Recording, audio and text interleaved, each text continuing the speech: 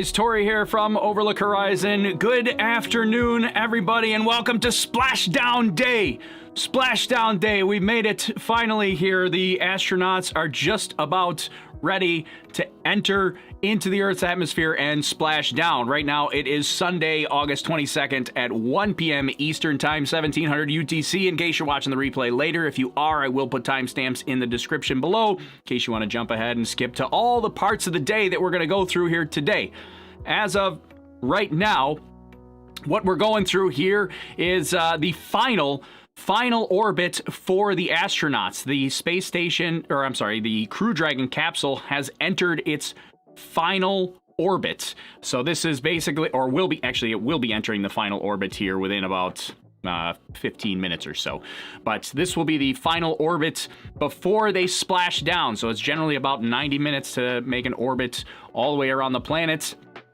And we're just about at that point here. So Splashdown poll is coming up here shortly. I hadn't heard that yet just before I went live, so we should be hearing that soon, but hadn't heard that yet. It was supposed to occur about 3 minutes ago, so just about the point as I'm turning on all the buttons and stuff and getting us live. So they may have done that right at the same time that we were starting the show here today. So hey, did I say August 22nd? Somebody said, James Taylor said I said August 22nd. August 2nd.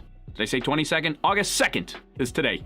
In case you don't know, for those watching live, you know what day it is, hopefully. August 2nd is what I meant.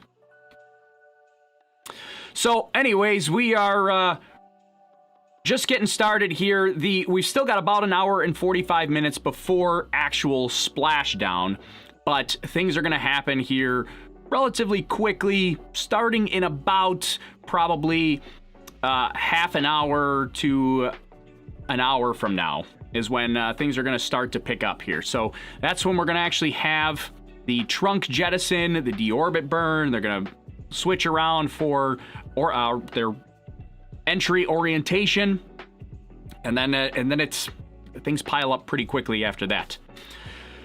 So hello to everybody. I see all the chat flying by. Let's see what we have going on here this afternoon. I'm glad everybody's hanging out with us and could join in and is excited. Hopefully you're as excited as I am for this. I'm nervous. Is anybody else nervous? Like, I have no stake in the game, but I'm just very, very nervous. Like, this is the point in the mission that Elon himself said he was most nervous about. That makes me nervous. When he says he's nervous about it, that makes me nervous. So Elon said that he's nervous particularly about the entry interface as it's reaching peak heating and the thrusters are trying to keep it oriented correctly entering the atmosphere. He said he's worried about that. Not like worried. Like, I don't think there's any cause for concern right now. All systems are go. There's no reason to think that anything will go wrong today. But he did say, like, if there was any point in the mission that he would be most worried about, it was that. It wasn't launch, because they asked him this before launch. It wasn't the actual launch or docking or undocking or any of that. It was the re-entry that he said prior to launch that he was worried about. That makes me nervous. I shouldn't even say worried about, because he didn't say he was worried about it. They just kind of pinned him down and said, like, what part are you most, what would be your biggest concern of the thing? And he said re-entry. So there we go. So where are we re-entering here right now? So Jim Bridenstine's talking here, so we'll kind of give you an update on what we're looking at here and where we're headed while he's chatting it up. But we are headed to the Gulf of Mexico here, off of Pensacola. That was what we talked about before. Yesterday we talked about the Pensacola landing site, which is locked in now. They are targeting Pensacola. Not really any opportunity at this point to go to a backup unless they scrub this attempt and they have to do a go around. But they are locked in for Pensacola right now. They did that this morning, and so they are targeting Pensacola, which is this dark purple pin over here. This is Pensacola. And it's mostly for weather. These are the alternative sites. I mean, the ideal sites would be out here, either let me move this up here for you. Either Cape Canaveral, Daytona, Jacksonville, then you've got Tampa, Tallahassee, Panama City, and Pensacola. The ideal ones would be over here on the East Coast, which would be Cape Canaveral, Daytona, maybe Jacksonville. Those are the ideal ones. Here's where Demo 1 landed way out here. The uncrewed mission was way out in the ocean for a little bigger safety margin, so they went a little farther away from shore. But now that they've completed that, they can do some of these closer to shore landings. But the problem with that here is our weather, particularly for those sites out there, because here's our friend. Are we tropical storm or are we hurricane? I really haven't been paying that close of attention, but Isaias, I think last I saw it, I think maybe it was still a tropical storm. I thought it yesterday. I think I kept saying it was a hurricane, but I don't think it actually crossed over to hurricane yet. Has it?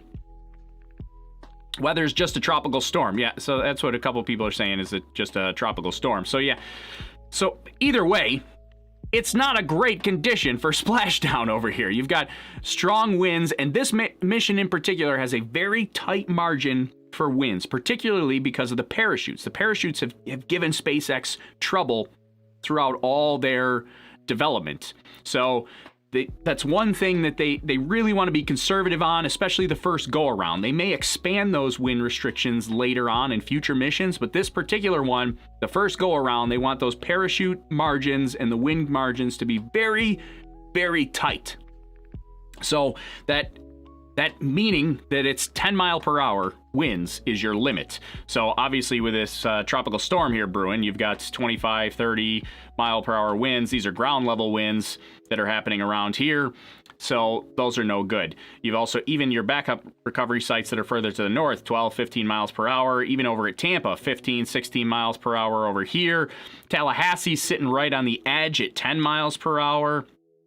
Panama City is sitting around 8 miles per hour, so that's very close to the limit as well. But Pensacola, nice and calm. It's not too bad. It's pretty nice out there. 3 mile per hour winds.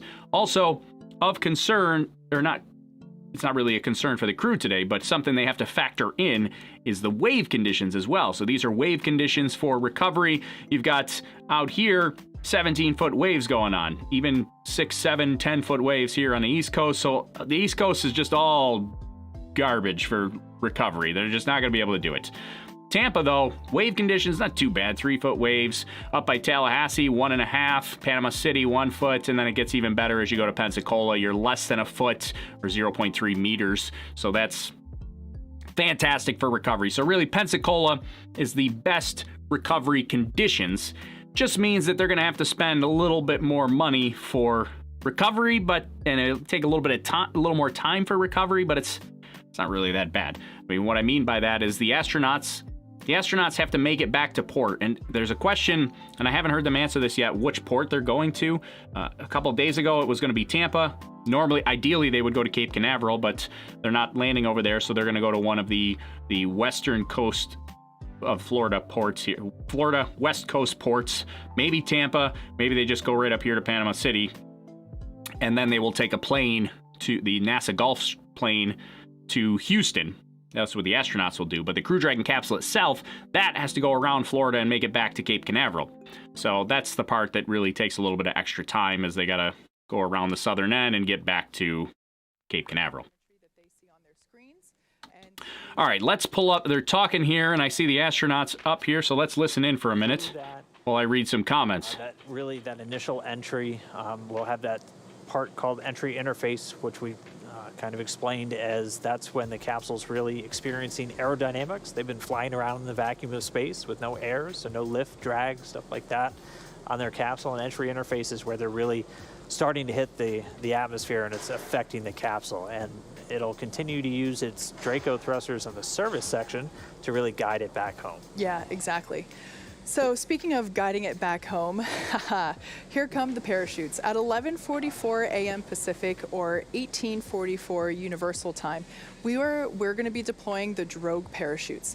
Drogue chutes are utilized for a couple of reasons. One, to continue to further decelerate the vehicle and also to stabilize it. Like Dan said, it will be experiencing some of those aerodynamic pressures, and so we want to make sure that the capsule is well and stable before we deploy the main parachutes. Those main chutes will be deploying at 11:45 a.m. and there will be 4 of them. Those will essentially deploy, and it takes a couple seconds for them to fully inflate. So it might look a little funny at first, but we assure you that they are working properly, and it just takes a couple seconds for the air to continue to catch in them and for them to fully expand to their large rounder shape. So after those chutes deploy, it only takes 3.5 minutes for Bob and Doug to splash down. That'll be occurring at 11:48 a.m. Pacific, 18:48 Universal. And like we've mentioned before, our splashdown location is off the western coast of Florida. We're aiming for a location near Pensacola. Our recovery vessel Go Navigator is currently in location, ready and waiting for splashdown. They're actually going to be waiting about 3 nautical miles away from that splashdown point. Yeah, we got the call that they were on station. We also got the call that the NASA WB-57 airplane is in the air, and we've actually seen a couple of brief spurts of video. That's the airborne asset that we'll have. That WB-57 is a high-altitude research plane that NASA flies. It's outfitted with a number of imaging cameras. The main one that will be seen is an infrared one. If you watched the Demo 1 splashdown, which I'm sure you all did, you were able to see that first, and this is actually a glimpse of that WB-57 camera. So this is we will get this back, and we will get footage of them coming in via that WB aircraft that's out there. So that is going to be infrared footage. We'll actually even see it coming in probably before the blackout period ends. We'll be able to get infrared footage. Now it will be coming from the southeast. They said it's on its final orbit here. So if we let's see, we can pull up my. Well, I'll pull up the map here in just a second because I thought I had it open, but I don't. Here we go. Pull open the map. So here's the International Space Station here right now, just about ready to start its final orbit here. So you can see this is the current position here, just south of the landing site right here. Here's your landing site, and it's going to make another orbit around before they actually come back. Now, notice that the orbit isn't lined up. Well, actually, this is the space station here. We want to get. Hold on, let me get the Demo 2, the Crew Dragon here. And I don't know how quickly they update this map. Oh, maybe. Because the Crew Dragon has already done its phasing burns. Okay, it's not going to pull it up for me. Well, let me. We'll pull up the International Space Station map, so at least you can get some kind of idea. Nope, that's weather. Where'd it go?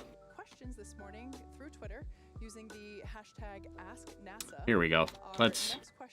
So here's the International Space Station. I'm not sure why it wouldn't pull up the Demo 2 mission here for me, but it's actively changing its orbit, or it just recently did, so I'm not sure how quickly this website updates its TLE data. But this is the International Space Station, and you can see why those phasing burns were needed, because the International Space Station, which Crew Dragon would be pretty close to, was on this trajectory, but Crew Dragon would have had to adjust its orbit so it was on track to head this way. If they all of a sudden deorbited here, they wouldn't land in Panama. They would be heading out to the Atlantic Ocean somewhere to land on the edges of the tropical storm here. So anyways, we did Demo 2, the Crew Dragon capsule did do some phasing burns that got it into the proper orientation. So we should be all set. We'll see. I'll troubleshoot that at some point today and see if it'll let me show that to you. But you can get an idea on roughly where it is, even if I can't show you exactly where it is with the map. Where exactly are the parachutes stored before deployment? We will have. They are stored on in 2 separate Where's that? on the Dragon space. Hold on, I was reading a comment here. On a side of the vehicle that has a deployable panel. The drogue parachutes are stored in the kind of the upper part. It's called the upper bulkhead, and they're deployed by 2 drogue motors or mortars.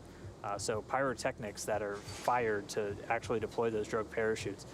Just further down the panel, kind of at the base of the spacecraft, is where the 4 main parachutes are stored. And again, those get drawn out by the drogue chutes. There are redundant systems in place to make sure that if the first set of mortars don't fire, you have backups to get these chutes deployed. We're one fault tolerant on both the drogue parachutes and the main parachutes. So 1 out of 2 drogues and 3 out of 4 mains is what the vehicle's been rated and tested to. SpaceX has done a tremendous amount of testing on these parachutes, even within just the last several months in the lead up to the mission. As parachutes, obviously a very critical part of the reentry, and this is something that is very meticulously packed and documented before the start of any mission. And NASA assisting SpaceX, as we have some experts who have been involved in parachute missions for decades. But the parachutes are stored under deployable panels, and we'll see them basically fire open as the parachutes come out and deploy at the different altitudes. Yeah, those panels. So not that we talked about this yesterday a little bit for parachutes, but parachutes are difficult. It's a difficult technology. It doesn't seem like it would be that difficult, but they really are, and that's because you have the parachute not only has to work, but it's also the drogue parachutes. The smaller ones that come out, they will be coming out at 350 miles per hour. That's how fast the capsule will be traveling when they deploy the drogue parachutes at about 18,000 feet in altitude. 350 miles per hour, they deploy the drogues. Those aren't even really the super complicated ones, but they do still need to obviously work. Now, he did say that they're one fault tolerant, meaning one parachute in each configuration can fail. So one drogue can fail and they can operate on just one good drogue. Then the main parachutes, there are 4 of them. They can operate on just 3 of them. So if one of them fails, it's not that big. They'll still be able to land safely. But those 4 mains will come out at about 120 miles per hour at 6,500 feet in altitude. So they come out at 120 miles per hour. And the hardest part about parachutes is you can test the parachute over and over and over again. But when it comes down to it, the parachute has to be packed the same way and perfectly every single time. If the parachute isn't packed perfectly, I mean, that's something that you can't really test. I mean, you just have to develop a system to make sure that it's packed perfectly and the same way every time. It's really, really difficult to do. And once you pack it, you can't really test that you packed it correctly because that would involve unpacking it. And then you'd have to pack it up again, and then now it's packed up differently. So that's the hardest part about parachutes is the packing and unpacking and making sure that it's rigged correctly, and the fact that you can't test it you can't test the packing once you've packed it. So that's one thing that's really difficult, and they've struggled with that.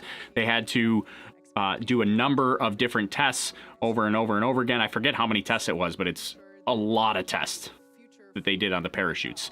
And that's one of the reasons why they have tight wind restrictions here for today's Splashdown event. Tight wind restrictions, only 10 miles per hour they're going to allow. They want to make sure the parachutes don't collapse, they don't crash into each other, all that kind of stuff. So it's an interesting problem. You'd think, rocket science is a hard kind of thing. Everybody knows rocket science is hard, but parachute science, that's difficult right there. Let's see what else. Somebody asked what happens if they have to abort the splashdown. They would make that decision before they give the final go no go for the deorbit burn, but they would need to go around. They would have to stay in orbit and readjust, maybe do some additional phasing, and then they could make another attempt for it, depending on the reason for the abort. Once they start the deorbit process, I mean, they're committed. They're coming back to Earth at that point, and they will land ballistically for the most. Their ballistic trajectory, meaning just the path that they're on, is going to take them to the landing site one way or another. Now they do have the ability to manually control a lot of the items on board. The entire deorbit and re-entry and splashdown process is all autonomous. It's controlled automatically by the onboard systems, but they can take over at any time. So if there's something wrong with the parachutes, they can manually fire the mortars to launch the parachutes. They can manually cut the parachutes because when they land, they want to make sure that they cut the parachutes so that they don't get dragged through the water by a parachute that's still attached. So there's a number of things that can happen. So, and also to give you an idea on what's going to happen as they re-enter. So you'll have trunk jettison, That's the back of the Crew Dragon capsule here. The service module, essentially, is called the trunk here. That's going to jettison first. That will actually stay in low Earth orbit for a little while. It's in a low enough orbit that there is some atmospheric drag, and it will eventually come back and be destroyed in the atmosphere. So that part will not be recoverable, this back section here. Just the capsule will come back, and the capsule will, when it does the deorbit burn, it's actually going to do it forward facing. So it's going to use the thrusters, the Draco thrusters that are in the nose of the capsule to do the deorbit burn. So if it's heading prograde this direction, it's going to use the nose engines there, it's the forward bulkhead thrusters, and it's going to fire the engines for the deorbit, but then it's pointed the wrong way. It's going nose first in the atmosphere, so they will have to reorient the capsule to get it into landing orientation, and then it will enter heat shield first, experiencing 3,500 degrees Fahrenheit, which is around 1,900 degrees Celsius. That's the heat that it will experience coming into the atmosphere. 3,500 degrees Fahrenheit, that's a lot of heat. Good thing they got a heat shield. They will re-enter. They'll have a communications blackout during that, just like you've seen it in the movies, in the Apollo 13 movie. You probably saw it in the Space Shuttle days. They still got that communication blackout period where they can't talk to the astronauts. They are on their own, and then you'll have drogue deployment, main deployment, splashdown. Then you'll see some fast boats. They're small little boats that will go out to the capsule to secure it. They're going to check for hypergolic fuels, which are really dangerous for people to be around. So they're going to check for hypergolic fuels. They're going to get the parachutes all recovered and detached and make sure they're not covering the capsule, because sometimes the parachute may land on top of the capsule. They got to get that all untangled. Then the bigger Go Navigator boat, which I'm sure they'll show us a picture of at some points, that will come along, scoop it up, put it into the ship. That process will all take about an hour. Maybe less if they're awesome, but it's supposed to be about an hour from splashdown to when they put it on the ship. And then, at that point, they can open the hatch and start getting Bob and Doug out. The first thing that they're going to do is have a medical personnel, a flight surgeon, peek into that while they're still buckled in, is going to peek in and be like, hey, how's everybody doing? How much did you throw up? So that will, and they both said that they expect to throw up while they're sitting in the capsule bobbing around in the ocean. So kind of gross, but they are expecting to throw up. But the flight surgeon will peek his head in, make sure they're doing okay, see how everything's going. Then they will start to help them unstrap and get out of the capsule. But they're going to be in the capsule for about at least an hour after splashdown, and then hopefully they can get them out pretty quickly after that. If there's some sort of medical emergency, they have a helicopter there that can fly them back in a hurry. Other than that, they may take the boat back. They could take the helicopter back in a non-emergency as well. We don't know which one they're going to use yet, but they could take the boat or the helicopter back. I'm thinking it's the boat. That's what I believe is going to happen, but we're not sure. Hey, Gia, thanks for the super chat. I appreciate it. She says, thanks for the coverage. Hashtag Space Lobster. Part of the Space Lobster family. I love it. Well, thanks for being here, everybody. And thank you, Gia, for the super chat. Really appreciate that. Let's get a couple questions here from the chat. Do they have a couple of sick bags on board they can grab if needed? They haven't really specifically called that out, but I imagine they do, because like I said, they both said prior to launch that they expect to vomit. Just the reality of the situation. It's gross, but it's probably going to happen. When is splashdown? There is a counter here. Right here. Gives you the countdown to splash. That's countdown to splashdown. So we're an hour and 24 minutes away from splashdown. So that's the countdown to splashdown. The splashdown is actually not even on the events list yet. It's down further here. So we're not quite there yet. SpaceX Dino still on the ISS or returning with the crew. What Inga was referring to is Tremor here, the SpaceX Dino. It is actually on the Crew Dragon capsule. It is coming back with them. So Tremor here is coming back on the Crew Dragon capsule, and actually they're bringing back Earthy. They said that today. You can't really see Earthy because I'm using a green screen, and so the green parts of Earthy are transparent. But pretend this is green. This is Earthy. That they are. I call him Space Kirby because he looks like a little Kirby. They are bringing him back as well, and the big thing they're bringing back is the flag. So if you remember, STS-135, the final space shuttle mission, brought a flag up to the International Space Station, left it there for the first American crew on American rockets from American soil. What is it, Jim? I'm not sure which one of these buttons does it. What is it, Jim? American astronauts on American rockets from American soil. Oh, it's on the same channel as the stream. Tell me again, Jim. What did we do? American astronauts on American rockets from American soil. Yeah, so the flag was left up there with the space shuttle STS-135 that went to the International Space Station. The last one left the flag up there. And the first time that we sent American astronauts on American rockets from American soil, they would bring the flag back with them, which is Bob and Doug. So they are bringing the flag back with them. So it is kind of nice. All right, let's get the stream volume back up here. Do they have 0G? Yeah, right now they're at 0G because they're still in orbit, but they will experience about 4Gs during re-entry. So it's about 4Gs during re-entry that they will experience. Somebody said they did. Do you want me to say, Jim, say it again? Somebody didn't hear it. American astronauts on American rockets from American soil. There we go. Just in case you didn't hear it. When does Deorbit start? Deorbit is going to be at T-minus 51 minutes. So we've got some time, probably about 40 minutes here still before the actual deorbit burn happens. But things are gonna kick in about 40 minutes or so when we do the trunk jettison. I mean, that's one of the points where really we're starting to commit to deorbit, because the trunk has a lot of their supplies, their fluids, their oxygen, their all that kind of stuff. And once they jettison the trunk, they can't get it back. So that's when they're really committing to re-entry at that point.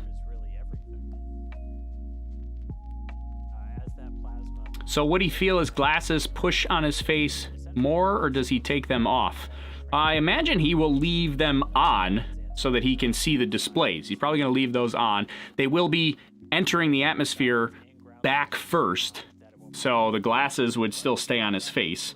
They're not going to go flying off, so not a big deal for him to wear his glasses. I think he wears them. I think he wore them during launch too, where they experienced a similar G load. I think it was only about like 3 Gs that they had during ascent, during launch, but it's about 4 Gs for re-entry. They should call it a cargo trailer instead of a trunk. Let's see what else we had here for comments. Do we know it? Do we know if the phasing burn woke up Bob and Doug? I don't know, to be honest. I was also asleep during the phasing burn, so I didn't hear whether or not it woke them up. But that's Thomas over on our Twitch channel. He's asking if the phasing burn woke them up while Bob and Doug were in their sleep pattern. They actually had a phasing burn that they had to go through. So potentially that would have woken them up. I imagine. I don't know. How do you sleep through that? Hey, maybe they're just way tougher than I am, but I don't know how they sleep through that. Let's see what else we missed for comments. We go back a couple. Is there anyone on the planet that doesn't know the American astronauts from America? I know, Jim Bridenstine, that's the NASA administrator. He said it a million times. 150-meter hop is happening now. That's the SN5 Starship. Is it happening, like, are you saying like now it's happening? Because that would be kind of crazy to have them do them at the same time. I knew that they were, the SN5 hop, it does have a window for today, but like I figure they would wait until after splashdown and successful recovery before they even attempt that. Will you go live for the SN5 hop? Depends on what the video feeds are that are available. I might, but I don't know. You'll have to stay tuned to the channel. Do we know if they actually slept? Yes, I believe they did. They did sleep. I mean, remember, these guys, like, to us, this is really nerve-wracking, and I'm sure they probably have a little bit of jitters. Like, you just being human, you'd have some jitters, but the fact that these guys have trained so much, like, I don't think it's as nerve-wracking for them. You know, maybe just a tiny bit where they're going like, oh, okay, well, this is happening now. This is real. All right, let's take a couple people want to see the flight path again here. Let me pull up the flight path again so that you can see where they're headed. Now, this is the International Space Station. Wrong camera view. Let's go to this one. This is the location of the International Space Station, not Crew Dragon. Crew Dragon's on a slightly different orbit because of those phasing burns they did last night, but I don't have a way to show you that. Apparently the map for that hasn't been updated here for Demo 2. But here's the International Space Station, so they're on a similar orbit to the International Space Station, maybe a little bit further to the north, but they're basically over the Atlantic Ocean right now. They're on the final orbit. They just started the final orbit about 20 minutes ago, maybe. Now they're going to head around this direction, and they're going to come up from the south and land right here in Pensacola. So that deorbit burn will get them right into, bring them in home to Pensacola, like I said. So just in case you missed it earlier, here's the Pensacola map, or the landing site map, and Pensacola is this dark purple pin, so that's where they're going. And one thing to note, just in case there's anybody here watching from Pensacola, they did say on the stream, a couple of people asked us yesterday, that if you're in Pensacola, you you have a small chance that if you look in the perfect direction, you might see the parachutes from Pensacola. So they said there's no guarantee, but they ran some quick math and they said you might actually be able to see the main parachutes from Pensacola. So something to think about if there's anybody watching from the Pensacola area. All right, let's go. And we also, the weather was the big concern for today. Just to recap that as well, we're well away from the tropical storm, which is out here over. Is this updated? Let me just refresh and update just to make sure. There we go. Yeah, it's actually a little bit stronger. I thought maybe those winds were a little bit lighter. Little reporting on the light side, but yeah, here you go. So Pensacola over here, you're talking 3-4 mile per hour winds compared to their ideal landing site, which is over here, getting 45 mile per hour winds. So not good to land over there, but that's why they're going over here to Pensacola, Florida. And we want to get this one over here. So there's our estimate. There's our rough path there. How much time is expected between splashdown and retrieval, and time when crew is removed from the capsule? It's about an hour from splashdown to retrieval, and then after retrieval is when the crew can come out. So it'll be maybe an hour and 15 minutes, 20 minutes or so after retrieval that they start to get the crew out. Maybe sooner. I'm not sure. It'll depend on how quickly they can open that hatch up. But it's probably going to be about an hour to an hour and 15 minutes. They might go faster. There's no, they don't have to wait an hour. But during Demo 1, it took them an hour and 3 minutes from the point of splashdown to the point where it set the capsule on the ship. It was an hour and 3 minutes. They're supposed to do it in under an hour. So part of their contract is supposed to be that part of their design implementation is supposed to be that the Crew Dragon capsule is supposed to be on the ship in under an hour. That means it could go exactly, an hour or less, I should say, because it could be exactly an hour. So they will strive to do it within an hour, but Demo 1 was an hour and 3 minutes. And if they can do it faster, great. That would be awesome. That is the mechanism that holds and connects the trunk to the capsule, delivers fluid, telemetry, power, all that good stuff. We need to expose the trunk in order for the capsule to deorbit. So we will jettison the trunk, and then we will begin a deorbit burn a couple minutes later. That deorbit burn is slated to begin at 10:56 a.m. Pacific, 18:56 Universal Coordinated Time. So in just under 23 minutes, we're expecting that to start.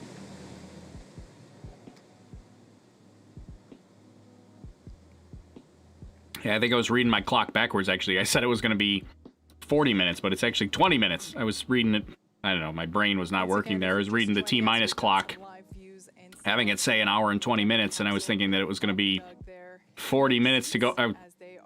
It's only in about 20 minutes from now that they're going to actually start into trunk jettison and stuff. Actually, trunk jettison is only in about 15 minutes here, so we're We're way closer than I thought we were. I mean, I don't know. I just read the clock wrong. Are two incredibly wonderful humans. We affectionately call them our space dads here at SpaceX. It's been such an honor to be able to fly them. Of course, Doug Hurley was actually the pilot of the final Space Shuttle mission, STS-135, back in 2011. And honestly, when I heard that he was assigned to this mission, I cried because, you know, just to have the opportunity to return the pilot of that final mission to the space station in this capacity is so cool. And I've loved following this mission since the moment that we started training for it here in Hawthorne. All right, I'm going to take a moment here. We got a little, she stopped talking here, but I want to take a moment here before we get too far because we're getting ready to deorbit. For anybody that knows, that was my word for deorbit when I couldn't talk and got tongue-tied. But thanks to our awesome moderator, Time Waster Sebi, he actually made us some deorbit t-shirts here. So if you want to get a deorbit t-shirt in the Overlook Horizons shop, you can type in ! deorbit in the YouTube chat. It'll give you a link, or just go to overlookhorizon.com/shirts if you want to get yourself a deorbit shirt there. Oh, that's my OBS. You don't want that. Deorbit shirt. Just wanted to make sure we pointed that out. That's a new for today. Sebi sent that design over. We got them set up, all ready to go here today. So we're getting ready to deorbit now. So it's just about time. About 12 minutes to deorbitation after successful orbital incertification, nominalization of the orbital incertification. Now we're in the deorbitalization, deorbiting phase. Something like that.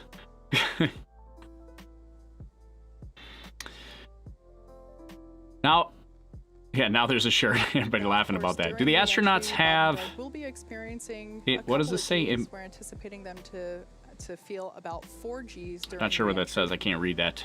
This will make it a little difficult for them to move their arms around. Not impossible, but essentially what they're doing right now is reviewing all of the event details for Splashdown, making sure that they, and I've said this before, they have rehearsed this both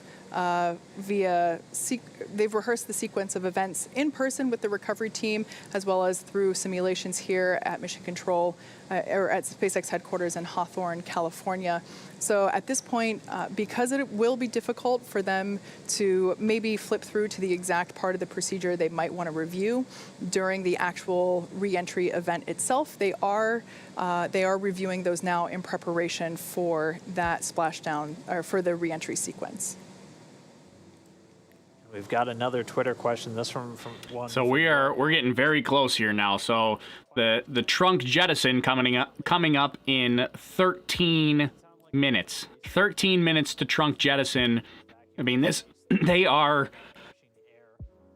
committed here now, pretty much to. I mean, they could still abort if they needed to, but once they get to trunk jettison, they're pretty much committed. They're ready to go. Jeffrey on Periscope. Hope they reconnected the Wi-Fi to the iPad.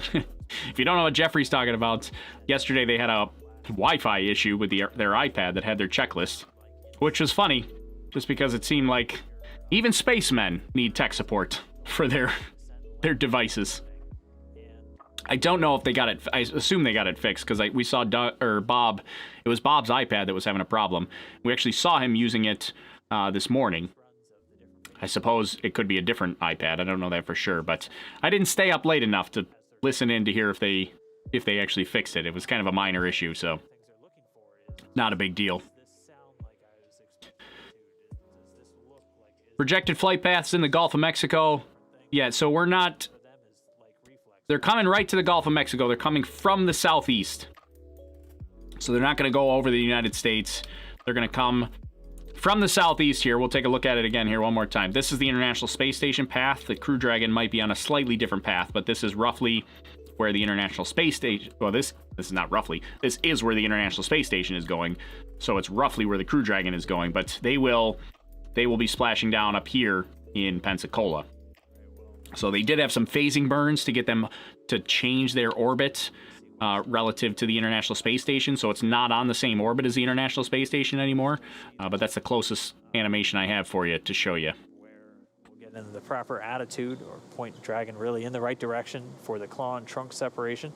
We're essentially going to do a 90-degree yaw maneuver, turn Dragon sideways to make sure the trunk goes out and away, not coming out in front of or behind the capsule, essentially re-entering the atmosphere with the capsule. We're going to avoid that.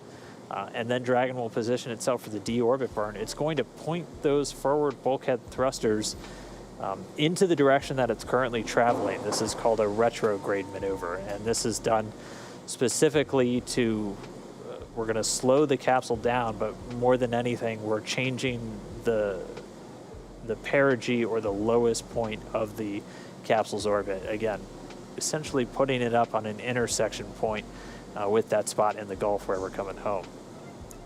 So Jeffrey on YouTube said, have they been in their seat for almost 24 hours? No, they can actually get out of their seats. Actually, an hour after undocking, they were out of their seats, out of their suits, and back into like regular polo and shirt and shorts.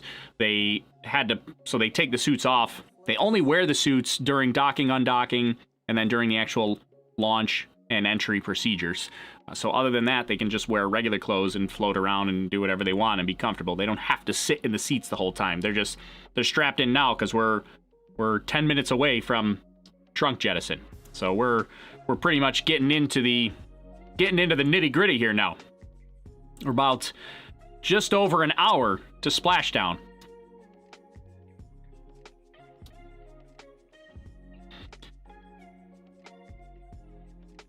Dragon is on the map looking right now. Had to reload the page, wasn't showing it first. Oh, thanks. Let me pull up the map. Let me see if I can reload it and see if Dragon shows up for me on the stuff in space map. No, it still doesn't load for me. Let me try one more time. Demo. Oh, yeah, there we go. Now it's working. I don't know why it wasn't working before. Okay. Now it's working for us. Here we go. Is this the right? Yeah. Which direction am I facing? So here you go. Here's the Crew Dragon cap. The question though, I don't know when the last time they updated this TLE was. I don't know how quickly this website updates that, but according to this site, this is the current path of Crew Dragon. Crew Dragon is actually located here over, what is that, India right there? Almost India. Heading to the southeast there. Gonna make a trip around, come right back up, and head to Pensacola.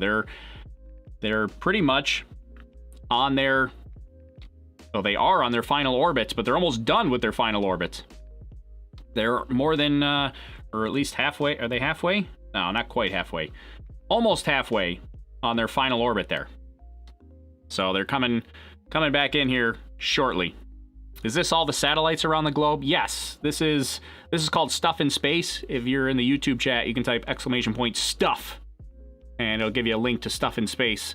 This is where you can see orbital debris, satellites, rocket debris, all kinds of stuff, and then you also have Crew Dragon and the International Space Station, all that kind of stuff. So !stuff in the YouTube chat. It should give you our friend Nightbot will give you a link to Stuff in Space. Dragon SpaceX for deorbit sequence. Ooh, here we go. Go ahead. All right, Doug, we are 5 minutes out from deorbit sequence start. In addition, just wanted to inform you we are expecting some RADI-COM during claw and trunk set due to vehicle orientation.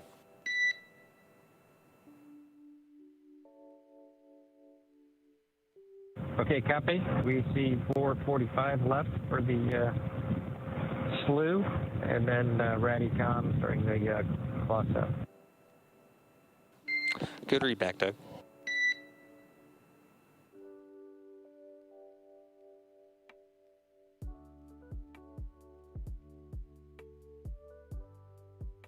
So we're getting ready. We're coming up on it in just a few minutes. Miroslav on Facebook says I'm lost because I don't know where southeast is. Miroslav, this is southeast right here. There's a dragon going southeast. Did they change southeast on me? 4 minutes away from this start. Right here, Crew Dragon going southeast. This direction. SpaceX core down here at Mission Control. Right? Am I having a brain? Is my brain not working? Because that seems southeast to me. And they're going to be coming northeast here in a minute. So like we've been mentioning before, that deorbit sequence will involve separating from the trunk and performing the deorbit burn. As you may have noticed on your the ground track. Is that? Oh yeah, it is. You're right. It is the Middle East. It's not India. There's India right there. I couldn't tell. I mean, it's hard to see the. I also have studio lights shining in my eyes. My light is like right at the screen that I'm looking at. But yeah, you're right. It is the Middle East, not India. There's India right there. On station. So it is really exciting that the line that we see on that trajectory map is no longer fully around it. They're coming home. We're not seeing two lines showing what their next orbit is going to be. They are on their final orbit of planet Earth. And this is their 1,024th orbit around our planet since they launched back in May of earlier this year. So we're counting down. We're under 3 minutes away from that first maneuver, and that's going to be a slew, as you heard Doug radio down. And that's essentially, we're going to change the attitude. We're going to use those Draco thrusters to essentially spin Dragon about 90 degrees to the side so we can jettison that trunk. And that'll be done in 2 stages. We'll do the claw separation and then the trunk separation. So actually, here's 2 minutes, 32 Here's seconds. SpaceX's map that they have up on the screen. You can see it's a little bit different from this map, actually. So this one doesn't have the phasing burns calculated in.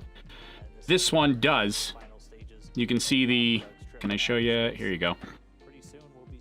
Here's the... it's hard for me to show. But here, Dragon is right here, heading this direction. So it is slightly different.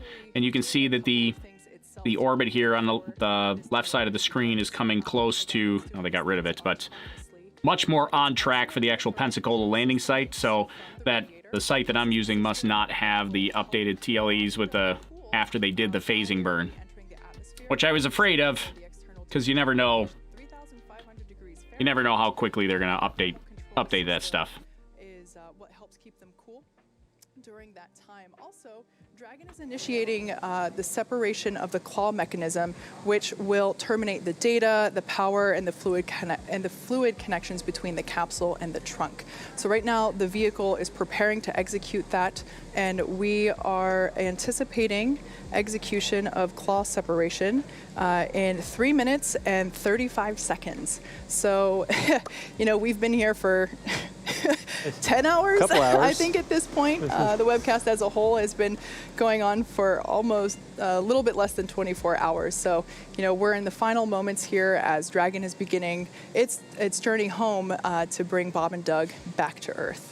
Yeah, this is the moment that Dragon is in the position to start coming home. The recovery team's already on station. They have been for a while out there off the coast of Pensacola. We are less than a minute from starting all of these carefully choreographed sequences to essentially split Dragon in half, get rid of that trunk so we have the capsule, point the heat shield back down towards Earth following that deorbit burn. And then You we can bring even- them home. We are just about 30 seconds. You can even see away. Elon Musk there in mission control. You see Gwynne Shotwell right next to him. That's the And then that trunk separation. There will be the about two 35 leaders of SpaceX, or 35-second jump from heads of the team. to separating the trunk. I'm sure everybody's Our eyes on the ground on track pins and needles there, getting ready for the astronauts to actually of when these separations to finally come back. They're trying to bring them home safely. We're about 2 minutes away from trunk jettison, about to deorbit. 5 minutes until we do the deorbit. That's my new term for deorbit. Apparently, after I couldn't speak, so Deorbit sequence start. All right. here we go. The deorbitation sequence has started. Never copied. All right, so the Draco thrusters on Dragon starting to fire. It's now moving its way over to the trunk jettison attitude. So right now, what they're doing is they're Be changing about 2 minutes away from the claw. the orientation. So instead of flying this way, they're actually going to fly sideways like this, or maybe like this, but they're going to fly sideways so they can separate the trunk, and then they can reorient themselves, and that way they don't crash into the trunk, or the trunk doesn't crash into them. So they're going to jettison it while they're facing sideways, either this way or this way, if their orbit is going this way. So that's what they're doing. That's what they're doing right now. So they're about to deorbitate. Don't forget, we got brand new deorbitation shirts here. If you want to get yourself a deorbitation shirt. Thanks, Sebi, for the design. For those of you that are just tuning in, you are just in time. At this point in the mission, you can type !deorbitate in the YouTube chat, or go to overlookhorizon.com/shirts if you want a deorbitate shirt. Right now we are performing It's really just a live stream blooper when I couldn't talk. Just made up, apparently I made up a word. Into position, into the proper attitude in order to separate the Dragon trunk. Oh, and Sebi's reminding me there's also a sticker too. Right, it doesn't have to be a shirt. You can get a sticker of it. The claw is the mechanism that attaches the trunk and the and the capsule together. The claw is what delivers power and telemetry and fluids, and we need to expose the heat shield. Right now the trunk is blocking that, so we will jettison the trunk, and we will then have allow us to maneuver into the proper attitude to perform the deorbit burn, which Dragon has performed a number of burns so far overnight and early this morning. And this will be the final burn that the vehicle has to perform for this mission. And we just heard confirmation Dragon's in the trunk separation attitude. We are now standing by for claw separation.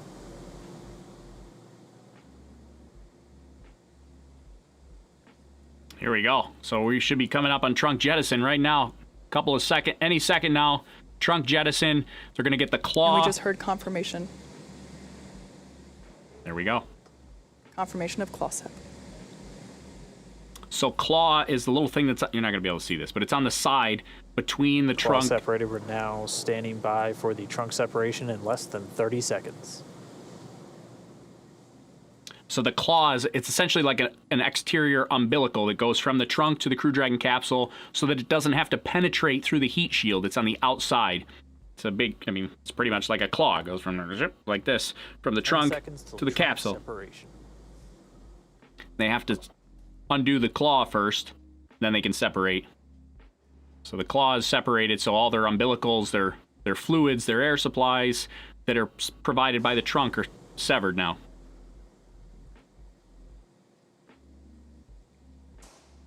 And we just heard confirmation of trunk separation. There we go. The trunk separation coming at 10:52 a.m. Pacific, with Dragon flying over the Indian Ocean just off to the west of Australia. Dragon SpaceX, we showed nominal trunk jettison. Oh yeah, we felt it. We felt it. All right. All right. So the crew just got the call, nominal trunk separation. That's exactly what we were looking for. Next up is going to be that deorbit burn. Again, this is the longest burn of their trip home. This is the longest firing of those thrusters and the last time we're using those forward bulkhead thrusters. Exactly. Yeah, this is going to take about 15 minutes. They're going to use the forward bulkhead thrusters, which are under the nose cone there, and then after that, they will close the nose cone. So the nose cone will close. Right now, it's flapped open right now. They will close that for re-entry, but they're going to leave it open for the deorbit burn, which lasts about 15 minutes. It's a very long burn, and it's intentional. Like they have the super powerful Super Draco engines, which could potentially do it, but they're not using those for a number of reasons. One, they pretty much just save those for abort scenarios, but two, those are really powerful, almost too powerful. Doing a slower deorbit burn allows them to have more control over the precision as they're doing it, so they can do a slower burn and fine-tune it along the way. If you do a short, hard burn, it's really hard to fine-tune that along the way because your time frame to actually do that fine-tuning is really short. So better for deorbitation, for deorbiting, that you do a slower burn or a less powerful burn for a longer period of time. Right now, telemetry is looking really good for the vehicle. The nitrox system is primed for cabin and suit cooling, and the heat shield is exposed and ready for atmospheric re-entry. Like I said before, that nitrox system, which is essentially the air that we breathe every day down here on Earth, nitrogen-oxygen combination, a mixture. It's the same stuff that they put in your scuba tank if you are a scuba diver. The nitrox system is used to cool the cabin and the suit to keep the crew comfortable during the re-entry phase. They will actually have cold air flowing through their suits themselves, as well as through the cabin itself. So a two-pronged approach to maintaining a comfortable temperature there inside the capsule. Like we said, the next event that we have coming up will be the deorbit burn, which we're expecting that to commence in 1 minute and 40 seconds. So we're coming up on the deorbit burn here. I see a bunch of people in the chat saying, oh, we don't want to see this guy talk. We want to see the astronauts. Guys, I'm not in control of that. I can only show you the feeds that Mission Control shows us. So obviously they're not showing us the camera here right now for inside for whatever reason. We don't know the reason for that. It could be proprietary. Usually, a lot of times they shut it off for privacy reasons for the astronauts, but I don't imagine that's the case for this because usually the privacy reasons would be like they're going to the bathroom. They don't want cameras on for that. Or they're taking their suits on and off or changing clothes or things like that. But right now they're strapped in their seats, so we don't have a privacy issue, but they may not be in ground station receiving area because they are flying through the middle of the Indian Ocean there, so they might not have a ground receiving station for video at this point. But we will get video as they're coming in. So when they're coming in, there is a NASA plane, high-altitude plane, that will take infrared video as it's coming in, so we should see video of that. We'll see video from the support ships of the actual splashdown itself. So we should certainly have video of all of the actual re-entry stuff once we get a little bit closer to splashdown. Just right now this is the best we got. Map and mission control. Why are they landing near Australia? They're not landing near Australia. That's just where they are in their orbit right now. So they're making their way back to their final landing site, which is going to be off of Pensacola, Florida. Let's take a quick review of that because we're coming up. Actually, that deorbit burn is going to happen any second here. Final steps of the deorbit sequence. The deorbit burn will be starting here in just a couple of seconds. And we just heard confirmation deorbit burn has begun. That coming at 10:56 a.m. Pacific. Again, while the Dragon spacecraft just off the southwestern coast of Australia. So here we go. 11 more minutes to go. I'm ready, and I'm sure it's safe to say that Bob and Doug are ready. They've done a number of interviews over the last few weeks while they were on station, and just the excitement and the enthusiasm for the mission is palpable. Just the opportunity to be able to fly these two incredible humans to the International Space Station and back is such an honor.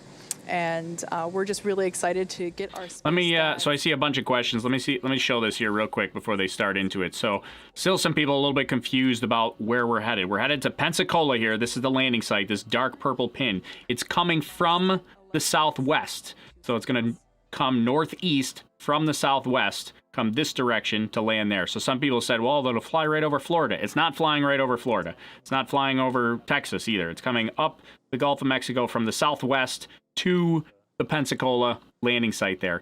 We can take a look at, this is the rough path. The orbit has actually been changed at this point. But it's coming this direction. Under 10 minutes to go left in this burn. So deorbit burn has started. And all within the last 10 minutes. Again, it seemed like we had slow progressive events all morning, and then boom, within the last 10 minutes, we had a couple of things happening. Dragon maneuvered itself into the appropriate position to jettison its trunk, and it did so successfully, nominally, and then it initiated the deorbit burn just a couple minutes ago. Like I mentioned earlier, this deorbit burn is the last time those 4 forward Draco thrusters will fire, forward kind of meaning at the top of the capsule. Dragon Endeavour has not yet entered Earth's atmosphere, but this deorbit burn is what will line the vehicle up and put it on its final trajectory to the landing site in the Gulf of Mexico. Right now, although we can't see it at the moment, Bob and Doug are using their screens to keep tabs on the burn duration, Draco thruster firings, and trajectory details such as entry angle, capsule perigee, and how much distance is remaining until that deorbit burn terminates. So Dragon is flying itself, so all they really have to do is stay strapped in their seats and keep tabs on things. Yeah, remember, fully autonomous process here. They're not manually flying the ship. It's doing it all itself. They can take over manually if they need to, but it's a fully autonomous process. They don't need to do anything unless something goes wrong. And then somebody else also asked, is parachutes the only thing that slows them down? Yes and no. The atmosphere will actually do most of the work. So they're traveling about 17,500 miles per hour right now, slowing down for the deorbit burn, and then that deorbit burn will slow them down to get them out of orbit, and then the atmosphere will slow them down a whole bunch during re-entry, and the drogue parachutes come out at 350 miles per hour, so much slower than their orbital velocity right now.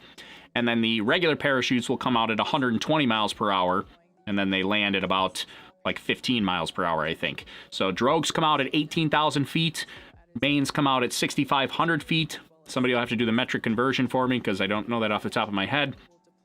But that's roughly when all those events are going to happen as we start. But we're in the deorbit burn right now, so at this point they are committed. They're coming back. They can't. It's happening. They're coming for Splashdown one way or another. Somewhere. Right now we are performing the deorbit burn.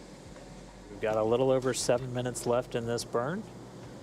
And the only performance call we've gotten so far is everything's still looking good with the propulsion system on Dragon. Once this burn completes, we will have kind of a couple minutes, about 3 minutes to catch our breath before things pick right back up and we get the nose cone closed. And then there'll be a bit more of a gap, and at that point they will maneuver Dragon to its entry attitude, essentially heat shield pointed down and into the line of velocity, and that heat shield protecting them from the heat of re-entry.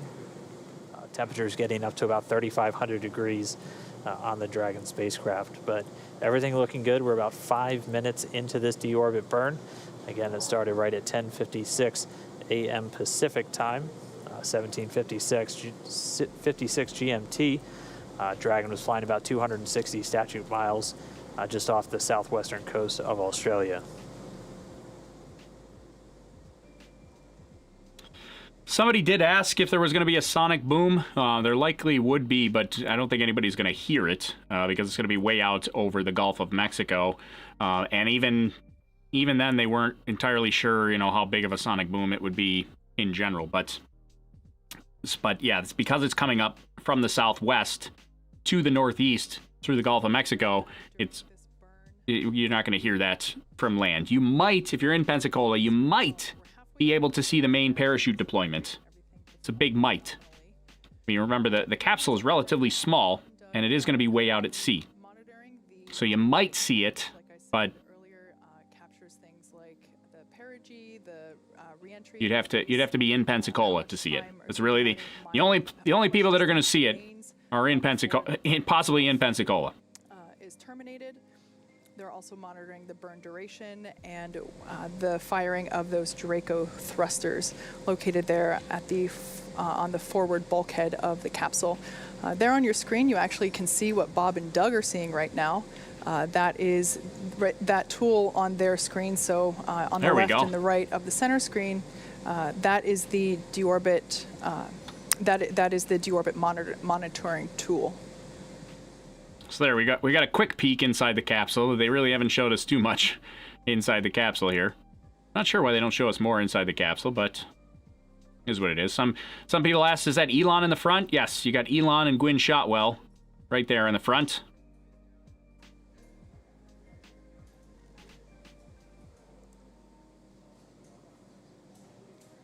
There's hardly anything going on. Yeah, keep in mind, guys, this is one, I don't have control over what they show us, and two, These are operational space missions. This isn't it's not a reality show. I mean, we're watching an operational mission happen. So they have, they have limitations like when they can show us video, when they have ground coverage, and they may just not want to show us the video. So we gotta be patient. We'll see video at some point. It would be typical if we're a couple seconds on either side, but that time is 1848 GMT or Universal. But we're already through several of the really major steps to initiate this re-entry. The claw is separated, the trunk is gone, the deorbit burn has begun, and we're more than halfway through, just a little under 3.5 minutes remaining.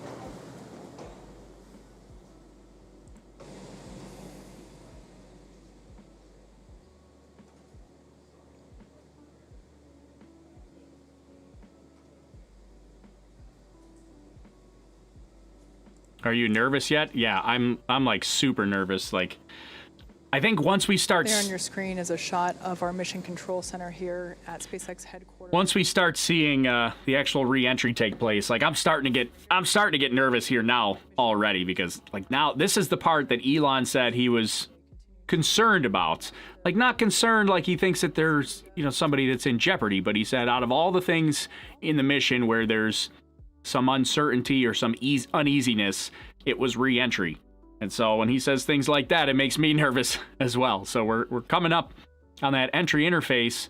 The entry interface is actually quite a bit further down the road, because they're not even going to get into entry attitude until about 16 minutes prior to landing. But they've started the burn. Moving into the next steps. Again, we'll get about a 3-minute breather before the next major milestone comes up, when we get ready to close the nose cone, that protecting the docking ring, guidance, navigation, and control sensors, and also these 4 forward bulkhead thrusters that are currently performing the deorbit burn during the actual re-entry process. So we are at just under 2 minutes from the conclusion of the deorbit burn.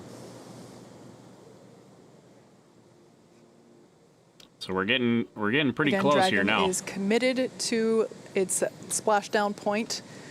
There is no going back. Can't undo it now. We already have the recovery team ready and on standby. They've been there for quite some time now. Here, and we have about 90 seconds left in the burn. Weather looking great at the splashdown site off Pensacola. Winds just a little. Hands up, don't shoot says what did you say? I'm a flight risk. Will I ever be able to go to space? Sure, right? Why not? You could buy a ticket on a private flight. Blue Origin will have those coming up soon. Maybe SpaceX too. Eventually, I'm sure they'll start flying private astronauts. Just might be really expensive. This burn is placing Dragon on its final trajectory to the landing site off of the coast of Pensacola. Thanks for the super chat. Appreciate that. In the Gulf of Mexico.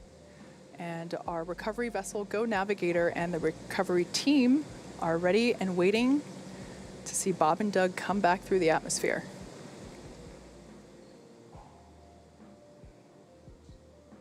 I want to know if they slept during the night. Yes, they did sleep.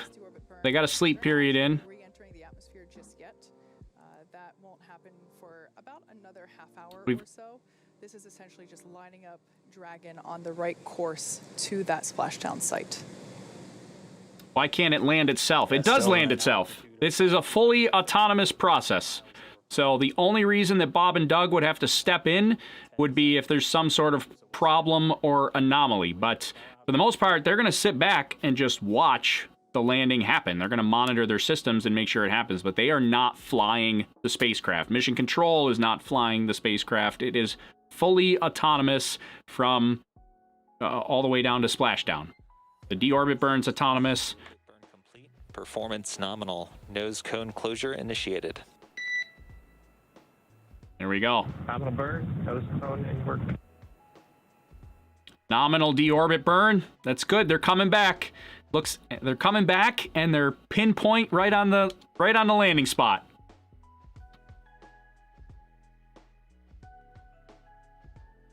Why can't we see it? All right. I don't have control. Deorbit burn complete. We heard the call. Nominal burn. Bob and Doug are on their way back home. this burn commits them to re-entering the Earth's atmosphere, all we have left now is to wait. That was really one of the last major moments before they start re-entering the Earth's atmosphere. We'll have the nose cone closure coming up next. That should be coming in just a couple of minutes, as we had about a 3-minute span between the end of the deorbit burn and that moment. Yeah, the nose cone is actually currently in the closing process, so it doesn't just snap shut. It does slowly close and lock. So right now, that nose cone is in the process of moving back into the closed position, and we will hear the call out for whenever it has fully closed and whenever the latches have secured.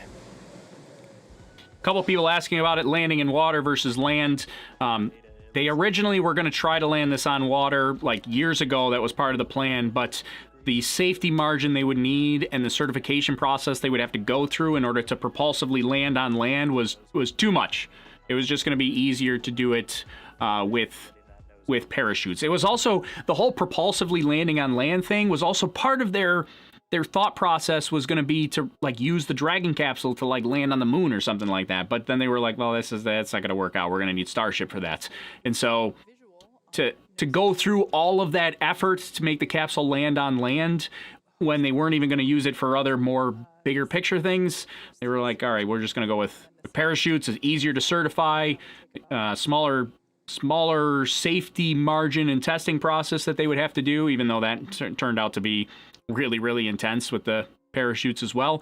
But that's why they decided not to land propulsively on land, and they're gonna always do, Crew Dragon will always will land on water with parachutes.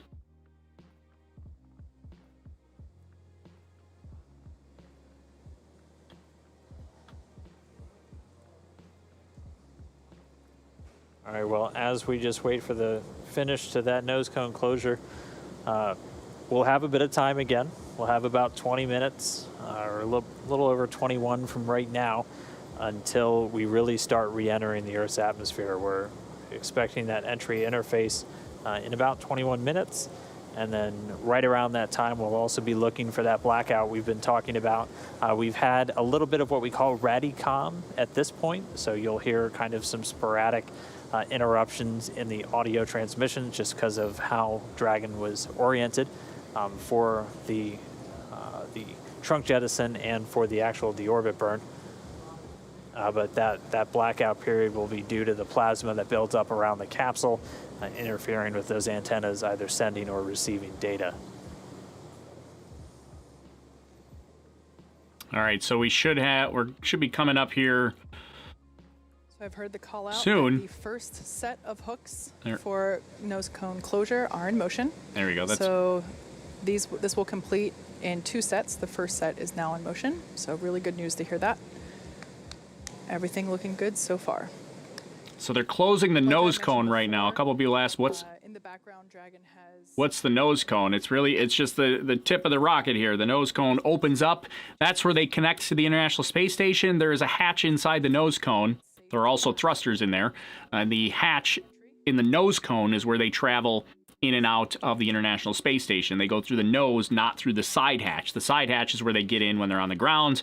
That's also what they will use to get out once they get back on the ground. But the nose cone was open for docking with the International Space Station. There's also a star tracker in there as well, I believe. But thrusters are in there. That's what they just used to deorbit, which is the thrusters that are inside or behind that nose cone. But now they have to put the nose cone back on, cover it up, latch it in place, and have it ready for re-entry, because we're coming. The deorbit burn is done. They're coming home. Tracking 23 minutes and 20 seconds until entry begins.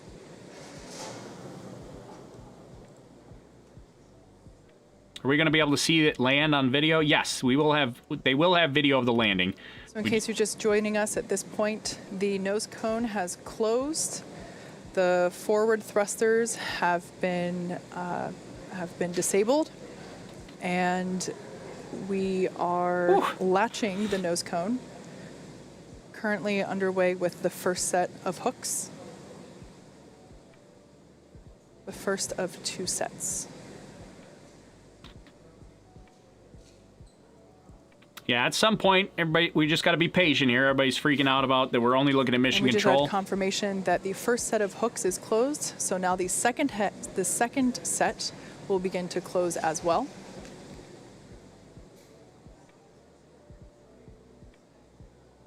James Paisley, will I hear a sonic boom in Tampa? I don't think so, James. I don't think you're going to hear it. I don't think anybody's going to hear the sonic boom since it's coming over. It's going to go transonic way out over the Indian, or not the Indian Ocean, the Gulf of Mexico. Nose cone's fully closed. We'll have a couple of minutes to catch our breath again, about 20 minutes or just under 20 minutes until Dragon will start to maneuver itself to the entry attitude, essentially pointing the heat shield in the direction of travel, as it's going to be leading the way through their re-entry through the Earth's atmosphere. We'll look to run into that communications blackout at about 36 minutes after the hour, expecting that to last for about 6 minutes, and then we'll get that back shortly before we deploy the drogue parachutes, followed just less than a minute later by the main parachutes, and by that point hopefully we should have some views of Dragon re-entering the Earth's atmosphere and parachuting to a splashdown in the Gulf. Yep, so we have a couple people asked about the re-entry process. What keeps the capsule from just disintegrating? It's the heat shield. I'm sure you've heard of a heat shield. Apollo had it, Gemini had it, Mercury. You've got all heat shields. It's the Space Shuttle had it. There's a heat shield on the bottom that will take the full force of the 3,500 degrees Fahrenheit temperature, which is about 1,900 degrees Celsius. It's going to go heat shield first into the atmosphere. 3,500 degrees Fahrenheit, 1,900 Celsius, super hot. But it's really only the bottom of the spacecraft where that heat shield is that experiences that. The rest of it, not nearly as hot. So that bottom there where all the air pressure builds up and the air basically is just getting smushed in front of the spacecraft, that's where you get that atmospheric heating. The rest of it will get warm, but not like melt the spacecraft warm. So the inside of the spacecraft will also warm up as well, but actually part of the procedures that they did prior to... Actually, I don't know if they've done it yet. They might do it coming up. Part of their procedure is to cool down their suits and cool down the atmosphere inside the capsule.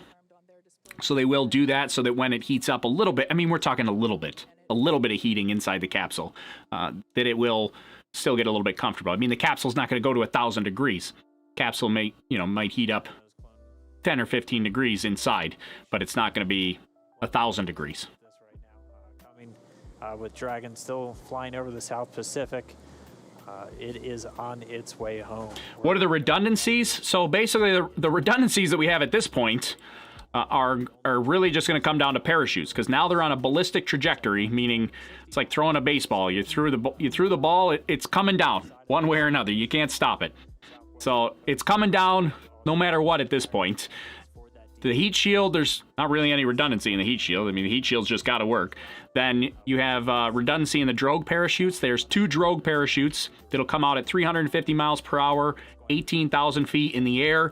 They only need one of them to safely orient the craft, but they have 2. Then the main parachutes will come out 6,500 feet in altitude at about 120 miles per hour. I think it's actually 119 miles per hour.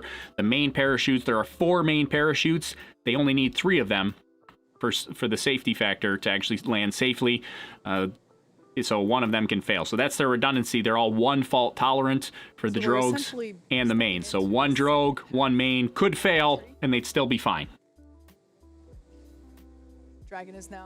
Are astronauts going to exit after splashdown like Apollo? It's going to be a little bit different than Apollo, so they won't exit in the water. The capsule will land in the water. The recovery ship will take the capsule, put it in the boat about an hour after splashdown, and then they will get out while they're on board the boat. They won't get out of the capsule in the water. So it will be a little bit different than like the Apollo era. Dragon's orientation is such that the heat shield is pointing forward, if you will, leading the capsule toward the landing site.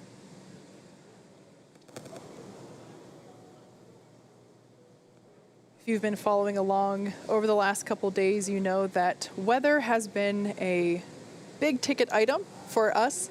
The recovery team has been busy over the last week working to determine the selection of a landing site. In order to increase the options for space station departures, the team identified a total of 7 possible splashdown locations. In order to meet NASA's timeline requirements for crew recovery, these potential splashdown locations have to be close to a port, and they have to be close to medical facilities. So with all of that in mind, you add the ever-evolving weather conditions of Florida, but also that tropical storm Isaiah that was moving through. And it's easy to see how determining that landing site is quite a complex process. Since Dragon is capable of splashdown on either side of the Florida Panhandle, we in fact have 2 identical and fully equipped recovery vessels ready to support. One in the Gulf of Mexico, which is what we're utilizing today, Go Navigator, and the other located off the east coast of Florida, able to service landing sites in the Atlantic Ocean. That one is Go Searcher. Like I mentioned, today we'll be splashing down in the Gulf of Mexico, just off the coast of Pensacola, Florida. Go Navigator, that recovery ship I just mentioned, is in place and ready and waiting for Bob and Doug. The WB-57 plane, if it hasn't taken off already, I'm sure it will be very soon. It's in the air. Okay, great. That's what will provide our first views of Dragon during re-entry. We'll get a thermal cam off of that airplane, allowing us to see the capsule as it is re-entering the atmosphere. If you were tuned in for our Demo 1 broadcast, it was basically a big ball of light coming at us. We'll also have cameras on board the recovery vessel, so as Dragon gets closer and is deploying those parachutes, we will also be able to have hopefully some really clear footage of that all occurring as well. So I know a lot of people are anxious to see. Right, so Dragon's altitude continuing to dip. Right now about 174 miles over planet Earth. We're under 11.5 minutes from where we expect to hit entry interface. So that's where Dragon will really start feeling the effects of being in a denser atmosphere. And then we are still tracking that blackout to come right around that same time. We are under 27 minutes away from splashdown. So we are under 27 minutes away from Bob and Doug being on planet Earth for the first time since May 30th. I know everybody's anxious to see some footage from the capsule. We got to be patient. We don't have the view yet. There's no view of the capsule yet. So we just got to be patient. We'll get a view. It's coming. It is coming, but space requires patience. We're getting there. We're going to have a view of the capsule soon. We don't have it yet. I mean, I can't wait. I don't have a magic wand that can show us the capsule. Will Dragon be visible when it goes over Mexico? I don't think so. I mean, well, I don't think it's actually going over Mexico, but I think it is going over like Central America. I don't think it will be visible, but I could be wrong on that. It is going from the southwest to the northeast to the landing site in Pensacola. And we're still about 25 minutes away from the actual splashdown itself. From the effects of that friction, generating the heat on the heat shield and building up the plasma eventually around the spacecraft. Its speed's going to continue to drop. It's already below 17,000 miles an hour, and it'll drop to essentially a terminal velocity of about 350 miles an hour right as those drogue chutes deploy. And those are going to pop out when sensors on the Dragon spacecraft, both GPS and pressure sensors, tell the spacecraft it's at the right altitude, and then those will automatically deploy. Those drogues coming out of the top section of the spacecraft using 2 mortars, or pyrotechnics essentially, to deploy those to do the initial slowing and stabilizing of the Dragon capsule. How long will the capsule float for? It'll be at about an hour before they get it from the water and into the recovery ship. So it'll splash down, takes about an hour to get onto the recovery ship. Ideally, they would do it faster than that, but last time around, it took them an hour and 3 minutes to get into the recovery ship. So it'll be about an hour to get into the recovery ship, and then the astronauts get out of the capsule. So they won't get out in the water. It takes about an hour for them to actually go through and do that. So we're getting there. We will have a feed. And everybody's freaking out because we don't have a feed of the capsule yet. It's coming. It will come. Just hang out with us. We'll see it shortly here. You can take this moment to subscribe to the channel so that you don't miss any of these types of events in the future. See what I did there? You guys know how all this works. But anyways, we're getting there. It's coming along here. It's coming soon. It's only 24 minutes away. We've been waiting for 9 years to launch and land American astronauts on American rockets from American soil. Where's our man Jim? Jim, tell us again. What we've been waiting 9 years to do? What? To launch American astronauts on American rockets from American soil. That's right. In case you didn't hear, we're launching American astronauts on American rockets from American soil. So it's taken us 9 years to get to this point after the Space Shuttle was concluded. So we can wait. We got 23 minutes. We're so close. We're getting there. The recovery teams will be able to as well. Yeah. One of the things we might see them do, depending on sea states and everything. How loud is it inside the capsule? I mean, I don't have like an actual decibel measurement, but it does get noisy on the way back, especially coming through re-entry. I mean, there's sound. It's not silent. It's noisy. They're able to use that independent of Dragon's communication system. So one thing we might hear them do is do a test call on that to the teams here in Hawthorne. We wouldn't be able to hear the call, but you would hear the go to do it over the Dragon to ground audio that we've been listening to this entire time. So still have a couple of demonstration steps, essentially, as, again, this is a test flight. This is the flight to really prove out Dragon systems, to bring crew members from Kennedy Space Center to the space station and return them safely to Earth. And so far, we have had a flawless ride downhill. We've completed the deorbit burn. Dragon is continuing to drop down. It's right now at about 132 miles over the Pacific Ocean. Pretty soon, we're going to see its ground track cross over Central America, out over the Gulf, culminating in that splashdown in the Gulf just off the coast of Pensacola. Oh, it actually looks like, wow, this TLE updated since the last time we looked at it. This Dragon SpaceX for entry brief. Here we go. Entry briefing. Go ahead. Okay, Doug, we have no update to timing because the burn went great, and your vehicle is still looking really good for entry. No health issues at this time.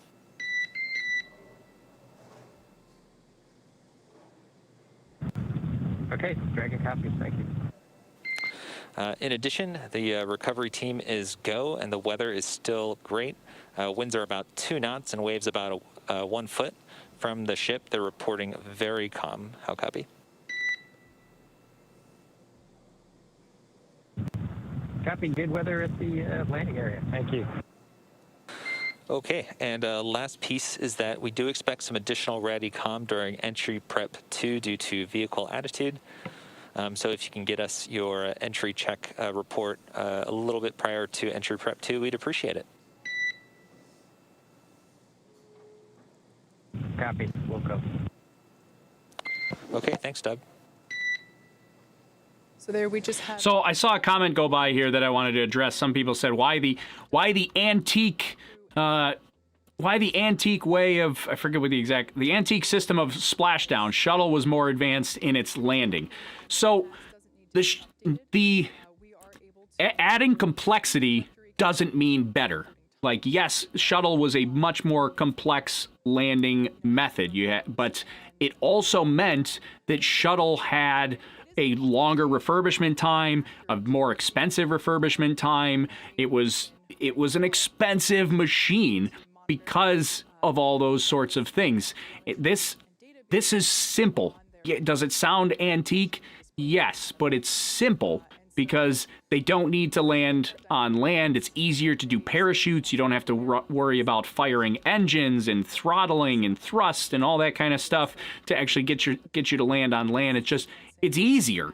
And once it's done, there's no engines that have to be refurbished or checked over from the landing procedure. Like, they just repack parachutes and they're back to go. So the whole push right now for SpaceX is rapid reusability and low cost. So Space Shuttle, awesome machine, fantastic, but it was very expensive and took a lot of refurbishment to get it ready to go. This is it's much more streamlined, and it's also meant to do simpler things. Like, this is really just an astronaut transport to the space station. We don't have to worry about sending satellites along with it, which is what the shuttle did, which is why it had that big, huge payload bay.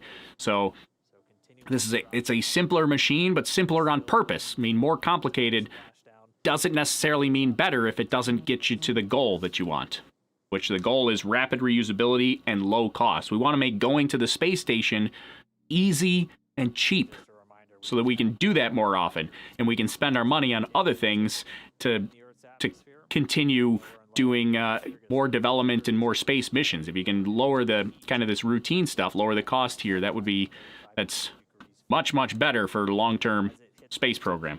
It'll also be forming a plasma around the spacecraft, so we do expect to lose comm for about 6 minutes. SpaceX Dragon crew entry preps are complete. Hey, Reynold, thanks for the super chat. Really appreciate it. Great coverage, he says. Any idea how parachutes automatically deploy based on time or pressure indicator? I believe it's pressure and altitude that they come out by, but I'm not 100% sure on that, because they are supposed to come out at 18,000 feet, so that's generally the trigger there. But I'm sure there's a lot more factors at play, because you got speed is a big factor. You want to make sure you're below the speed that you want to be at before you deploy them. So there's a lot of factors at play. But yeah, the whole process is completely automated throughout Splashdown. And now we're really coming up on it. 17 minutes. I'll take this. In that last briefing, we also heard that the weather is looking good. In a previous report, the phrasing was, "It looks like glass," and that is certainly ideal for a water splashdown. That being said, the recovery timeline, Bob and Doug should be out of the capsule within an hour after splashing down. So good to hear that the weather is good. We saw blue skies and a couple of white fluffy clouds out there in the Gulf of Mexico as we got views from our recovery vessel Go Navigator. But glad to hear that conditions are sustaining, and that winds also are looking really good, around 2.5 miles per hour. So hardly anything at all. Really couldn't ask for better conditions for a splashdown day. We kind of threaded the needle once again, almost like we did on launch with the weather today. Yeah, so we got so we're coming up on it here now. Hey, thanks, Belinda. Belinda, thanks for the. I don't even know what those are called, like super stickers, super chat sticker. Thanks, Belinda. Appreciate it. Thanks for the tip there. But we're coming up on it now.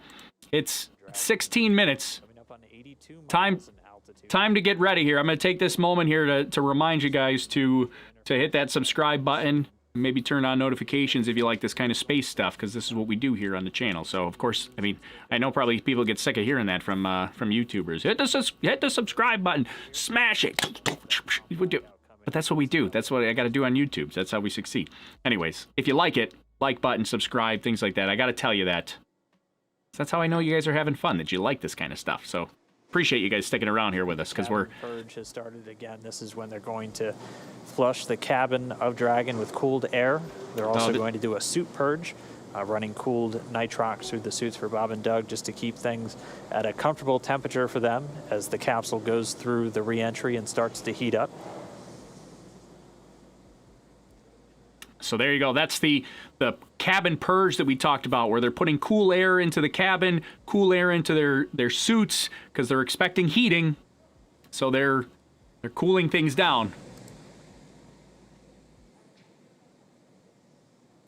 Now things are getting real. We're coming up under 15 minutes. Like we said, we are anticipating a brief blackout period where we're unable to communicate with the capsule. We're expecting that to start in exactly 3 minutes. That will last for 6 minutes total, and during that time we will be unable to command the vehicle or receive telemetry. That being said, Dragon is designed to be fully autonomous, so it's driving itself anyway. So Bob and Doug will stay fastened in their seats. Like I said, that anticipated loss of signal, or as you'll hear it called LOS, is anticipated to last for just 6 minutes. Hey, Andrew, thanks for the super chat. Says thanks for the great commentary. Appreciate it. And Age of Titans, thanks for the super sticker, the super chat sticker. Really appreciate the support on that. Thanks for joining us here, guys. Is now really in the Earth's atmosphere and beginning to be subject to aerodynamic forces. This is also when a lot of that friction will begin to build up and raise the external temperatures. Dragon SpaceX, we show 2 minutes until predicted calm blackout. We will see you on the other side at 1842. Here we go. Here we go. Hey, my buddy Chad Colby. 1842. We'll talk to you then. Here we go. Hey, Chad. Chad's one of my buddies from a NASA previous NASA social. Thanks for the super chat, Chad. He said thanks, Tori. Dragon Endeavor. And Doug, thanks for the super chat as well. Appreciate the support there. Like I was saying, during the blackout, the Dragon capsule will be going through entry interface, where it is encountering aerodynamic forces, really starting to build up the external temperature and that external temperature will reach about 3,500 degrees Fahrenheit. That's about 1900 However, Celsius. The interior of the cabin is environmentally cooled, so Bob and Doug should remain comfortable during their descent. There will be cool air flowing not only through the cabin itself, but also through their suits. Yep, we'll heat up a little bit at least. Suits have sensors on them that are able to detect the temperature inside that suit, and once that sensor reads that it has reached the maximum temperature threshold, it'll flush the suit with some cool air and really circulate and cool it down. WHS, plasma around the capsule. Yeah, so as the plasma crashes into the atmosphere, essentially, I mean, going super crazy fast into the atmosphere, all that air that it's crashing into builds up. It can't get out of the way fast enough, and all that air heats up and causes that plasma, essentially, around the capsule. 6 minutes, they're already less than 60 miles in altitude. And this is when the capsule is really heating 3,500 degrees Fahrenheit is the temperature that that heat shield will see. 3,500 degrees Fahrenheit, which is about 1926 Celsius. It's going to be hot on the outside. That's why they have a heat shield. Eric, thanks for the super chat. Is the heat shield the same as Apollo's? It's not exactly the same, but it's the same kind of idea. It is an ablative heat shield, which means it'll dissipate the heat and also burn away part of the heat shield as well. You'll actually see some of that soot on the outside of the capsule. The capsule will not be that pristine white color when it lands. It'll have some soot, which is essentially the burning of the ablative heat shield that's coating the outside of the sides of the capsule.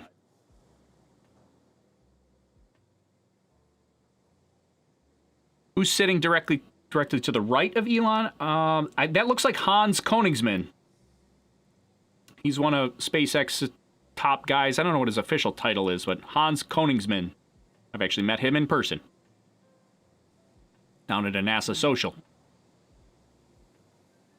All right, and just about 2 minutes after we get acquisition of signal, AOS, back with Dragon, we're going to be looking for those parachutes, and we should hopefully be getting some views from a couple of our assets out at the landing zone, including our WB-57 high-altitude research plane, which is going to be relying on Dragon's telemetry to actually lock onto it in the sky and give us an infrared view of the capsule during the final stages of re-entry. We're going to be looking for the drogue deploys at about 44 minutes after the hour. Those will be 2 drogue shoots that are going to come out when the vehicle is still moving at about 350 miles an hour. And it'll be at an altitude of about 18,000 feet.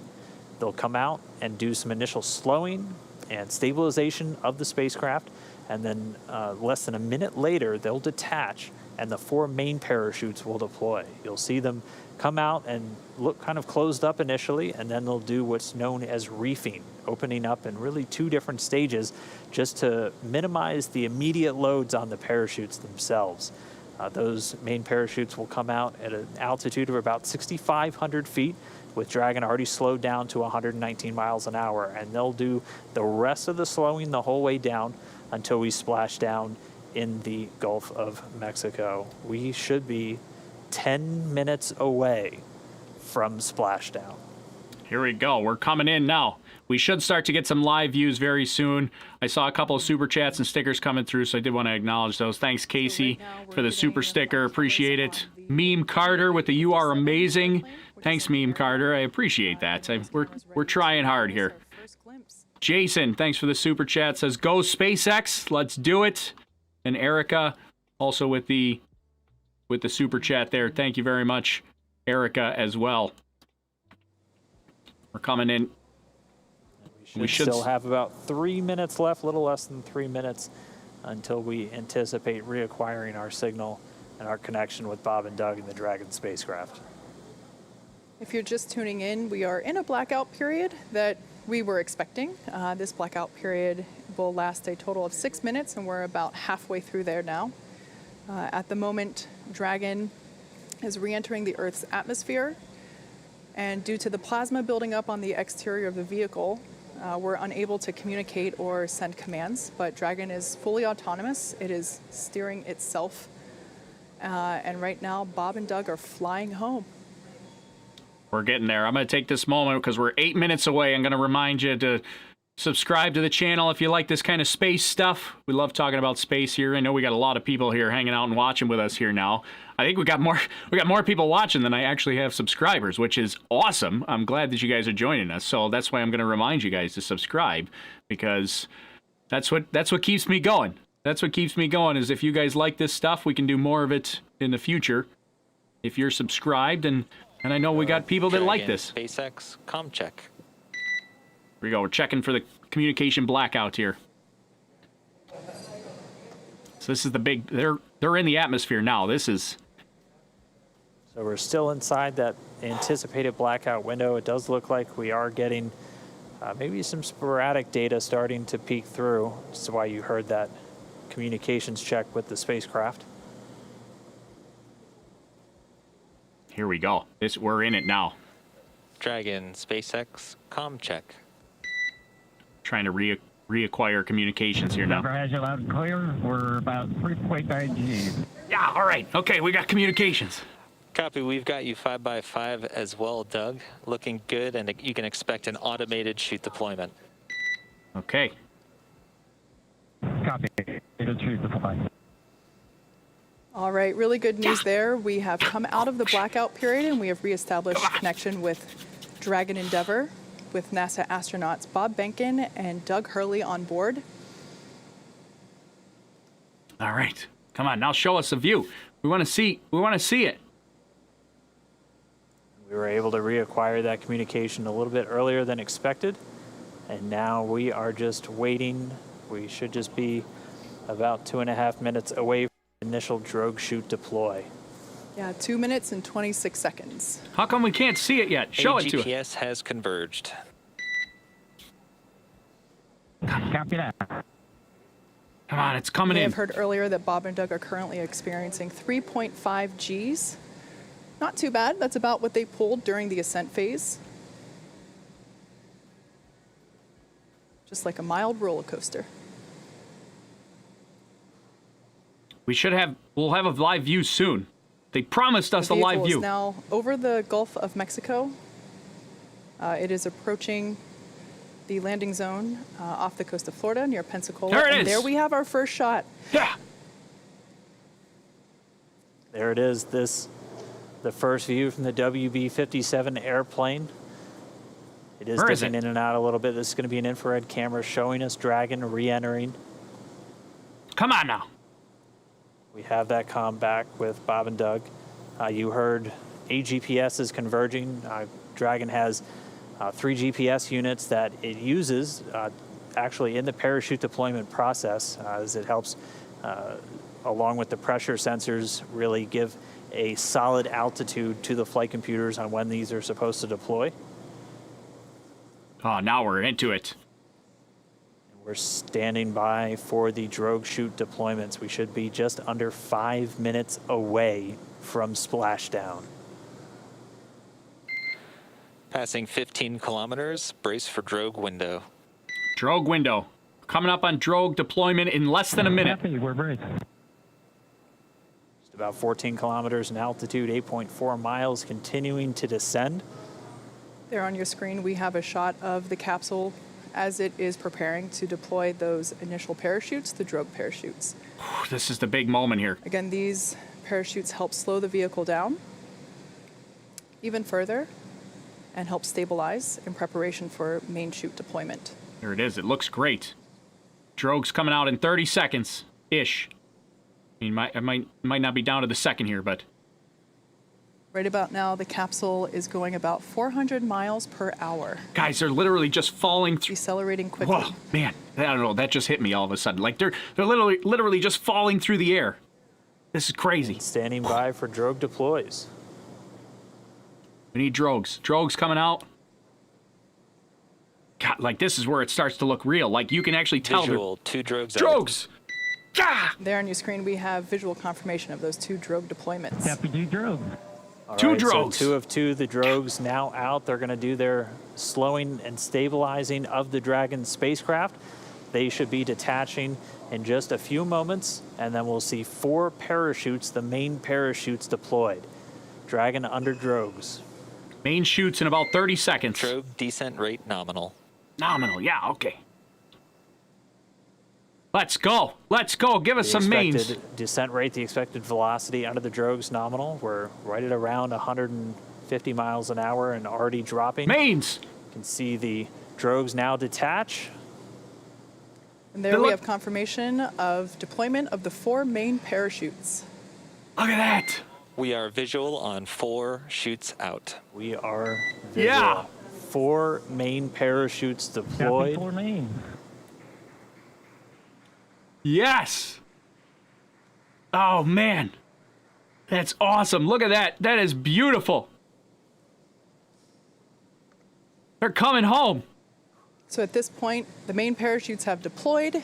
They are inflating, as you can see there on your screen, continuing to slow Dragon down significantly. We are anticipating splashdown in just under 2 minutes and 30 seconds.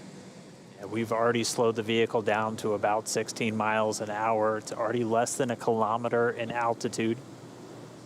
That's it. The next thing is splashdown. 2 minutes. Oh, man, that is awesome. That is so awesome. Main chute descent rate nominal, passing through 700 meters. Yes. So at this point, Dragon has saved all propulsion systems on 600 board. meters. 600 meters. And we're 600 meters above the Gulf of Mexico. They sound great. It looks great. Be approximately 1:30 from splashdown. Mission control team here in Hawthorne has reported the precise landing coordinates to the recovery team. They are standing by, ready to go get our space dads. 100 meters. Look at this. This is fantastic. Oh, man.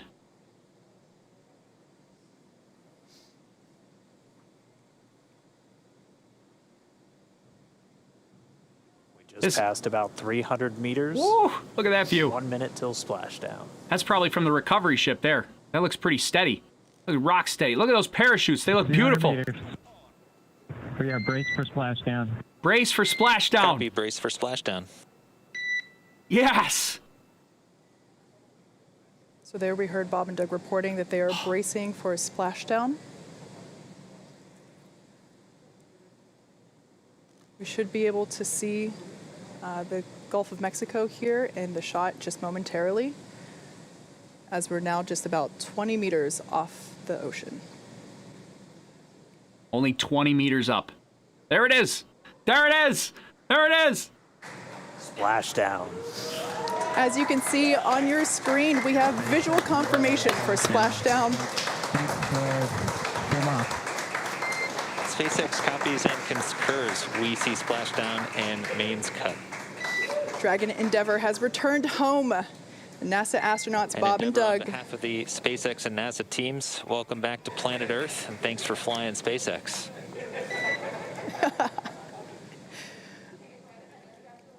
Yes. It was truly our honor and privilege to fly in flight of the Crew Dragon and Endeavour. Congratulations. everybody at SpaceX. All good, and we're into section of 4.800. Thanks for those words, Doug, and we copy that you are into 4.800. So great news all around there. Our space dads are back on Earth after a 19-hour return journey from space. Dragon Endeavour has splashed down in the Gulf of Mexico, just off the coast of Pensacola, Florida. And on your screen there, you can see our two fast boats, and they are indeed fast, racing out to greet Dragon Endeavour as it sits there. The first there we go. On there, we can see a view inside the capsule. Bob and Doug looking good.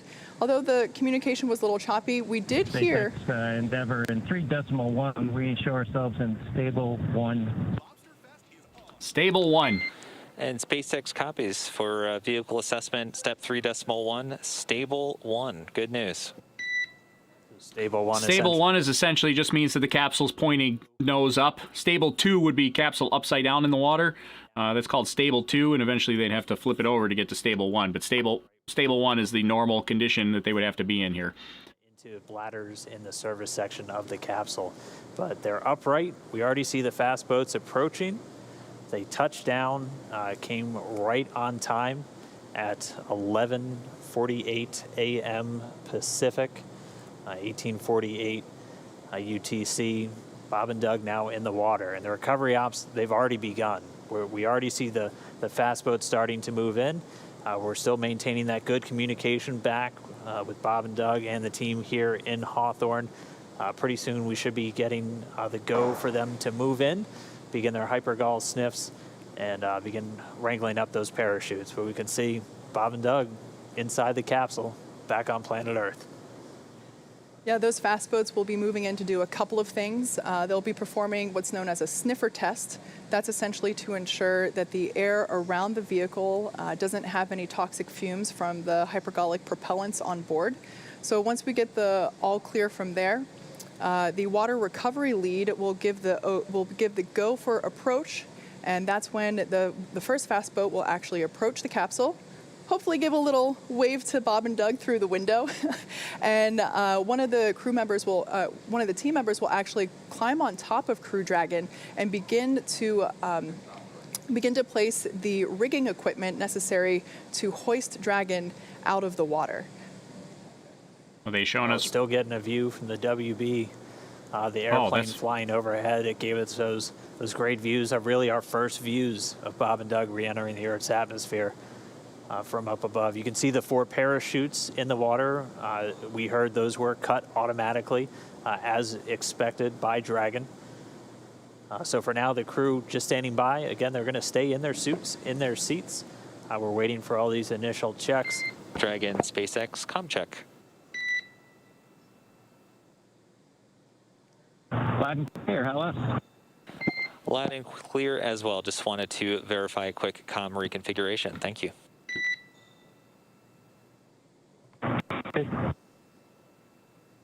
So essentially what just happened there is they reconfigured... And Solo, if you can just relay status of the fast boats and the recovery as you get them, we would appreciate it. You bet. Absolutely, Doug. Wilco. So what just happened there, you heard comms reconfiguration. That's essentially looping Bob and Doug's communication into the into the recovery team, so that they can hear feedback from Bob and Doug directly as well. Now, we talked a little bit about SpaceX Endeavour. You can let Ben and James know we're doing pretty good so far. Okay, we'll let the flight docs know that you're feeling good so far. Thanks for that update. Those are Ben and James. Those are the flight surgeons. And they can let the flight surgeons know that all is well inside Dragon Endeavour. So this is fantastic. So at this point here now, fast boats are arriving. They're going to do the initial analysis. They're going to have to check for hypergolic fuels. That's the fuels that they use for thruster firings and also for the Super Draco engines. They want to make sure there's not a huge quantity of that lurking around or leaking out of the spacecraft because it's very dangerous to humans. So they're going to use We'll be ready for that in just a couple minutes. We should have the go for you in just a moment. Please stand by.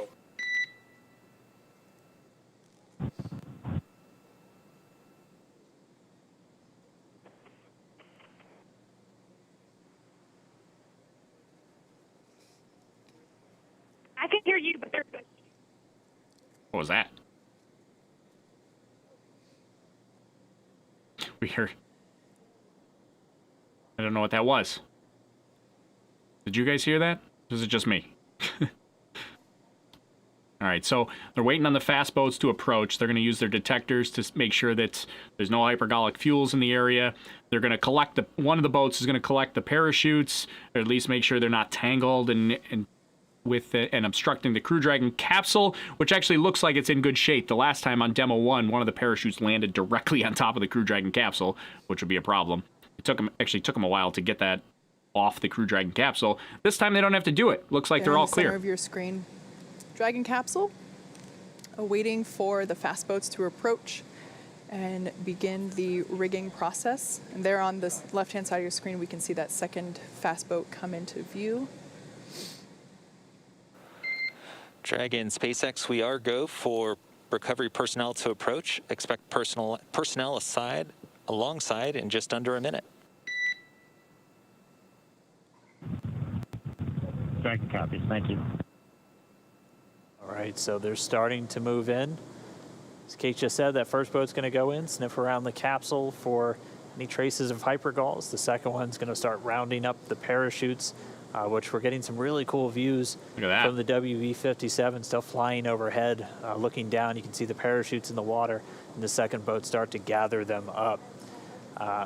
We'll try one more time real quick. We have NASA's Brandy Dean out with the recovery forces. Brandy, if you can hear me, what was it like to watch this Dragon come down under parachutes? Oh, it was amazing. I wish everybody could have had my view. It was such a beautiful sight. I mean, it's a gorgeous day. The water is calm, really the best weather we could have asked for. And we heard the sonic booms as it made its way back there, and we were able to find it early on as the parachutes were deploying. So it was very exciting for everybody who was gathered here. That's incredible. We actually had some questions from people if you'd be able to hear the sonic boom, and we weren't sure. So I'm really glad you just answered that for us. I mean, we talked so much about the weather. You said it looks great. So, all right. So while they're talking here, I did want to acknowledge. I saw there were a whole bunch of super chats and super stickers that came in. So thank you guys so much for the support. Really, really do appreciate that. The gaming channel sent over a super sticker. X-Man said, "Can it sink to the bottom of the ocean?" There was just a kind of a circle of clouds along the horizon, very low, but we were able to see the parachutes far above. They're talking about seeing it, but anyway, let me just go through a couple of these here. X-Man's, can it sink to the bottom? It would have to lose its pressurization to sink to the bottom, because I mean the thing is, just a giant air bubble there. It's possible to sink to the bottom, but unlikely unless something were to completely go wrong. It'll just float there, unless there was some sort of anomaly. David Hoskins, thanks for the super sticker. Francisco, super sticker. Laney, super sticker. Marcel, Angel, thanks for the super chat. Really appreciate that. Thanks so much, Angel. That's super nice. Thank you so much. I just want to make sure I acknowledge those because you guys help supporting. And for everybody that has subscribed during this time, thank you so much for supporting the channel and joining us so we can do stuff like this. And let's listen in some more. And thanks for being out there with everybody and getting us these great views. It's really incredible. Thanks, Brandy. Hope to get you back in port soon. And we'll talk to you back in Houston.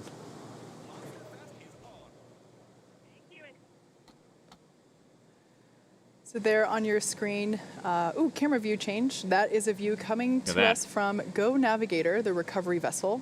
The two fast boats are out there getting ready to install the rigging equipment required to hoist Dragon out of the water. The other fast boat is actually collecting the parachutes from the water. We definitely want to bring those back on board with us. But shortly here, we should actually see one of the team members crawl up onto the side of the capsule in order to install the rigging, like I mentioned. That particular team member is highly experienced and highly trained. As you can imagine, climbing on top of an oddly shaped thing in the ocean could be a little tricky. So this person has undergone hours and hours of training and certification in order to perform this very important task. There on the right-hand side of your screen, we see the second fast boat approaching. Of course, both of these boats needed to wait for their cue from the water recovery lead in order to approach Dragon after splashdown. Again, that was just to make sure that there weren't any toxic vapors in the air. And now that they got the all clear, we do see them beginning to work on and around the Dragon capsule. So even though the camera's a little shaky, that water looks super, super duper smooth, almost like glass, which is certainly ideal for a water recovery like today. Yeah, got to remember that this is a view from the main recovery vessel, which was still a few miles away from the splashdown Dragon point. SpaceX. We have hypergol sweeps and unfired ordnance checks nominal. Rigger is on board the vehicle. About 5 minutes until capsule lift. 5 minutes until capsule lift. Copy that. Yep, we see them working outside, and good news. So that's 25 minutes until they lift the capsule out of the water. That's really, really fast. Came out positive, or rather negative, which is a positive thing. So the team was able to approach, and now the crew member that is installing the rigging is on top of the capsule. It's difficult to see there because the slower vessel, the primary recovery ship, is a little further away. But as we heard, it's just a mere 2.5 minutes until they will be hoisted out of the water. 2.5 minutes? No, didn't he say 25 minutes? I'm sorry, 25 minutes. Yeah, that's what I thought. 2.5. I misheard that. Yeah, they're fast, but they're not that fast. We also have been hearing that the secondary boat, which its primary mission in this case is securing those parachutes, they've already got buoys attached to both drogues, and 2 of the 4 mains, and already had eyes on the other 2, so they're moving through that work pretty quickly. Again, their primary responsibility, getting those parachutes together. The drogues detaching from the spacecraft right before the deployment of the mains automatically detaching immediately as Dragon detected splashdown. All of that happening right per the timeline. Yeah, we've talked a little bit about the hardwired buttons that Bob and Doug have on their seats and in their control displays, and cutting the main chutes is one of those buttons. In the event that they weren't automatically cut after splashdown, Bob and Doug would have had the ability to do so.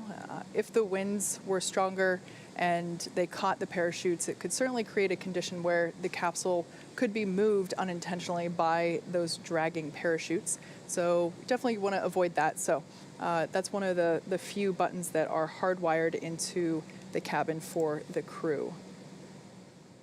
So yeah, a couple of people asking what happened to the parachutes. The parachutes get cut or detached really from the capsule, and then they kind of float around in the water. They have 2 fast boats out there. One of them, can't see it because my events list is in the way, but the one that's way on the left side over there is recovering parachutes. The other one that's right next to the capsule has the rigging personnel that will climb on the capsule, attach the rigging, which they will eventually connect to the boat, which will hoist it out of the water. But the second fast boat is recovering the parachutes because they do want to try to recover those. They're going to analyze them, see how they performed, all that kind of stuff. So that's what the fast boats are out there doing right now. How far did it land from splashdown? I mean, this was pinpoint, right on the money. Right dead on the landing zone here. Why no cameras close up? This will get closer. This is from the recovery ship. The recovery ship has to stay, I think it's like 3 kilometers away in order to be safely away from the capsule when it splashes down. But that recovery ship, the main recovery ship, is not so fast. That's why they have fast boats, because it's way faster than the main recovery ship. But the fast boats go up there first, and then the recovery ship it's making its way there. It's not so fast. So it's getting closer and closer. Eventually, we'll have a camera that's right up there. The recovery ship is going to be on top of it because they're going to put the capsule on the recovery ship. But it just takes a minute for the recovery ship to get up there. And it just has to stay far away so that, you know, in case there's some sort of problem or it missed the target a little bit, or they don't want to be directly underneath it. They want to give it some space while it's coming down. So, oh, look, we got some other ships coming in the area. I don't know what these support ships are. This is a lot more support ships than they normally have. Got some SpaceX fans that were just in the area. No, I don't think these are SpaceX fans, but wouldn't that be interesting if like some guy was out on a pontoon boat with like a, you know, just having a picnic out at the recovery area, like, hey guys, we're just watching here. We're at about 22 minutes until Dragon will be lifted onto the recovery vessel.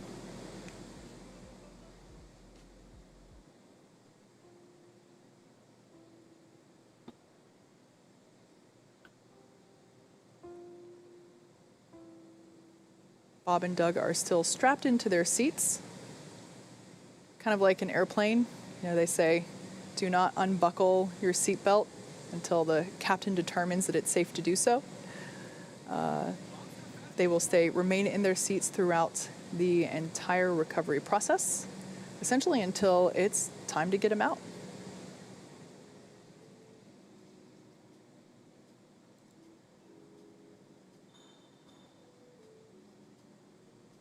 Scott Peterson over on Facebook says Go Navigator's current speed is 10.2 knots.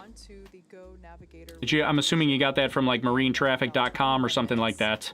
So Go Navigator is the main support ship, which is heading out there right now. That's what has this onboard camera view, is the Go Navigator support ship. And you can tell it's getting closer, like it's getting bigger in the camera view here. Right as they arrive there at the capsule, the main recovery vessel will be able to begin getting it up out of the water.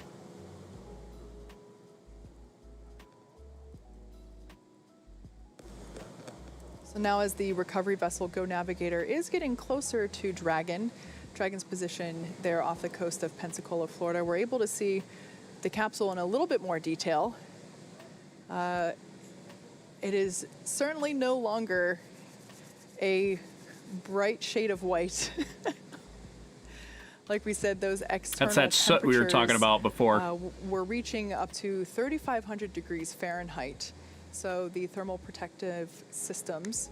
Look at that. Now we're getting close. Enable Dragon to return while keeping the internal temperature rather temperate. And you are seeing a few more boats than expected.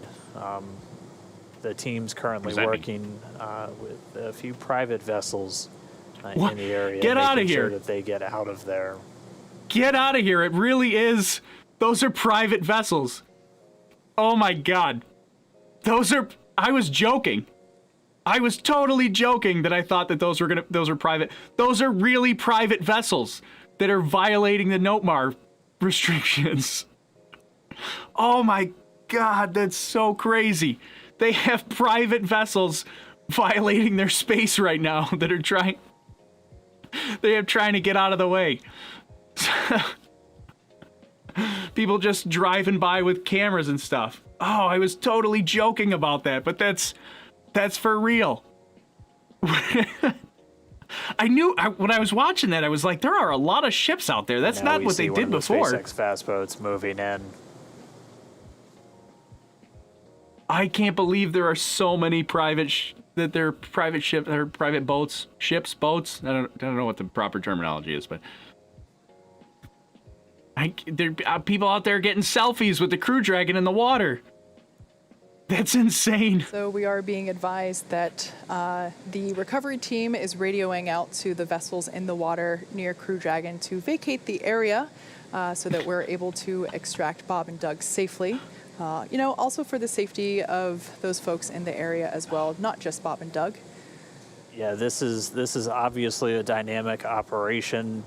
One of the first things we do is make sure there aren't essentially poisonous fumes around the capsule, so something like this just really can endanger the whole thing, endanger the crew members and endanger themselves. So the SpaceX team is moving in to try and get them away so they can safely recover the Dragon capsule and get Bob and Doug on deck and safely inside their medical quarters. So we can see them, they're getting a lot closer. We expect about 10 minutes or so until they should be in position. All the rigging has been affixed on the Dragon capsule, and once they arrive, they'll be able to use that hydraulic lift to get Dragon up and out of the water. That is so crazy. Like, I was so joking that there was just some random guy out there. The recovery vessel Go Navigator is getting closer and closer to Dragon Endeavour as it awaits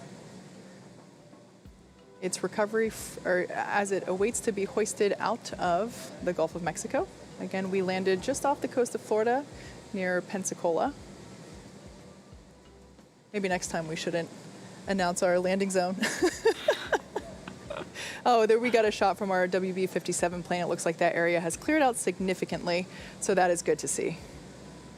I can't believe how many private boats were in that area. That is insane.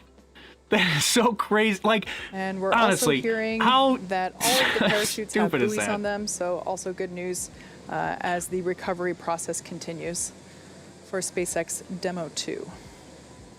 Like, I mean, come on. I know it's probably a great opportunity to get a selfie. Like, I would love to get a selfie in front of the Crew Dragon capsule sitting in the water, but I'm not that stupid that I'm gonna endanger the operation and drive right up to it with a boat. Come on, people. Let them do their work. Copy. Just give us a call back when you think you got it back. Will do. I missed what he said. Hold on, I'm gonna back that up. What did he say?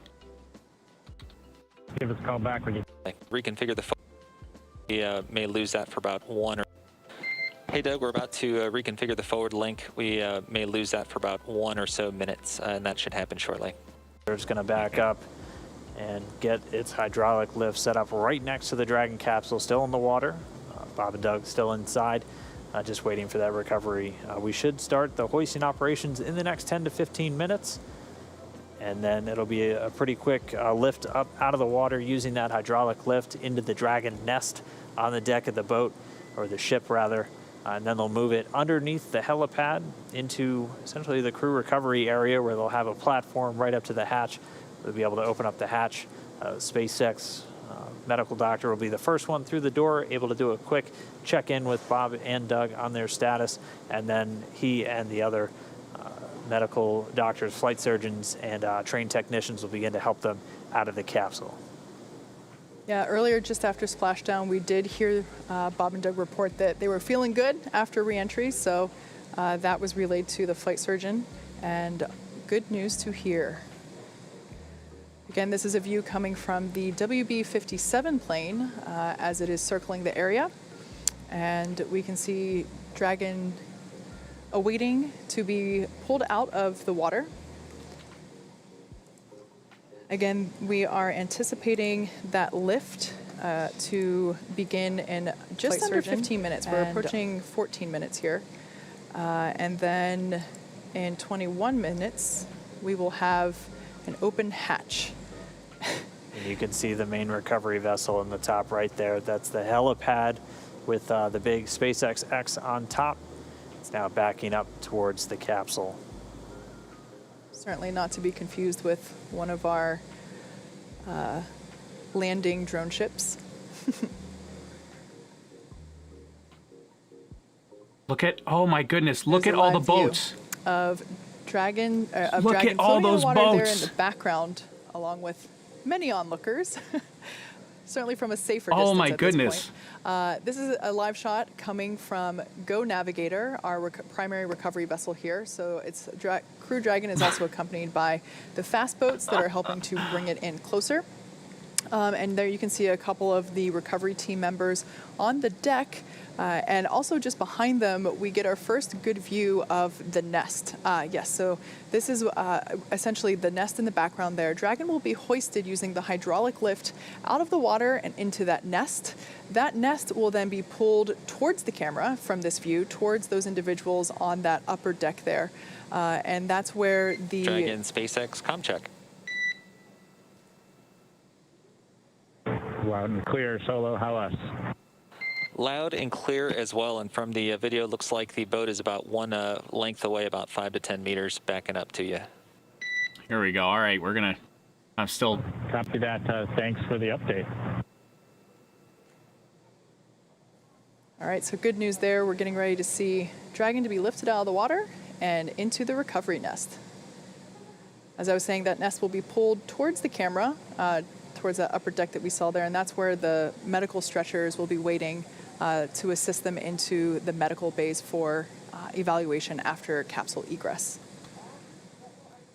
It's already been 25 minutes since they splashed down.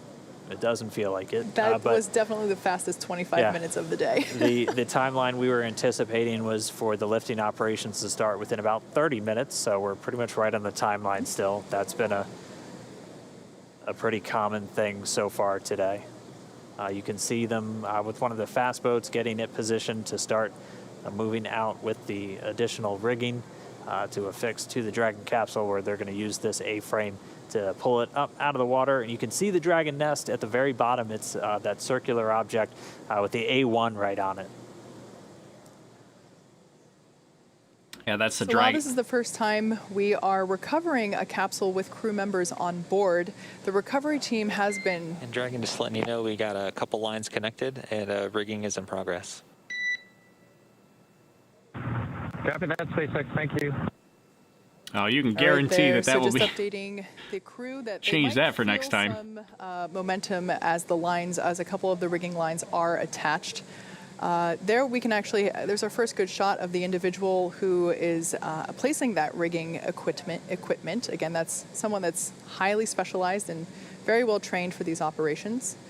As I was saying, the recovery team has rehearsed and practiced this with Bob and Doug themselves, actually, in a test capsule, practicing the egress, as well as they have practiced the recovery process many times. And actually, through those practice runs, they have effectively cut the recovery period in half from the initial Demo 1 mission. So it's really nice to see that the process itself, after being rehearsed and carefully choreographed, is going super efficiently. Again, safety is the #1 priority, so making sure that only personnel involved in active recovery operations are present on the deck. You may have heard us mention before that there are about 40 people on board today, but we certainly don't want anyone in danger or to fall overboard. Go. That guy intentionally jumped.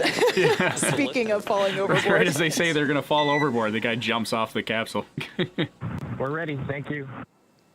All right, so the crew was just told in the next 30 seconds, they have the lines affixed, so they're going to start lifting the capsule up out of the water.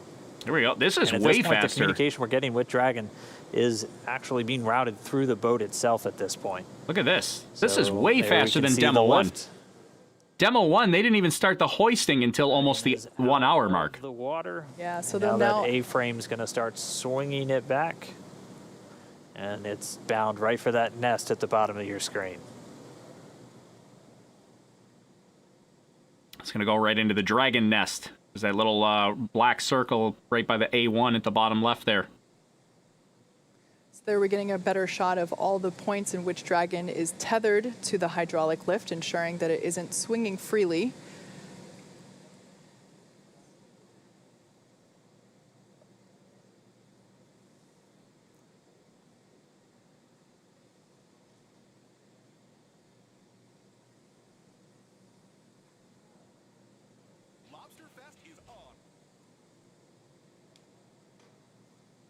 And there we can see Dragon Endeavour being carefully set down into the recovery nest on top of Go Navigator.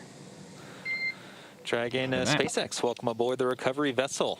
Recovery personnel are completing final checks and preparing to translate you to the egress platform. Awesome. We copy. Thank you. So for the first time in 2 months, NASA astronauts Bob Behnken and Doug Hurley are on some sort of ground. I guess we can't call it solid ground because it is a ship. However, it is the first time that they are not in space, on a rocket, or bobbing in the ocean. So now that they're in the nest, they're going to start translating it forward, and Dragon's going to move into essentially the hangar section underneath that helipad, and then up to that recovery platform that we saw a little bit earlier. At that point, the spacecraft technicians will work to open up the hatch. As we said previously, it's a manual process with a couple of different attachments you have to engage before the hatch itself can be opened. They'll get it opened, and then SpaceX's Neil Menon will be the first one through the hatchway to check in on Bob and Doug, get their initial health assessment, see if they're ready to move, and then we'll start assisting them out of the capsule and into that medical facility on the boat. Yeah, I see Odie's comment. He says, "You watch the next landing. The Coast Guard will be the Coast Guard and the Navy will be all over that landing zone." I imagine somebody's not going to be happy about the number of ships and how close they got. It's not that they're seeing it. I mean, like, it wouldn't be too terrible for the boats to be like far off in the distance. But we saw that one boat drove right up next to it, between the recovery ship and the capsule. I imagine they're going to try to secure that a little better next time. From the center of the boat. So once Dragon is secured in the nest will be translated then forward and closer to the recovery, closer to the position in which we're able to actually open the hatch. So while Dragon is on board safely, we're not able to do that just yet. Yeah, they're working to detach some of those lines that were used to hoist it using the A-frame, and we heard that they should be done with that in just a moment, and then we'll start that translation.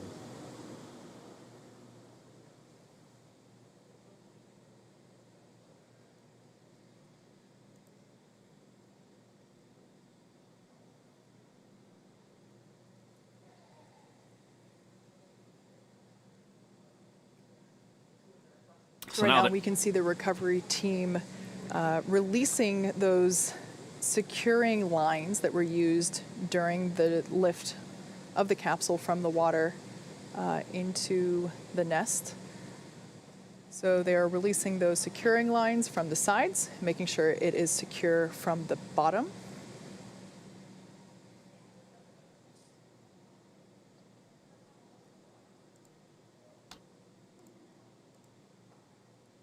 There you go. Now they're bringing the Dragon underneath the helipad. Forward. Look at that. That's pretty cool. Smooth as a Tesla, I would say. Goes right underneath the helipad there. It's really interesting to see those scorching marks now that we get a really nice up-close detail shot of Dragon. Standing by for the go for side hatch open. Now, generally, that rounded square there in the center of the capsule is that side hatch, and on either side are those oval windows. Generally, the flight surgeon would be the first one to kind of poke his head in and be like, "Hey, how's everybody doing?" And egress. Copy, we're ready. All right, crew got the call. We are go for hatch open. So they're going to start opening it now. This is way faster than Demo 1.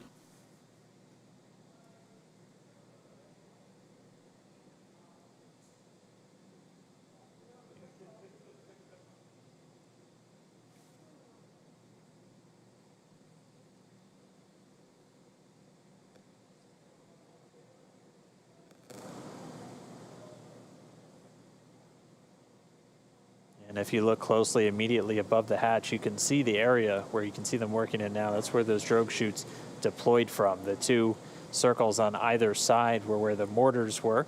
The main parachutes now hidden by the platform underneath the side hatch. And remember, this is going to be the first time that side hatch has been opened since launch, because they use the top hatch there. So the crew is in the for process of getting into the International Space Station. They use the top hatch to go in and out, and now this is the first time they're opening the side hatch since launch day, back on May 30th. Pensacola Naval Air Station. However, Bob and Doug will get a ride from the recovery vessel via helicopter. Well, that's a close-up view.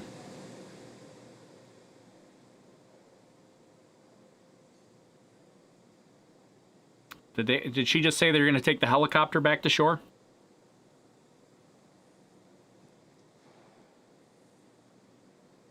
I think that's what I heard her say.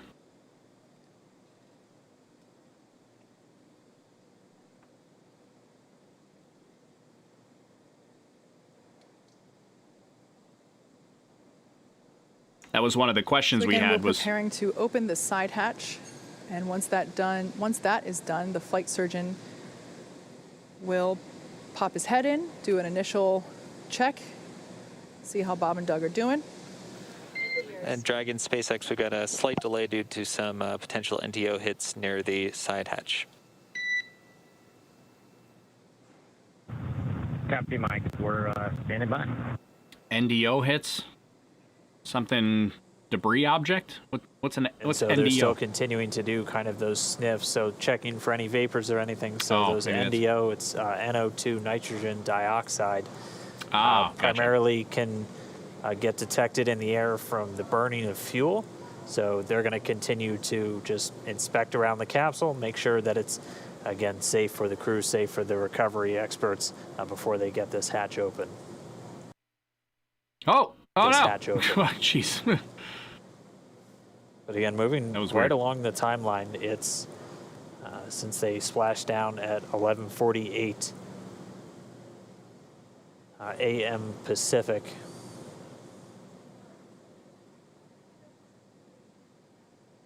So they were detecting fuel, basically fuel vapors. So again, they're just pausing the operations for a moment, doing some additional air sampling around the prop system. We still have telemetry being fed from the vehicle, so flight controllers here in Hawthorne able to monitor prop tanks, propulsion tank pressures, and not seeing any issues with those at the moment.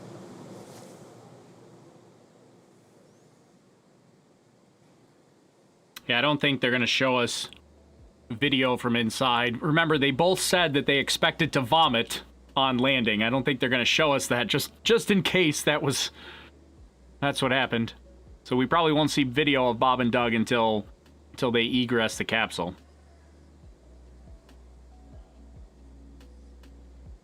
Why do they use Pacific time when they landed in the Eastern Standard Time? They use Pacific time because that's where Hawthorne is based, which is Mission Control, Hawthorne, California, and that's where the commentators from SpaceX are. They're in Hawthorne, California, at the SpaceX So again, just headquarters. a short pause in the operations is, again, they're just sniffing around the capsule, making sure we don't have any readings that might indicate a fuel leak or anything around the vehicle. They did detect some NDO, some nitrogen dioxide, which is typically a residue that arises from the burning of fuel. So they're continuing to do just a couple of different air readings, grab samples essentially, before they proceed with the hatch opening.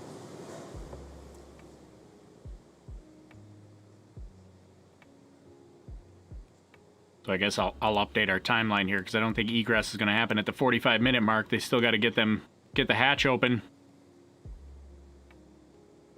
But that may be. And Dragon SpaceX update, we're still investigating. Looks like we'll be setting up a service section purge. We're working on a ETA for you. Copy.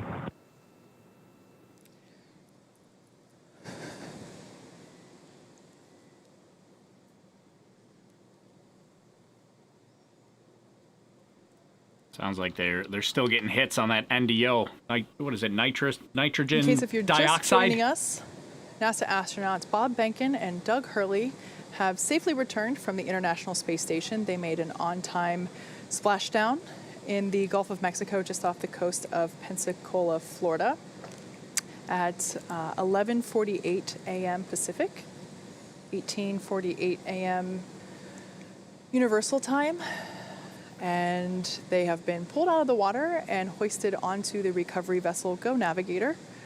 And right now the team is just completing, they did an initial check and found that there might be some remnant vapors, which we certainly don't want to be around when we have Bob and Doug coming out of the capsule. So the team is working to purge the service section in preparation for crew egress. All right, so I guess I'm going to take the opportunity here while we got a little bit of a lull in it, because I haven't gotten to a bunch of these super chats and super stickers, but I really appreciate everybody's support for the channel here and joining along with us. So Flanagan Film, thanks for the super sticker. Kyle Cowden, what are the G's on re-entry compared to Apollo, Gemini, and Mercury? I don't know the Apollo, Gemini, and Mercury numbers off the top of my head, but the G's that they experienced on Crew Dragon today was up to 4 G's they were going to get. They were expecting 4 G's during re-entry. They reported over the radio systems 3.5 G's, but that was after the communication blackout. So the high G load would have peaked in the middle of that communication blackout. But they were expecting 4 G's. Axel, thanks for the super sticker. Bobby K says thanks for having this live for us. Well, thanks for hanging out with us, Bobby K, and everybody else, of course. Neil, thanks for the super sticker. El Cromero says keep it up. We're going to keep it up for a while here. Jason Schott says, is NASA a Navy mission or not? And is DEER a law for private boats? So I think the thing with the private boats, there's a notice to mariner out here. There's a keep out section. And I don't know the actual legality of what the enforceability is for that, but they do publish a notice to mariners that's a keep out area that says hey, you're not allowed to enter this area. I don't know what the enforcement is, but I imagine they'll probably try to do a better job of continuing with purge. Levels are declining, but they're continuing. Copy. So they're trying to purge the fuel system, it sounds like. And in addition, just so you know, we are not seeing any, leak indications or anything like that. These are pretty small levels, but we still need to do the purge at this time. Okay, copy. Yeah, you're reading our mind, Mike. We were just wondering if you saw any indications of a leak or some depressurization somewhere, but it sounds like it's just part of the deal. So no leak. Yeah, that's a good readback, Doug. No leak, no depressurization, but they are still purging the fuel systems here. Let's see. Bavatej Raila Chiravu. Wow, I probably butchered that. Thanks for the super chat. Appreciate it. And Charles Cornett says, great job on this. For the next one, if you can get the notification cartoons off of the telemetry data, that would be great. Yeah, I try to find a spot that's best for those notifications for our Space Lobster, but sometimes I don't know where they're... I can't change it midstream. Talking about the Space Lobster that pops up over there for our new subscribers. I can't change it midstream, so I have to find a good spot for it that's the least in the way. But we'll see if we can try to make that a little better for next time. They are going through with the purge. They're not seeing any indications of a leak in the service section of Dragon. That's where pretty much all of those different fuel tanks with the hypergalls are located inside the capsule.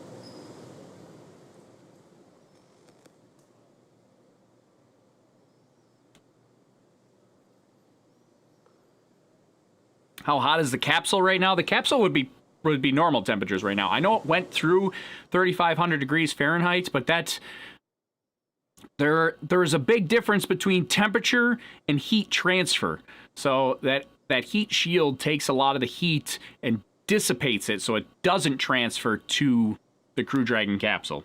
So it's not like just about when the Crew Dragon capsule lands, it's not like the Crew Dragon capsule itself is 3,500 degrees and it's going to hit the water and, now you got boiled water for your pasta. That's not the case. It dissipates that heat so that the capsule does not... The service section purge should begin in a bit under 5 minutes. Right now we're showing NTO about 2x of our personnel exposure limits, and we're hoping once we start the purge, it'll drop down for us.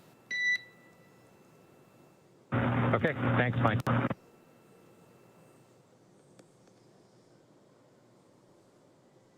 There we go. What are Bob and Doug doing right now? I think they're just hanging out. Correct myself. So it's NTO. That's the dinitrogen tetraoxide, and that's one of the hypergallic fuels used inside Dragon for powering those Draco thrusters. So that's a much bigger deal. I mean, I don't know much about NDO, the nitrogen dioxide that he was talking about, but the nitrogen tetraoxide, that's what NTO stands for. That's one of the hypergallic fuels, which is which is really toxic for humans. It's the SpaceX engineers detecting levels of NTO. Yeah, that's not good. It's dinitrogen tetroxide. It's one of the hypergolic fuels used inside the Dragon spacecraft. Levels higher than they would like, so they're essentially doing a purge to help dissipate any vapors in and around the service section where those fuel tanks reside in the Dragon capsule. We're expecting that to take within the next 5 minutes or so. We were still expecting the crew out inside of an hour, so still on the timeline or a few minutes ahead, and we should be seeing Bob and Doug. Once we see those levels continue to drop around the capsule, we'll begin to step through the hatch opening process once again. All right, so they're still targeting, he said they're still targeting the 1 hour mark for crew egress, which is only that's in 15 minutes from now.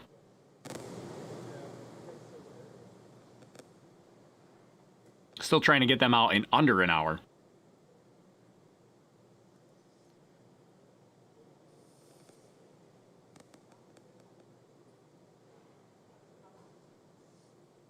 I don't think, they didn't really say what, or maybe they did say what the levels were and I just wasn't paying attention, but I didn't hear them say what the levels were, so, yeah, I mean, the crew is out and walking around.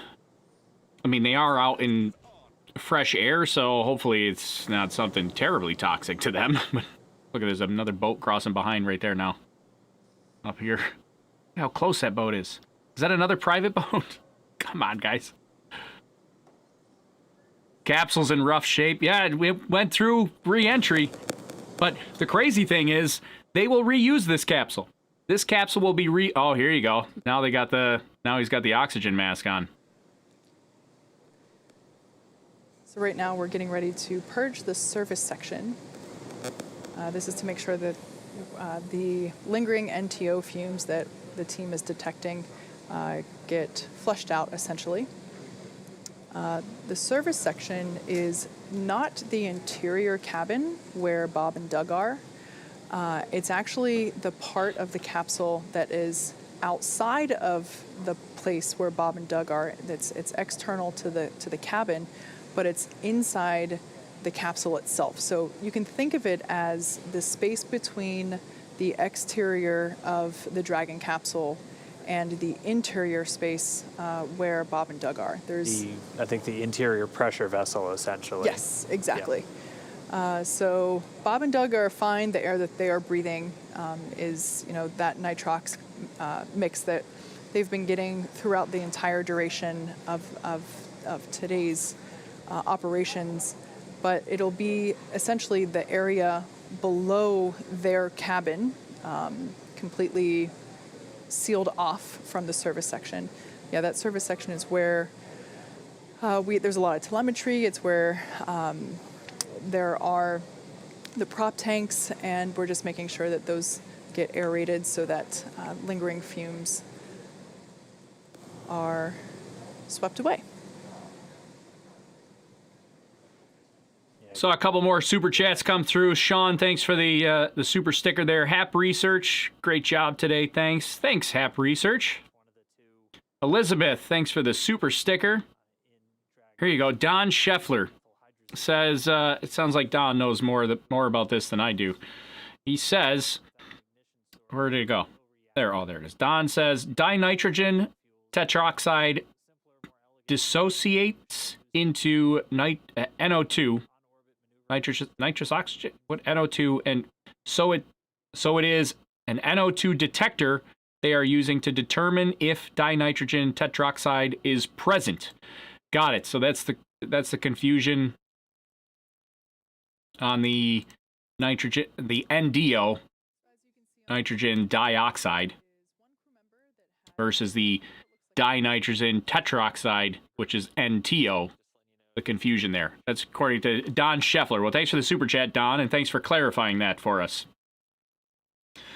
Felipe Gomez, thanks for the super chat. He said they said levels are 2 times over the recommended levels. I didn't hear that, but I will take your word on it. So Felipe said that they said at some point, I must not have been paying attention, that the levels were 2 times over the recommended levels. looks like a scuba tank there with some clean breathing air. There might be another crew member with the same personal protective equipment or PPE that will come on deck here. That type of equipment, there we go. That's the kind of equipment that is required in order to perform this purge. Again, the NTO is, the fumes from that are toxic.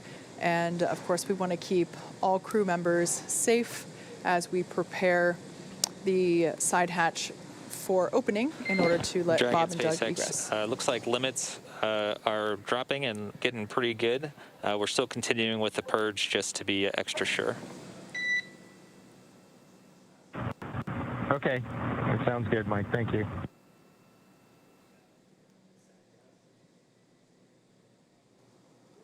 All right, so we just heard the call. The limit's continuing to drop on that NTO, that nitrogen tetraoxide.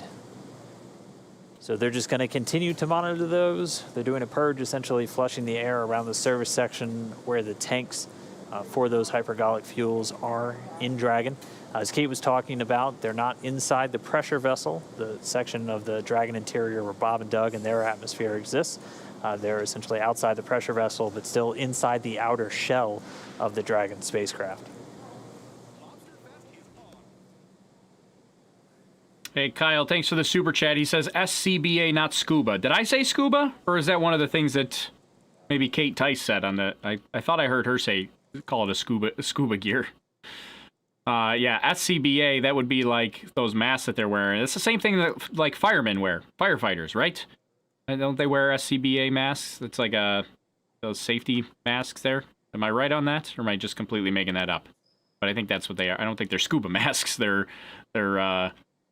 as Kyle says, SCBA mask. I don't know what the lingo is for the people that wear those often. I'm sure if a firefighter heard me saying it, he'd probably tell me I'm not saying it right, but pretty sure that's the same thing firefighters wear, right?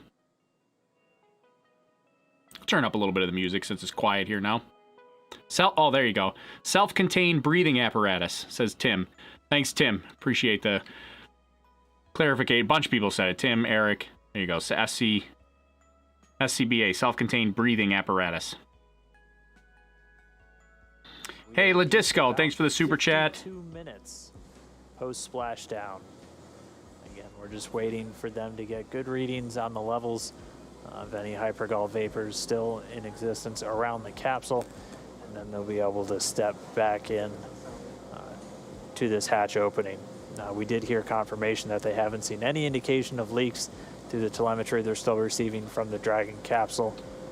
And so... Dragon SpaceX, we're going to purge for 1 more minute.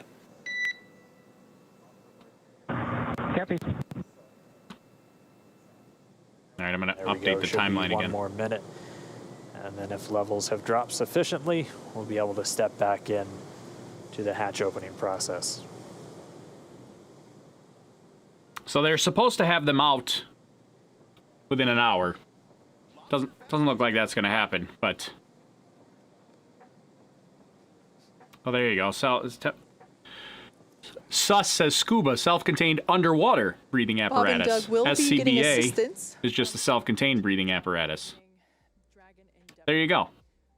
I really need to learn how to scuba dive. Never been scuba diving. I would really like to do that. And I feel like I would know this kind of stuff. These kind of acronyms. Well, we get to see Elon Musk reacting to Splashdown and reacting to the private boats interfering. I don't know. I don't think we'll see that. I imagine somebody's probably going to bring it up in the press conference. There is a press conference later that we'll probably check out. It depends on how long this goes and what time they update the press conference to be at. But there is a press conference later, and somebody's got to ask about it, the number of private boats that were out there. That seems like a big deal. If you've ever watched long-duration crews return on a Soyuz, it's a pretty similar process where they're literally carried out of the capsule and immediately placed down into a waiting chair, where they usually get some initial medical checks out there in the field before they're then carried to an inflated medical tent. We don't have a tent, we have quarters, and they're a whole lot closer, so they'll just have a couple of feet to go from the capsule itself into those medical quarters. And then once they're in there, they'll get some initial checkouts from their flight surgeons who are on location on the boat with them. These are the people that have essentially been responsible for their health and well-being throughout their mission, both beforehand, all of their pre-flight data takes, offering them support in the lead up to launch, and then the entire time while on board the International Space Station. And then they're right here with the front line, with the recovery teams, ready to welcome them home. Yeah, don't forget, so this is a lot different than like... So it's been just about a minute. This is a lot different than the Apollo or Space Shuttle days where you could just get out of the capsule and walk out. So like these guys, not only did they fly to space and come back, but they've been in space for 9 weeks. And that's why they have to be carried out of the capsule, just like you see on a Soyuz, because they're trying to get used to gravity again. Like they've been in microgravity, basically 0G, for 9 weeks now. It's a little bit different coming back to Earth gravity, so they're going to get carried out of that capsule and put into a chair. It'd be interesting to see if it's one of those lawn chairs like the Roscosmos uses for the Soyuz astronauts when they come back here. So, let's see. I saw a couple other super chats and stickers come through. X-Man's, can the moon collapse on itself? I'm gonna go with no on that. I thought I saw another super sticker that I missed that didn't call out, but it's not on my list here. Oh, I just missed a whole bunch. Noemi Valdez, that was the super sticker that I missed. Thank you, Noemi. Kevin B, thank you for another awesome stream. Thanks, Kevin. Thanks for the support here. Kyle, self-contained breathing apparatus. I'm a 31-year firefighter and a slow typer.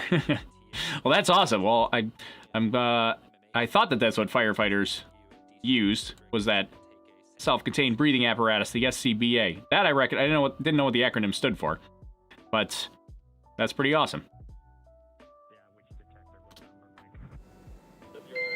Yeah, it'll be detectors 2 and 3 in location 14. Copy. Okay, thanks, Doug. I missed it. I'm going to back that up. What did you say? Yeah, it'll be that per million NTO in 6-4 update. Just backing it up. Okay, exterior, we're seeing 3 parts per million NTO and 6 parts per billion of MMH. Anil, however, is asking that you de-stow your Draggers and take a sample inside the cabin. Got it. So they're taking a sample from inside. Throughout safety, the top priority with this operation. So the teams are going to be very methodical and make sure that everything is in a good setup, a safe environment, not only for the crew themselves, but also for our recovery forces. But for now, Bob and Doug still inside of Crew Dragon. We are just 58 minutes post-landing.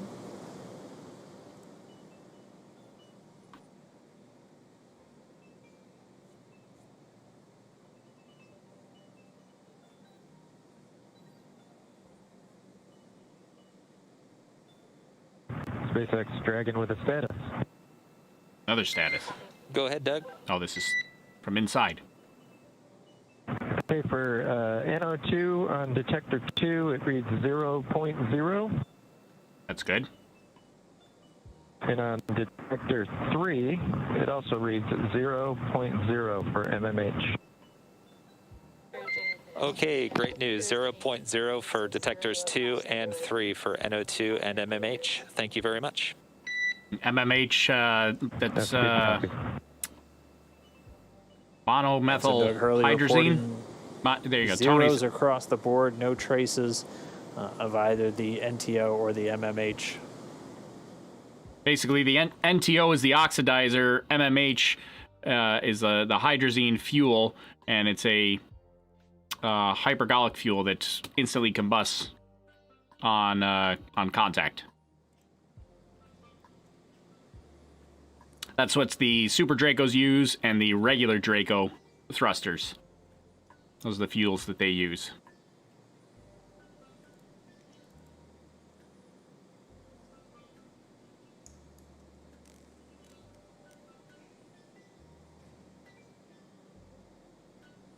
Now we're still We got no video feed from inside. I don't expect a video feed from inside. That's probably not going to happen for the rest of the mission here, so we have to wait till they come out. SpaceX for a status update.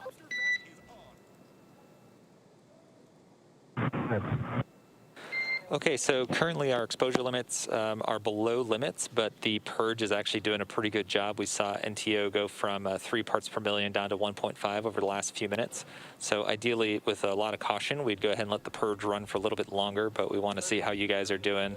If you're okay with continuing with the purge versus knock it off and get you guys out of there quickly. See what they say. Yeah, we're fine hanging out, Mike. No problem here. Okay, thanks for that, Doug. We'll keep working the purge to get us down, and thanks for that. Thanks for that. Yeah, let's just keep everybody safe. No reason to rush. I like it. Yeah, we concur. Don't rush through it. Just keep everybody safe. We'll get out when they get out.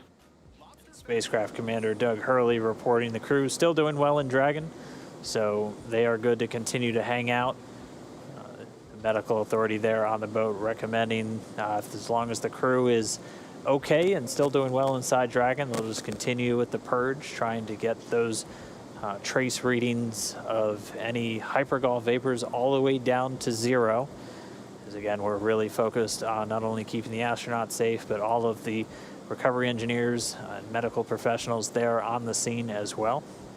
So they're going to continue this purge, just dispelling the immediate area around the service section of the Dragon spacecraft. So this is really a series of fuel tanks outside of the pressure vessel, so where Bob and Doug are inside the Dragon spacecraft, which they did some quick readings inside the cabin and had zeros across the board. But they're just continuing to let these levels dissipate, bring it down to 0, and then we'll resume hatch operations. We're just a little over an hour now, an hour and 2 minutes post splashdown. Yeah, good to hear Bob and Doug report that they're good hanging out, meaning they're feeling all right, and they're pretty comfortable staying inside for just a couple more minutes. Yeah, All right, we're getting there. They'll have hatch opening here soon. We're not quite there yet. We're not there yet, but we're almost there, so stay with us here. We're getting close. Mauricio, thanks for the super sticker. Hello. Thanks for the super sticker. Mumbali, thanks for the super sticker. Very much appreciated. And Don Scheffler, thanks for the super chat. Thank you so much for supporting the channel. So right now they're purging the fuel system, which I believe they're clearing the fuel lines out from any residual fuel that might have been used up during re-entry from thruster firings or anything like that, any sort of light venting that's happening from the fuel system. Just trying to purge those lines and get them completely cleared. And once they get those levels down safe, then they'll open the hatch and let the astronauts out. Seeing good indications from the purge. We're looking to go about another 5 minutes and looking for 0 indications. If at any time you'd like us to speed things up, please let us know. Oh, we're good. Just keep doing what you're doing. We can wait the 5. Easy. Easy. All right, thanks, Doug. All right, perfect. So we got another 5 minutes before they start hatch opening. All right, so we'll settle in at least another 5 minutes while they just continue to disperse any trace remnants of those hypergol fuels around the service section of Dragon before we once again step into the hatch opening. We're gonna stay with you, stay with this until Bob and Doug are out of the capsule and into their medical quarters. Yeah, so a lot of people asking why they're not showing inside the capsule. I don't know the exact reason why they're not showing us inside the capsule, but keep in mind, this is one possible option, which is that both of them expected to vomit during the landing. That could be possible. That wouldn't be a pleasant sight to see. They also might just be like, it may just be a privacy thing for the astronauts. Like they're just hanging out. They don't want a camera on them 24/7 while they're doing their thing. But either way, at this point, I don't expect to see any more interior camera shots until at least hatch opening. Maybe they show us another one when hatch opening happens, but we may also they might not be able to get us a camera feed any longer. We don't know how they route the video feeds. Like they may route them through certain ground stations that are no longer reachable from the capsule now because it's on the ground and it's not flying in the air and it can't reach ground stations for video. So there's a lot of options there, but I guess I just wouldn't expect to see any further video feed from interior. I think the next one we're going to see is them getting out of the capsule. Back to Pensacola via helicopter, getting them to the shore in just a matter of minutes, where a NASA plane is going to be standing by to then load them up and bring them home to Ellington Airfield at the Johnson Space Center in Houston.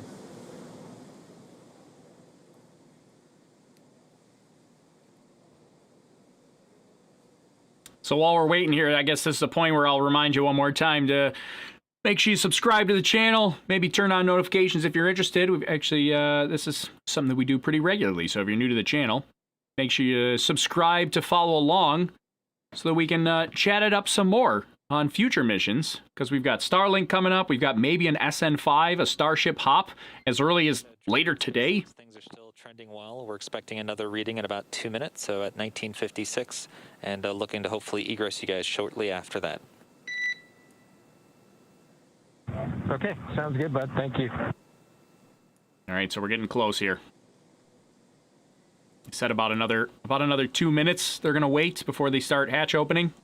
In light of one of the social media questions that we were asked earlier, someone asked if Bob and Doug have Netflix available on their heads-up displays there in the capsule, and that would be nice. They've actually been pretty busy throughout this mission, you know, monitoring telemetry and data and checking for timing.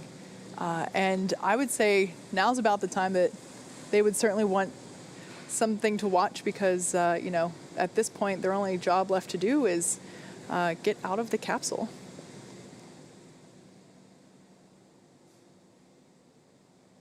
Are you checking? Has to be a feeling of just success, though, for those two. I mean, taking the first flight in a brand new spacecraft, we knew as test pilots, this is something that was kind of their bread and butter when they were in the military, and definitely something they leapt at the chance for once they became astronauts. And really a pretty flawless flight for Dragon.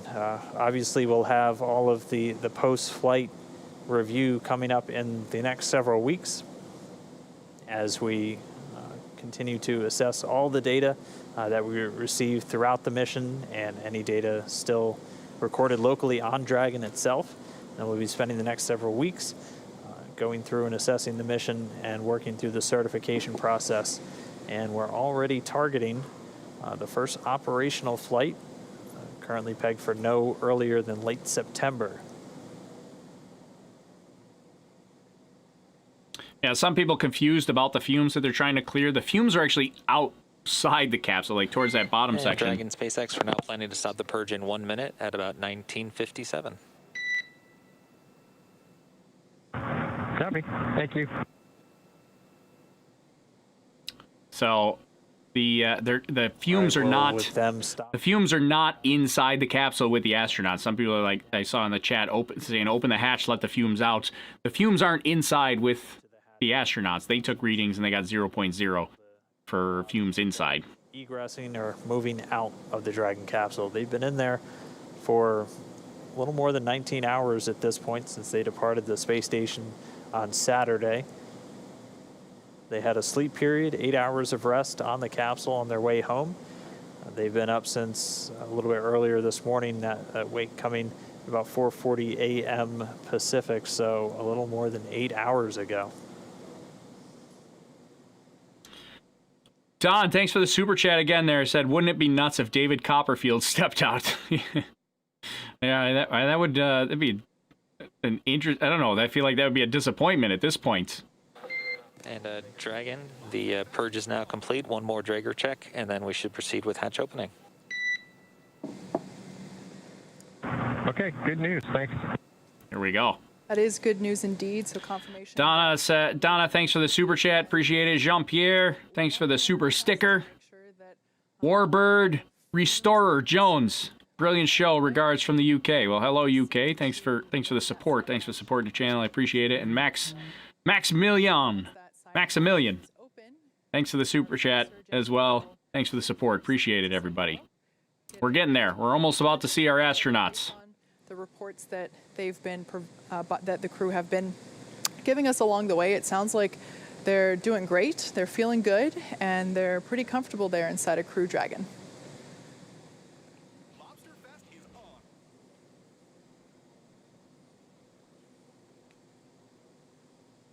Capsule looks all dirty. Can it be cleaned? Yeah, so those are scorch marks from re-entry that you're seeing on the outside. Essentially, it's like soot from the heat shield, essentially. There's some burning marks. There's soot from the heat shield. Dragon SpaceX, we show 0.4 parts per million on NTO, 18 parts per billion of MMH. That's below limits. We are proceeding with hatch opening. There we go. Okay, great news. Thanks, Mike. All right, so there's the green light we've been waiting for. In fact, the green light we've been waiting for months at this point. This is our first opportunity to say hello to Bob and Doug, our favorite space dads, as they are now about to egress or exit from Dragon Crew Endeavour. Again, this is the culmination of what has been about a 19-hour journey home, all starting yesterday as they departed the International Space Station. So this hatch will be manually opened, and once doing so, Flight Surgeon Neil Menon will say hello and make sure that they're still doing all right, and then proceed to assist them with exiting the capsule. And we see the hatch is now open. Hatch being opened at 12:59 p.m. Pacific. Hatch is open. There we go. So right now they're going to put a piece of equipment in there that basically smooths out the edges and makes sure that it is a comfortable exit from the Dragon capsule. Just a little piece of structure there to ensure that the hatch will remain open and that any sharp edges around that side hatch are protected.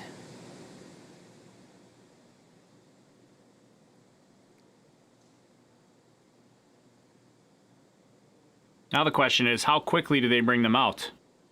In the blue suit there, that's one of NASA's flight surgeons for the crew. That's Dr. Stephen Hart. And that hatch open coming at 12:59 p.m. Pacific. That's 19:59 Universal Time, or GMT. Couple of pictures from, Bill, I think that's Bill Ingalls, the NASA photographer there on the bottom of the screen, taking photos. Flight surgeon in the blue suit.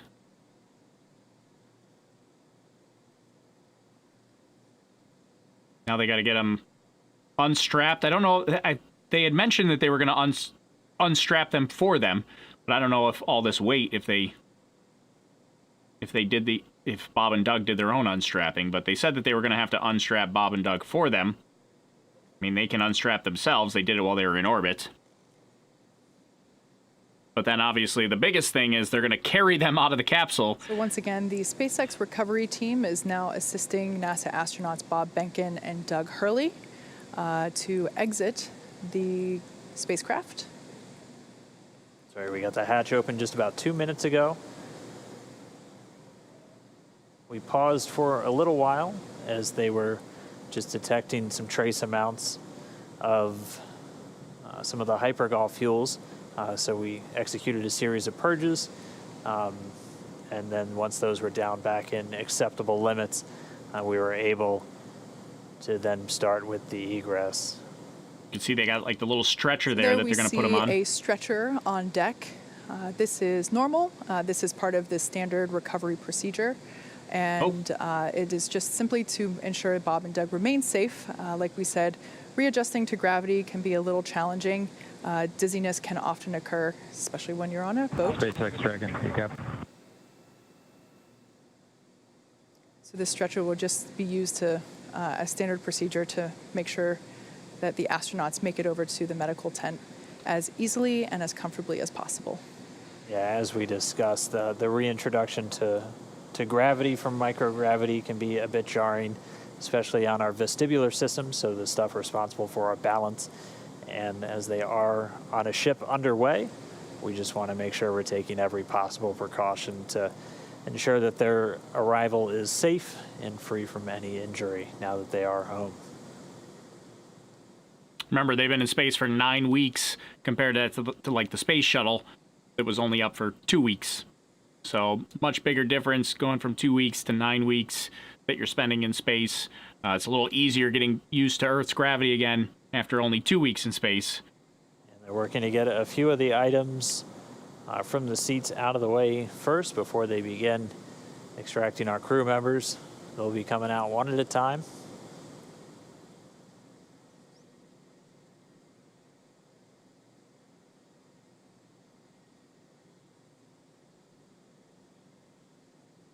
Just waiting to see him come out.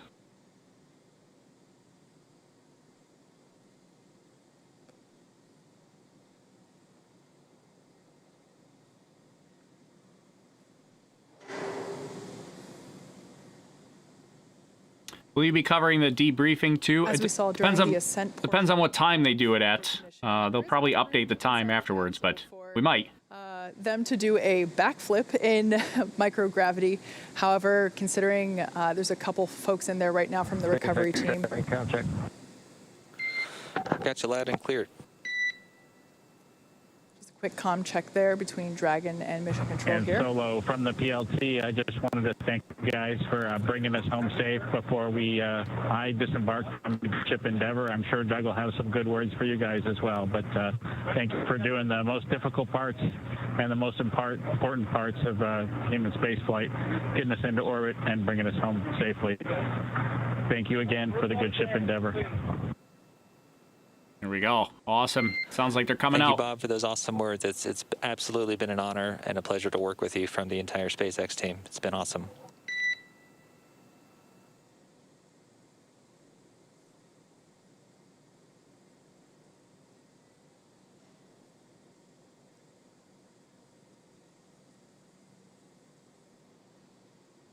Some initial words from NASA astronaut Bob Behnken. He's in the pilot seat, so you've heard him refer to himself as PLT. We're still standing by for our crew members to begin making their way out of the Crew Dragon spacecraft. And again, they're going to get some assistance just the couple of feet to the medical quarters on board the ship, where they're going to be able to get out of their suits that they've been wearing for all of the final dynamic phases of the separation events, deorbit burn, re-entry, splashing down just a little over an hour ago at 11:48 p.m. or a.m. Pacific time.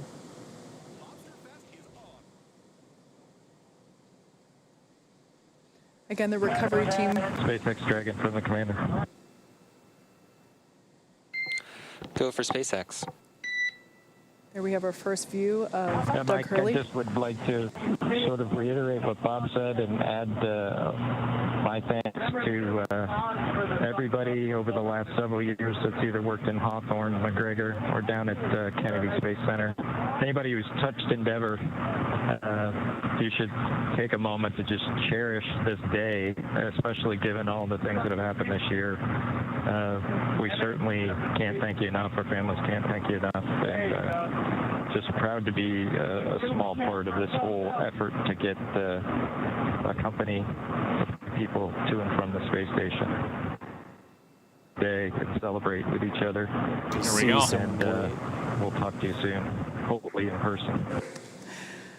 Yeah, Bob's out. Thanks so much, Doug, and you're welcome. And thank you so much for those kind words. And we all wish you a safe journey home and a happy reunion with your family soon. And we look forward to seeing you in person as well. Some really nice words there from Bob Behnken. Mikey. There on your screen, we saw NASA astronaut Doug Hurley egressing or exiting from the capsule. Might have been hard to see Wasn't that on Bob? your screen there, but we got a thumbs up indicating that things are going well. I think she got it backwards. I think that's Bob that egressed, because that was Doug Sorry, that was excuse speaking. me, I mixed up my positions there. Yeah, those words were from Doug, and we have Bob that just came out first. I told you she had it backwards. Behnken, the pilot, the Joint Operations Commander for this mission, out of the capsule now. So he's making his way over to the medical area. And now they're going to work to get Doug Hurley out next. I think I saw a smile on Bob's face. He was a thumbs up all the way. As they've been giving us some regular status updates from inside the capsule, they've been feeling really good. And so now we're just standing by for our spacecraft commander, Doug Hurley, to make his way out into the fresh air for the first time in 64 days.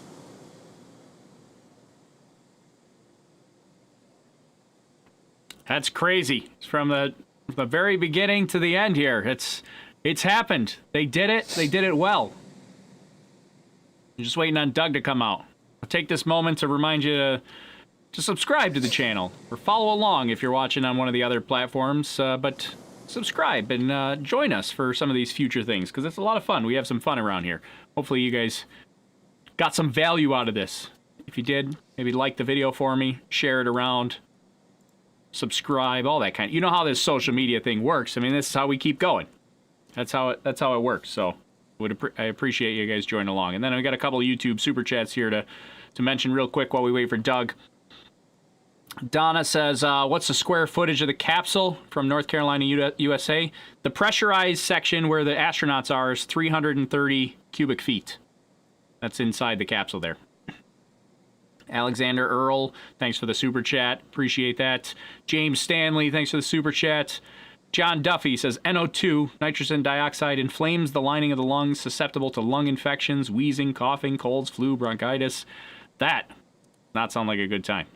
But thanks for the support, but I don't want any of that. I don't want any of that. And Milo, thanks for the super sticker. All right, so they're getting set up, and we should see spacecraft commander Doug Hurley making his way out of the capsule. And it looks like we've got him out. We've got him seated. Also, I see, so just to clarify, there's a couple of people watching on the Facebook stream that are very confused. Super Chat is on YouTube. So for people watching on YouTube, they can make super chats. Thumbs up.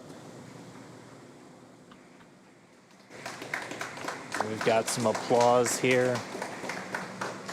And as you can see in Mission Control, a standing ovation for a job well done all around. Yeah, our crew members, Bob and Doug, are now safely back home on Earth.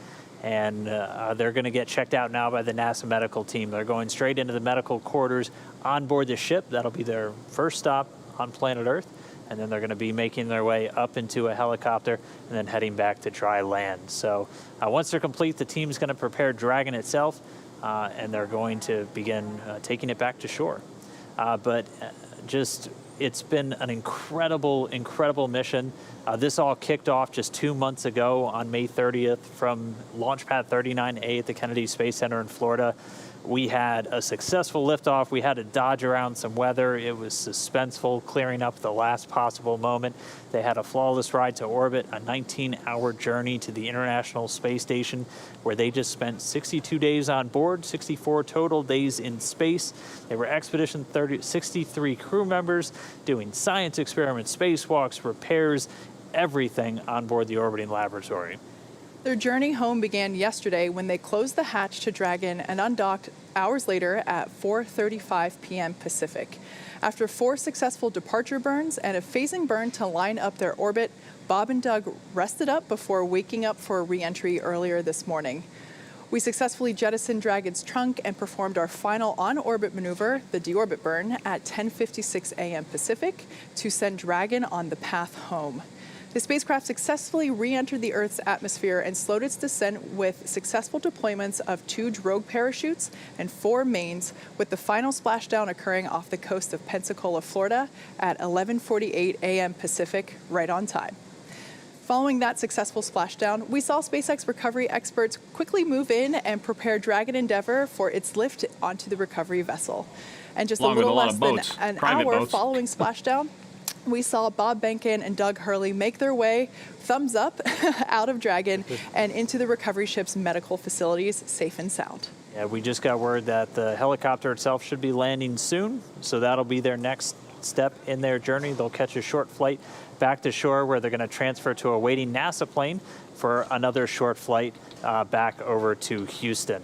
They're going to be reunited with their families, and that's going to bring an end to this historic flight. It's really been an honor and a privilege to share this journey with all of you as we open up this new era in human space flight.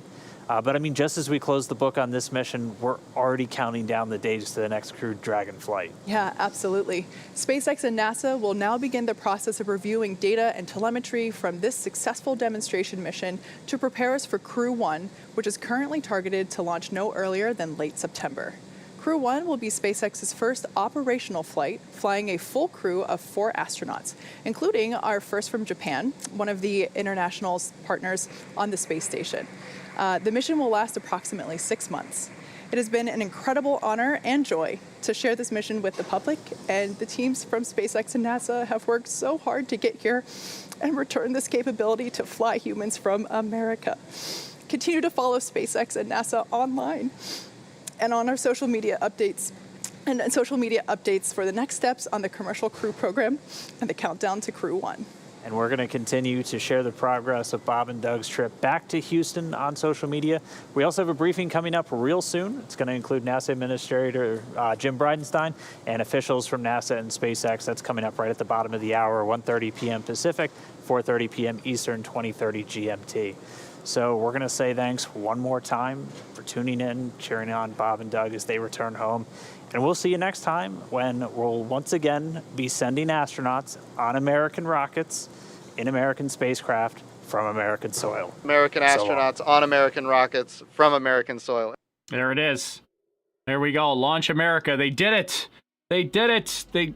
Tell us again, Jim. Tell us again. What did they do? American astronauts on American rockets from American soil. They launched them. They launched American astronauts on American rockets from American soil. That is so awesome. Well, one thing I do want to tell everybody before too many people exodus the stream here is if you do want to continue the we're going to stick around for a little while, so don't go anywhere. But if you are going to go somewhere and you want to continue the conversation, you should join our Discord channel and chat with like-minded space people. That's where the spat came with chat and space. Yeah, okay. Chat it up with like-minded space people over on our Discord channel. I'm sure one of my awesome moderators in the YouTube chat will type in our exclamation point Discord to get us an invitation, get you an invitation to the Discord channel. So look for the link from Nightbot in the YouTube chat, and they'll give you an invite link to go to Discord. And if you're not in Discord, or if you're not in the YouTube chat, can I copy this? Let's see. There we go. And I can put, I'll put one in the Facebook chat here as well. Join the Discord. There we go. So here's there's an invitation to Discord in the Facebook chat, and I'll throw one in for people watching on Twitch as well before everybody goes too far.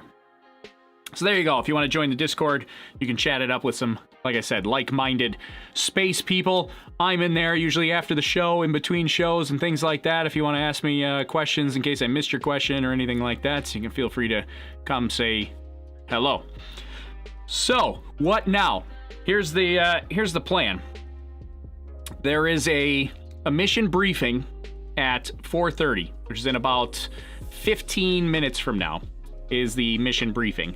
I'm gonna run a replay of the actual landing itself. I'm gonna probably take a brief intermission myself so that I can get my thoughts collected, replenish my snacks and stuff, and take a brief intermission while the replay goes of the actual re-entry. So in case you actually missed the re-entry, we're gonna do a replay here in just a minute. We'll keep the live stream going while that replay is going on, so in case you want to watch it again. And then we're going to come back here, and it'll be probably a 10-minute intermission so that we can come back for the press conference or the debriefing that they said was scheduled at 4:30 p.m. Eastern Time. So it's 4:30 p.m. Eastern Time, which would be 20:30 UTC. It's in like 15 minutes from now, so don't go too far. But that's going to be the plan.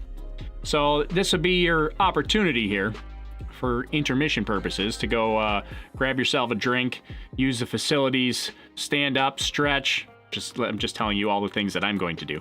And then we're going to come back for the press conference here in just a few minutes to get their thoughts and see what they have to say, because I really do want to know. I want to know about the private boat thing, because that's kind of crazy. You know, how big of a deal was that? Like, what are they going to do to fix that? We want to know if there were any sort of issues during recovery. Obviously, we had that NTO detection during the hatch opening that kind of delayed hatch opening a little bit. So we want to find out more about that, what their thoughts are on that. And, oh, sorry, my Periscope people are complaining. They want a Discord invite as well. Here, Periscope people. Sorry, I forgot about you, Periscope. Will that work? I don't know if I can send links in Periscope. There. So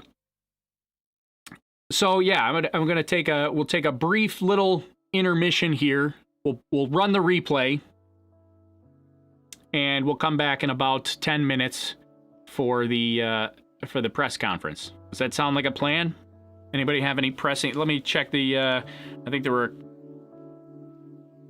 Before we go too far, I got 2 things I want to show you. Where are they? I lost my window that has all my stuff on. Oh, here it is.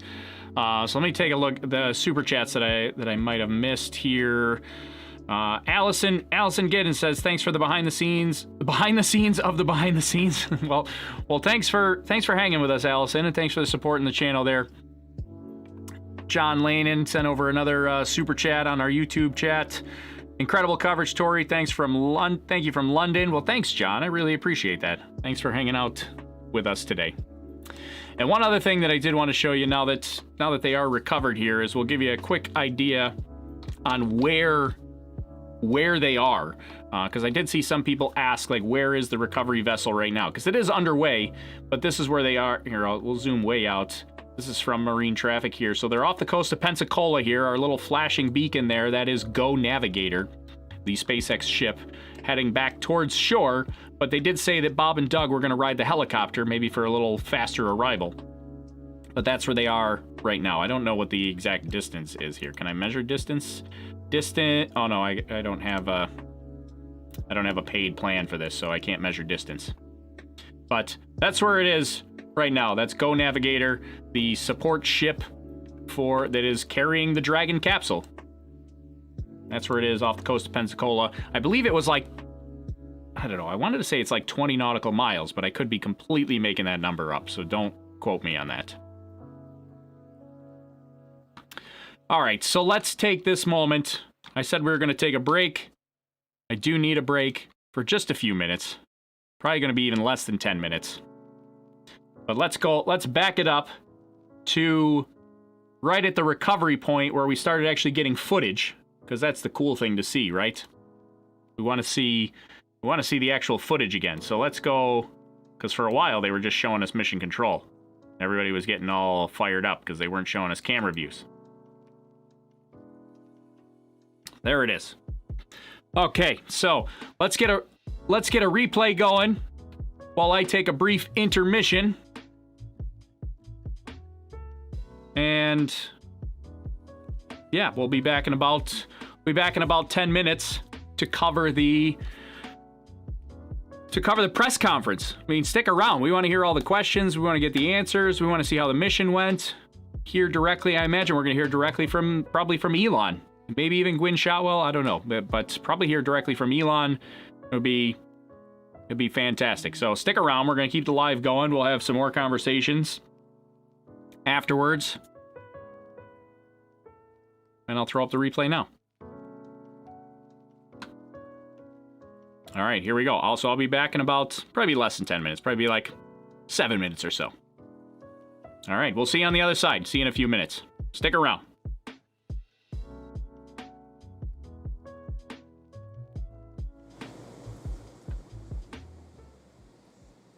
We're standing by for the drogue chute deployments. We should be just under 5 minutes away from splashdown.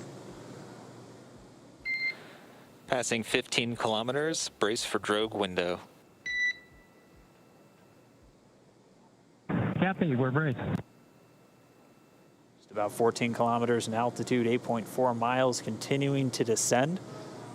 There on your screen, we have a shot of the capsule as it is preparing to deploy those initial parachutes, the drogue parachutes. Again, these parachutes help slow the vehicle down even further and help stabilize in preparation for main chute deployment.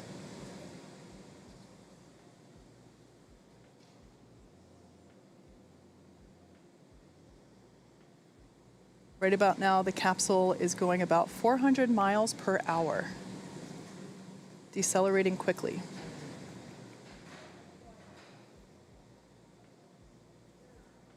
And standing by for drogue deploys.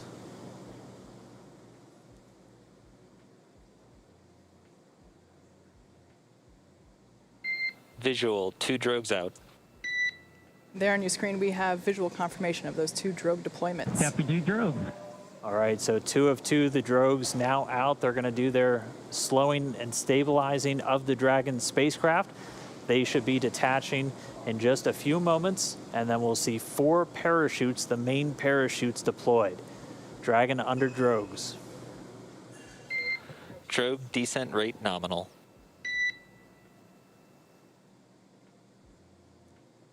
So the expected descent rate, the expected velocity under the drogues nominal. We're right at around 150 miles an hour and already dropping. You can see the drogues now detach. And there we have confirmation of deployment of the 4 main parachutes. We are visual on 4 chutes out. We are visual. 4 main parachutes deployed. Copy, 4 main.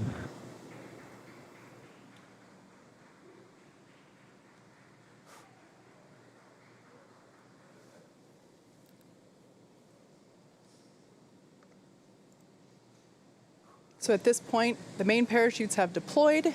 They are inflating, as you can see there on your screen, continuing to slow Dragon down significantly. We are anticipating splashdown in just under 2 minutes and 30 seconds. And we've already slowed the vehicle down to about 16 miles an hour. It's already less than 1 kilometer in altitude.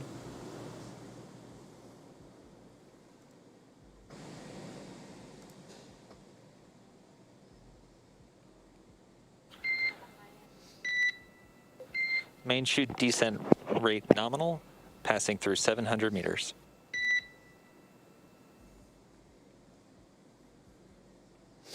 So at this point, Dragon has saved all propulsion systems on 600 board. meters. 600 meters.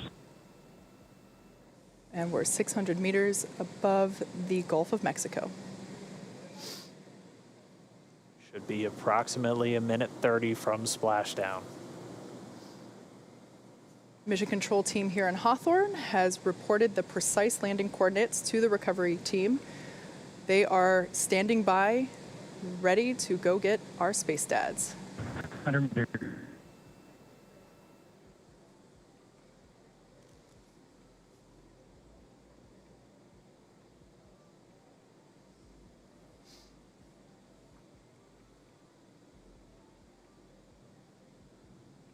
Just passed about 300 meters.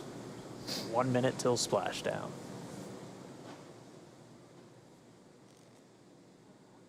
$200 meters. We are braced for splashdown. Copy, brace for splashdown. So there we heard Bob and Doug reporting that they are bracing for a splashdown.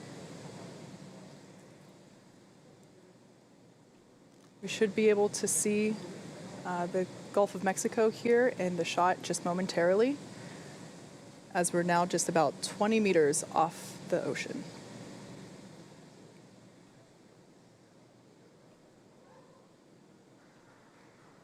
Splashdown. As you can see on your screen, we have visual confirmation for splashdown. SpaceX copies and concurs. We see splashdown and mains cut.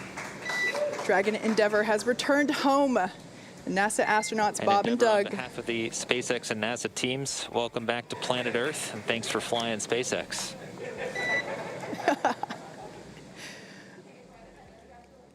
It was truly our honor and privilege to fly in flight of the Crew Dragon and Endeavour. Congratulations, everybody at SpaceX.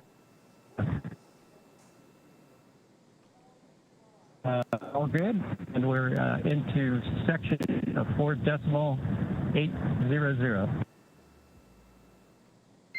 Thanks for those words, Doug, and we copy that you are into 4.800. So great news all around there. Our space dads are back on Earth after a 19-hour return journey from space. Dragon Endeavour has splashed down in the Gulf of Mexico, just off the coast of Pensacola, Florida. And on your screen there, you can see our two fast boats, and they are indeed fast, racing out to greet Dragon Endeavour as it sits there. The first, on there we can see a view inside the capsule. Bob and Doug looking good. Although the communication was a little choppy, we did hear... SpaceX Endeavour in 3.1, we show ourselves in stable 1. And SpaceX copies for vehicle assessment, step 3.1, stable 1. Good news.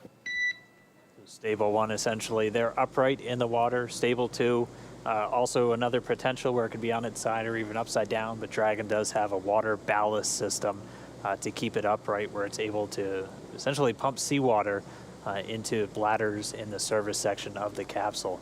But they're upright. We already see the fast boats approaching.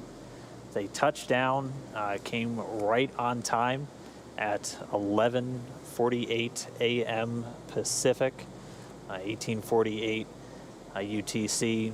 Bob and Doug now in the water, and the recovery ops, they've already begun. We already see the fast boats starting to move in. We're still maintaining that good communication back with Bob and Doug and the team here in Hawthorne.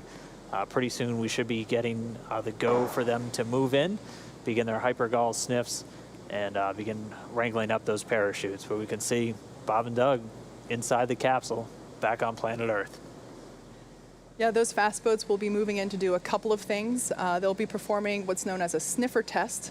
That's essentially to ensure that the air around the vehicle doesn't have any toxic fumes from the hypergolic propellants on board.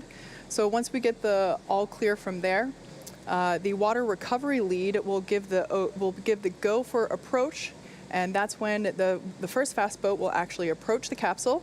Hopefully give a little wave to Bob and Doug through the window. And one of the team members will actually climb on top of Crew Dragon and begin to place the rigging equipment necessary to hoist Dragon out of the water.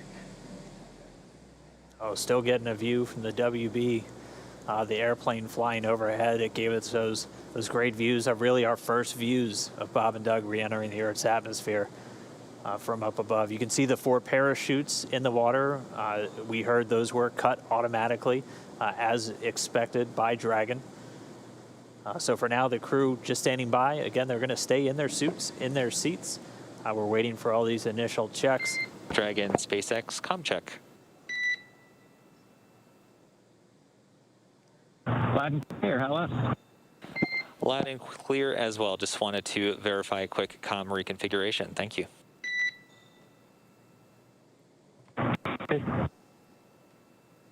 So essentially what just happened there is they reconfigured... And Solo, if you can just relay status of the fast boats and the recovery as you get them, we would appreciate it. You bet. Absolutely, Doug. Wilco. So what just happened there, you heard comms reconfiguration. That's essentially looping Bob and Doug's communication into the into the recovery team, so that they can hear feedback from Bob and Doug directly as well. Now, we talked a little bit about SpaceX Endeavour. You can let Ben and James know we're doing pretty good so far. Okay, we'll let the flight docs know that you're feeling good so far. Thanks for that update. Really good news there to hear that they're feeling good, and they can let the flight surgeons know that all is well inside Dragon Endeavour. All right, and it sounds like we do have one of our folks that's on location there with the recovery forces, NASA's Brandy Dean.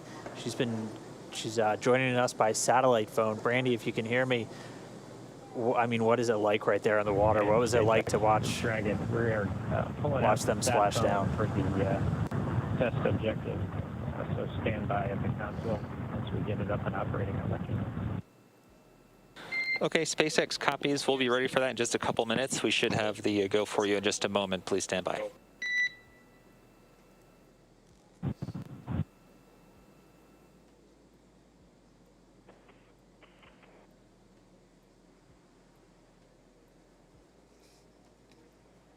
I can hear you, but there's a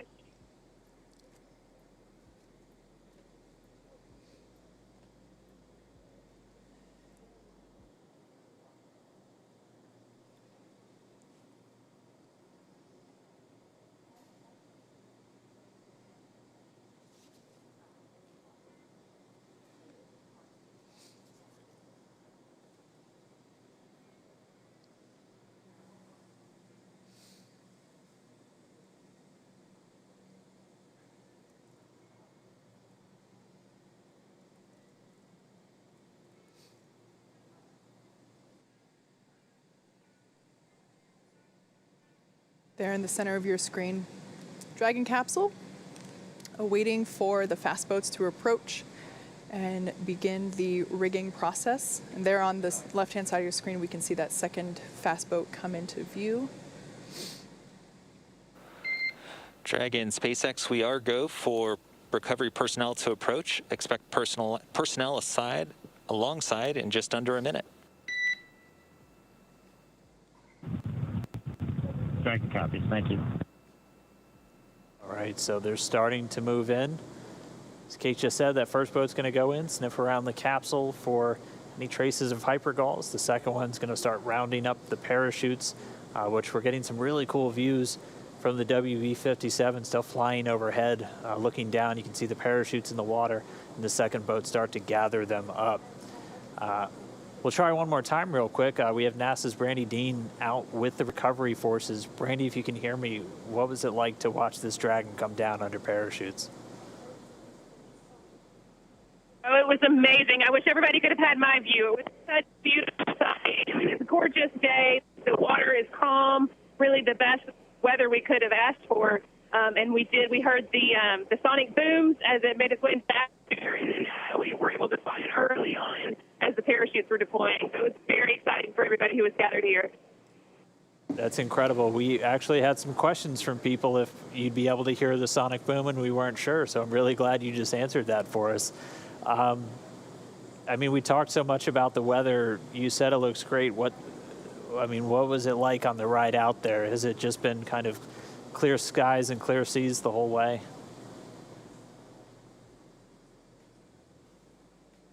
I'm not sure if you can hear me right now, but I think you're asking about the weather with clear skies. There are just a kind of a circle of clouds along the horizon, very low, but we were able to see the parachutes far above the clouds and then follow it all the way until it splashed down.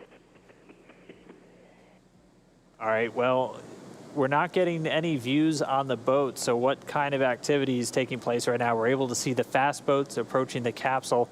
What's everybody doing on the boat to just kind of get everything ready? The boat's also making its way towards the capsule. I can't see it with my bare eyes. Yeah, but we're getting closer. Everybody's been kind of standing by, holding ready positions for quite a while now. So as soon as the splashdown, people to just stand and start working on their own activities. All right, copy that. Well, we're going to keep watching from here. Thanks for calling in, and thanks for being out there with everybody and getting us these great views. It's really incredible. Thanks, Brandy. Hope to get you back in port soon, and we'll talk to you back in Houston.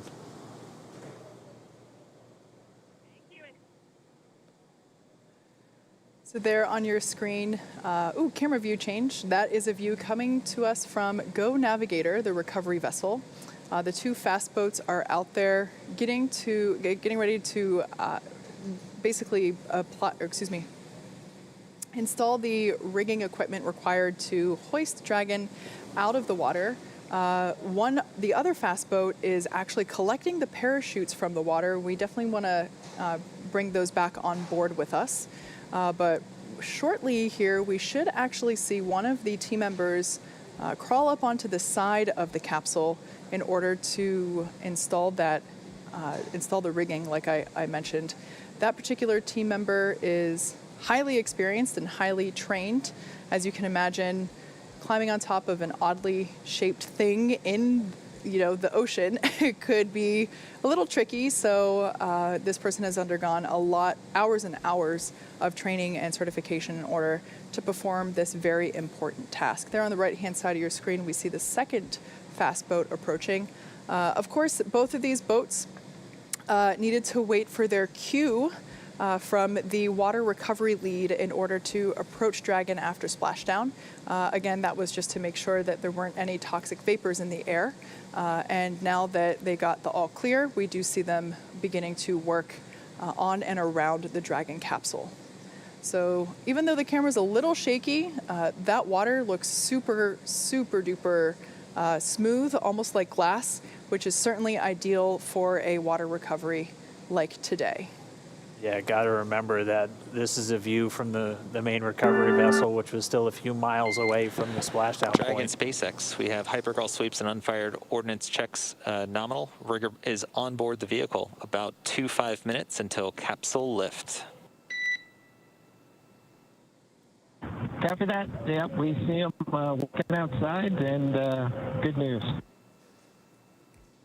All right, confirmation there that all of those hypergolic vapor tests came out positive, or rather negative, which is a positive thing.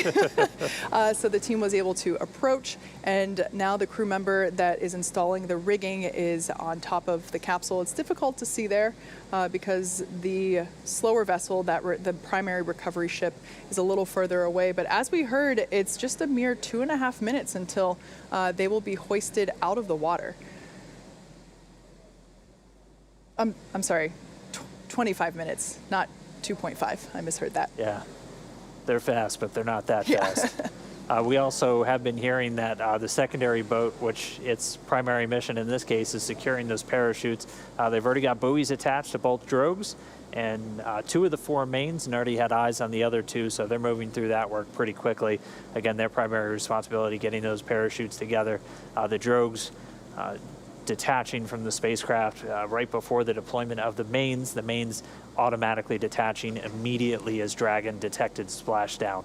All of that happening right per the timeline. Yeah, we've talked a little bit about the hardwired buttons that Bob and Doug have on their seats and in their control displays, and cutting the main chutes is one of those buttons.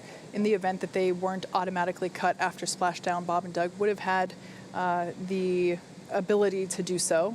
If the winds were stronger and they caught the parachutes, it could certainly create a condition where the capsule could be moved unintentionally by those dragging parachutes. So definitely want to avoid that. So that's one of the few buttons that are hardwired into the cabin for the crew.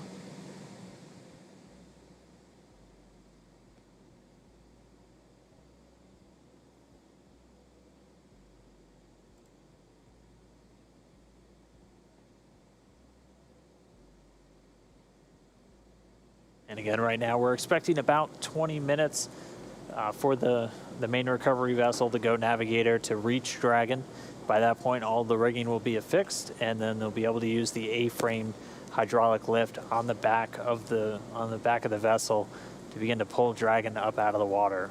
Bob and Doug did report they're seeing the guys climbing. We're back. Hope you enjoyed the replay a little bit.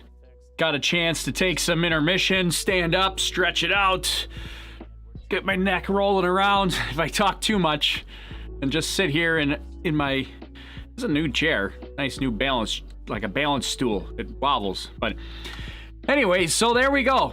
We got press conference. They actually pushed it out. The press conference is at 4:45 p.m. Eastern time, which is in about 3 minutes here. So it is coming up soon. We've got it right here, and we will play that momentarily once they go live, because I do want to listen in. We want to hear what was up with the boats. Like, holy smoke. I know some people were like, come on, that's not a big deal. But honestly, like, that's a big deal to have, like that could be a bit of a security issue here. Like, I'm trying to find, you had the one boat go by that was like super close. Like, look at the number of boats that are out there. Hold on a minute. Where are we? I mean, that is something that I think they're going to have to, somebody's going to have questions about the number of these boats that are out there. I mean, we can get here, we'll get the events list out of the way for now. And where was it? I can't remember, trying to find it in the, in the stream here. You can see all those boats right there. That's the view I wanted. Like, look at all those boats out there. That's crazy. That is so crazy to me, the number of boats, private vessels that are out there. There's only supposed to be 2 main support ships and then the 2 fast boats. There's supposed to be like 4 boats out there. 2 big ones, 2 little ones. There's way more than... Look, those are all private... Like, all of these... Hold on, back that up again. All of these... I guess it's this side. All of these boats are private boats. They're not supposed to be there. There's a notice to mariners. There's a keep out zone. I think the problem though is like you can publish a notice to mariners keep out zone, but it's in international waters, so it's kind of hard to enforce it. I mean, this is a private company. It's SpaceX that's flying this. It's not the US government that's operating this site and this recovery. So I imagine they're probably going to look for some integration there to try to better secure the area. And I'm sure NASA would be on board with that, trying to secure the area a little bit better. I mean, one of those boats, like, just drove, like, right up next to it. Let me see if I can find that real quick here. I couldn't believe at the time how close one of those boats got. And there was, like, a dude just standing on top of the boat, like taking a video or a selfie or something like that. Like, I guess it's way back. Let me back it up a little further. Look at how close those boats in the background. Like that. Oh, let me switch to this screen. Look how close that boat is in the background. He's pretty close. Where's the one that just like trolled on past? Look at, like, this is a... Hold on. That guy... That's a private boat on the far side over there. Look at how close he is to the capsule. That's not okay. You can't be that close. Anyway, so I'm sure they're going to answer. There's going to be some questions about that. Oh, maybe this was the one. Yeah, right here. Look at, that's a private boat. I'm pretty sure there's another one. There was a guy like right after this one that somebody was like standing on top of the boat.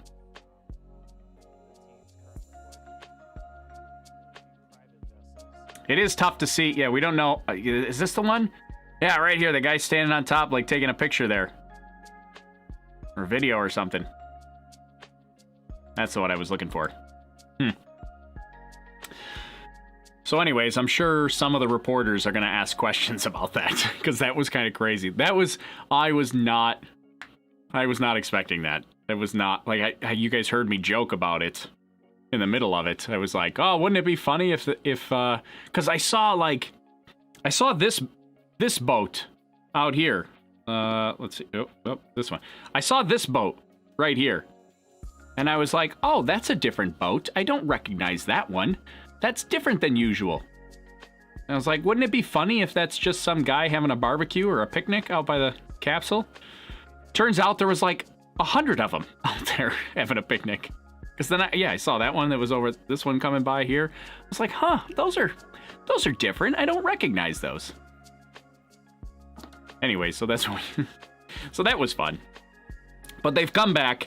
They've made it back safely, which is the most important thing. They did egress out of the capsule. They are on board the ship now. Let me just make sure we don't miss our press conference here, because it should be starting any second. We'll wait for that press conference so we can listen in. But we got my mission patch is ready to go. There you go, the official DM-2 mission patch. They've completed their mission. So now I can hang this up. It hangs on the side of my computer there. Earthy has come back. Earthy's getting green screened out because he's green. But Earthy is back. And Tremor, the other zero-G indicator.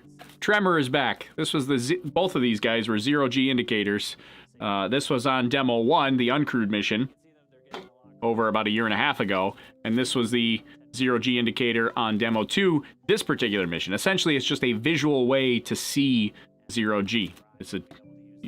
You just set it in there and wait till it floats. And then visually, mission control can be like, oh, they're in zero-G now. All right, let's see. Let's see what we got for questions. James says NASA's supported by the Air Force and the Navy. That's never going to happen again. Yeah, I imagine they're gonna lock that down for the future. Go back a couple here. They're trying unmanned qualification. Oh, must be talking about Starliner. They're going to do another uncrewed flight. That's Starliner. They've got to redo their uncrewed flight for Starliner. They're going to do that towards the end of the year. You do understand that Pensacola has a major U.S. Navy base. Some of those boats may well be active and retired. Well, I mean, if they're part of the operation, fantastic. If they're not part of the operation, like if it's, I don't know, if you're a retired Navy and you're not part of the operation, you're in the way. Get out of the way so that the people that are part of the operation can do their job. Florida state waters are from, well, this was in, well, I guess it is off the coast of Florida. Florida state waters are from shore to 3 nautical miles on the Atlantic and from shore to 9 nautical miles on the Gulf. And I don't know what the distance was, but I think it was like 20 nautical miles that it was out. Where can I buy that black NASA shirt? I think this came from like Marshall's or TJ Maxx or something. My wife got it for me.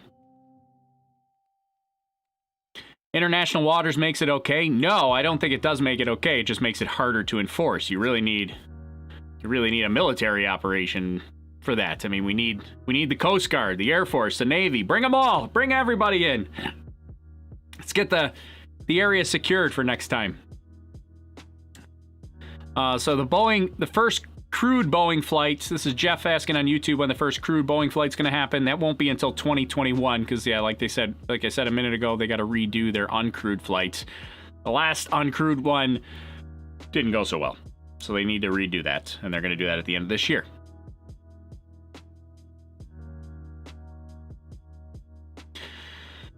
Yeah, and it looks, a couple people talking about how close the boats were to the capsule. It is hard to tell the difference because that was likely a really long lens, so it's probably compressing the distance a little bit. So it may look closer than it actually is. Because if you use a really long zoom lens, it actually kind of compresses the background together. So it makes it look, objects that may have a lot of distance may look close together. So it is really hard to tell what the distance was between those boats and the Crew Dragon capsule. They may have been farther away than it looked, just because of the way the camera lens was working, but either way, they were still too close.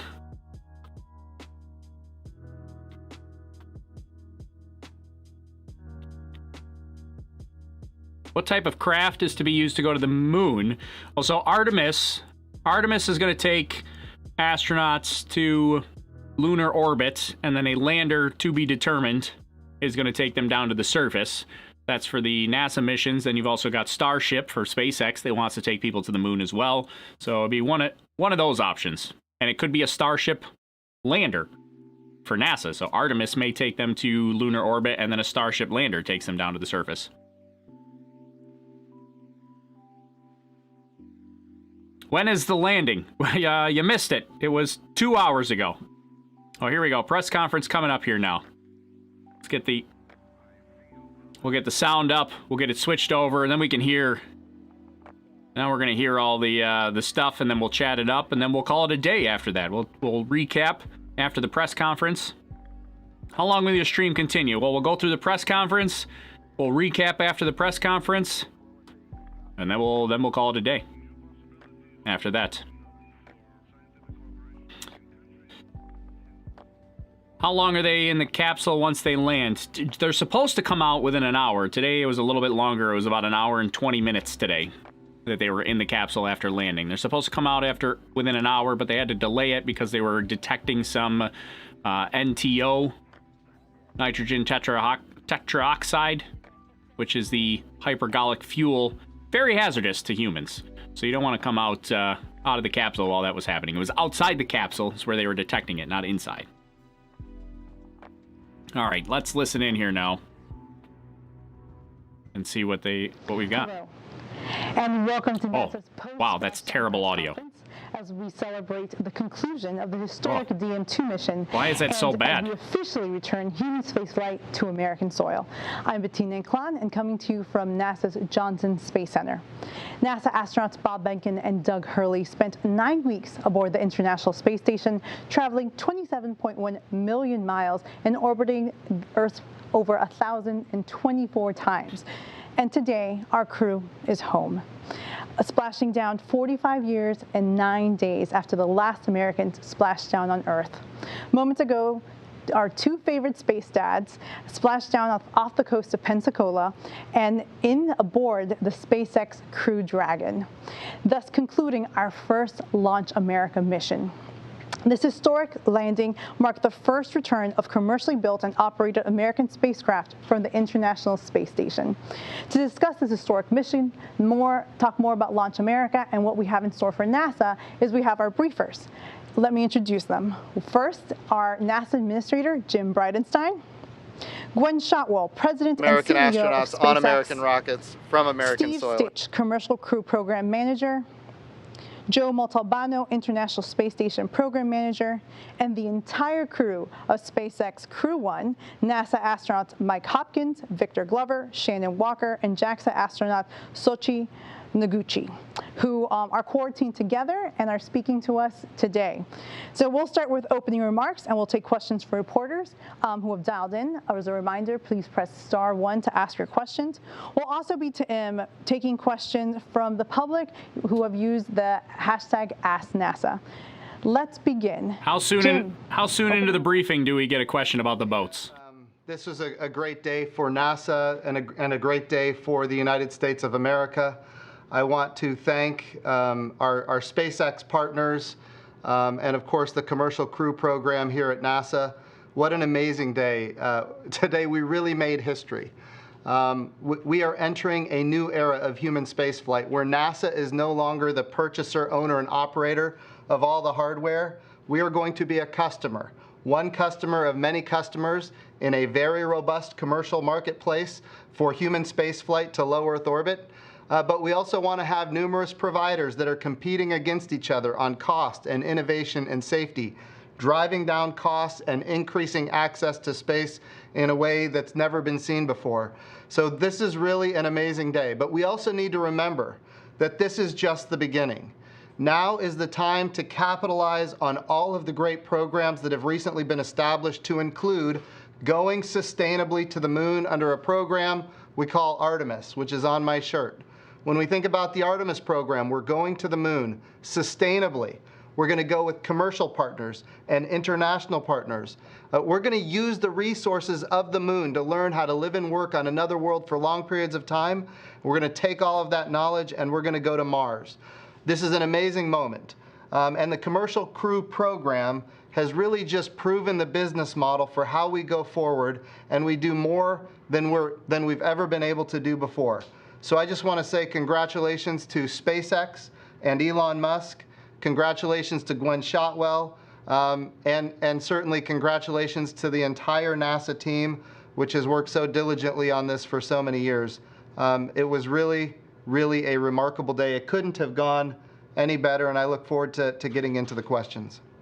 Thank you, Jim. Next, we'll go to Gwen.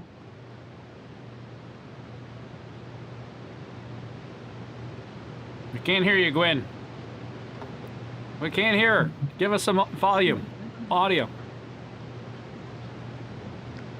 Start over. We can't hear you, Gwen. Bob and Doug. There she is.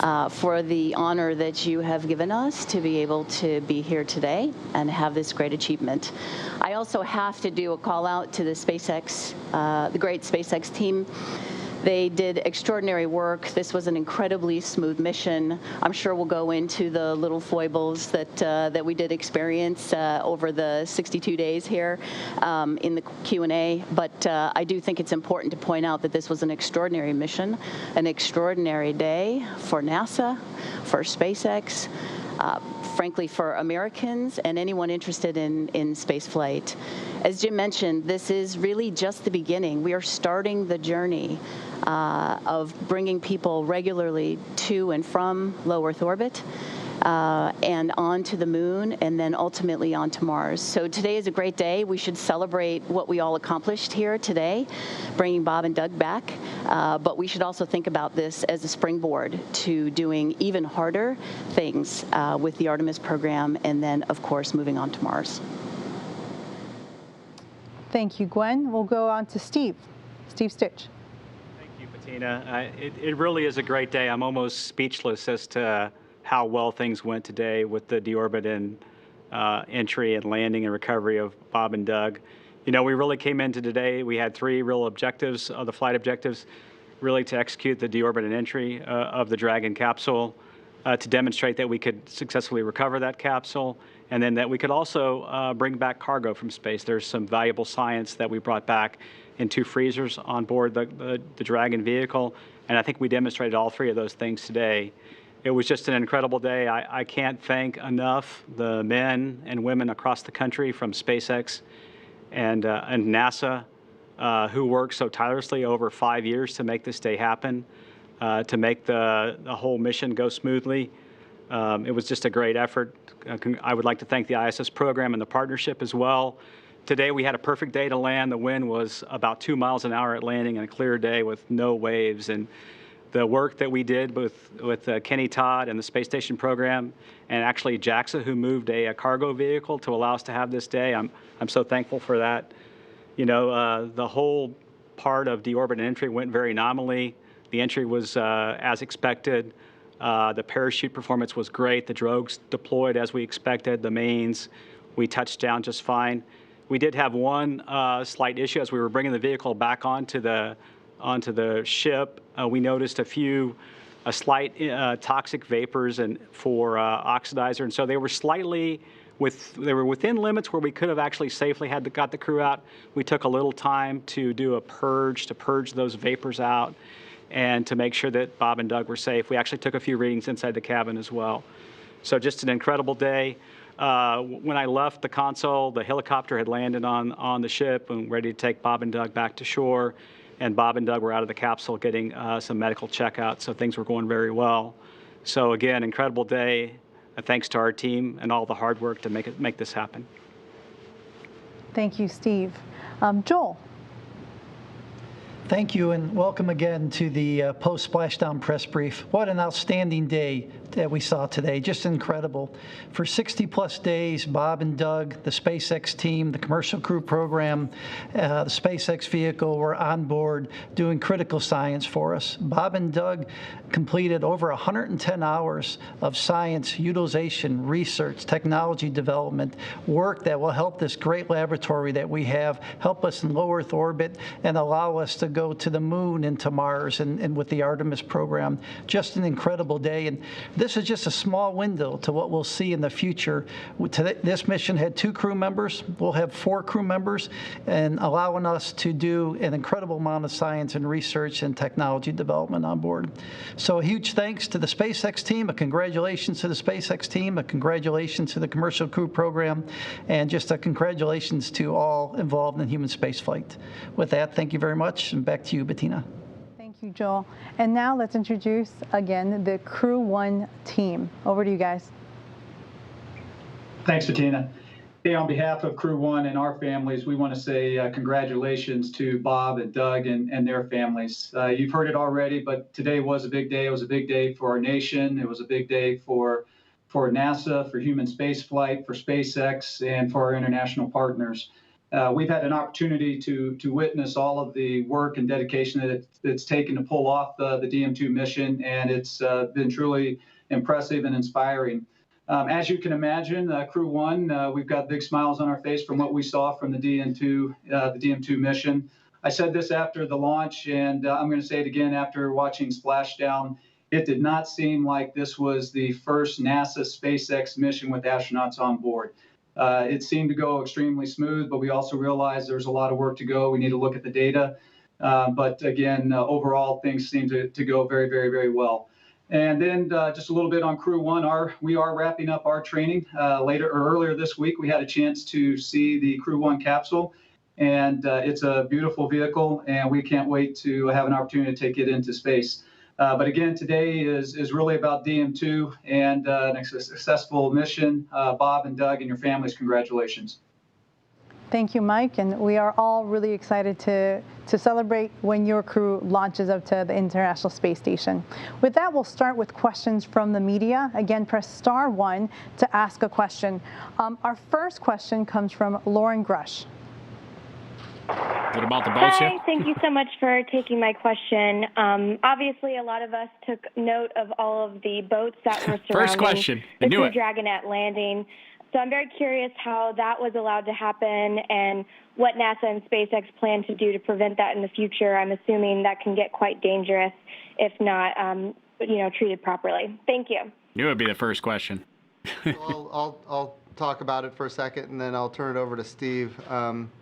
Yeah, so that was not what we were anticipating. Of course, we wanted to make sure that there was a clearing for them to land. The Coast Guard did an excellent job of ensuring that. And then, of course, after they landed, the boats just came in. And we need to do a better job next time for sure.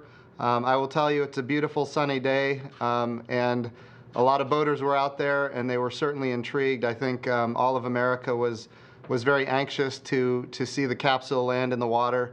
But yeah, it's something that we need to do better next time. Yeah, and I'll just add a couple things. We do clear that area. We have like a 10 nautical mile area that we clear.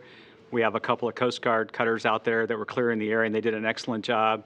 It was totally clear for the actual splashdown event. And then I think, as Jim said, it was just a beautiful day.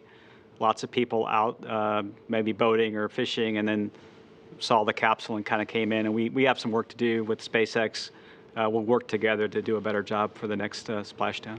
I don't think they were just accidentally out boating or fishing. Thank you so much. And they just happened to be like, yeah, let's go. Well, what's this strange thing falling out of the sky? They knew exactly what they were doing. They knew what was happening. A great mission. I was just wondering if you had any updates on Bob and Doug. It looked like they were feeling well, but just any updates on their health and how they're doing. Thanks, and again, congrats, everyone. I know when I left the control center, Bob and Doug were doing well. You know, we kind of watched them in the capsule.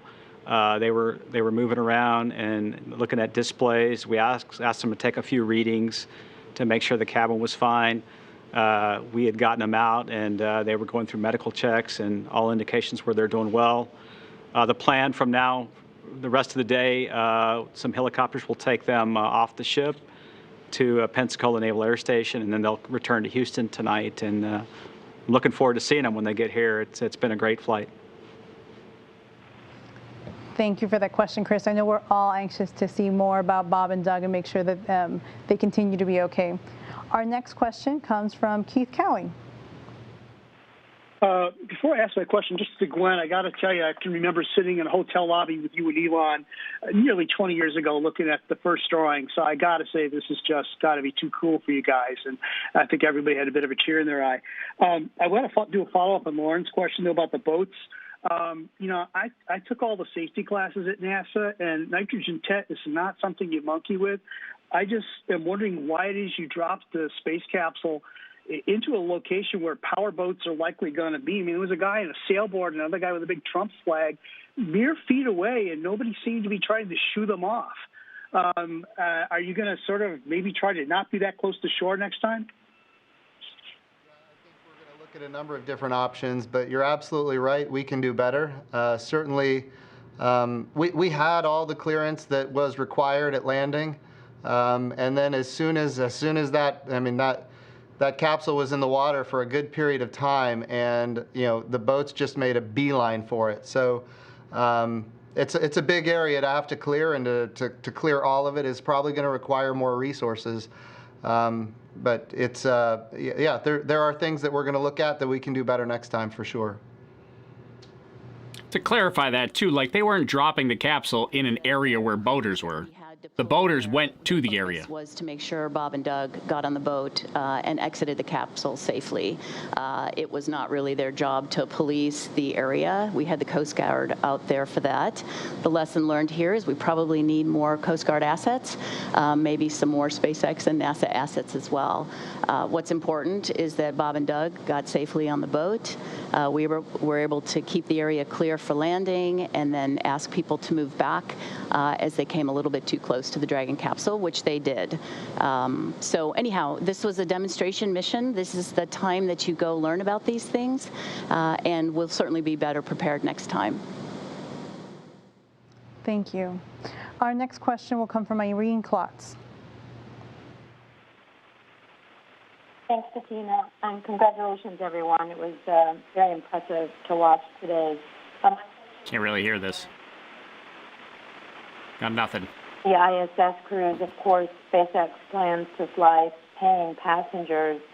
After going through this Demo 1 mission, do you still think that you're going to be ready, mature enough, the system for a paying passenger? Is she talking on a megaphone? What is she talking on? It sounds like a megaphone. You cut out a little bit in the beginning. Thanks for the question. Okay. Yeah, this mission was incredibly smooth. Not to say that there weren't things that we want to work on and do better next time, but the capsule worked beautifully. The operations worked extremely well. So we certainly feel comfortable that we're on the right path to carry commercial passengers not too long from now. Obviously, our focus is ensuring that we get Crew 1 lifted off in time to do a handoff with Crew 2. Yeah, I think based on the results that we've seen so far, there's more data obviously to go look at. But based on the results so far, I'm very comfortable. It's awesome. Okay. We're going to get a quick question from Twitter. We have Bulgari ask, how long will it take astronauts to normalize after you leave the capsule? How much to return to normal life on Earth? I don't know if, Steve, you want to take that? Sure, Bettina, I can certainly take that.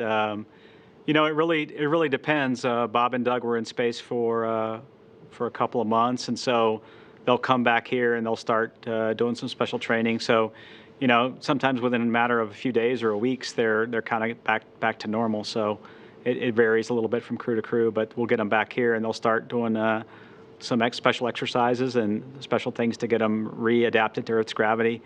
So far, they look like they're doing really well, so we're looking forward to getting them back here in Houston. Great.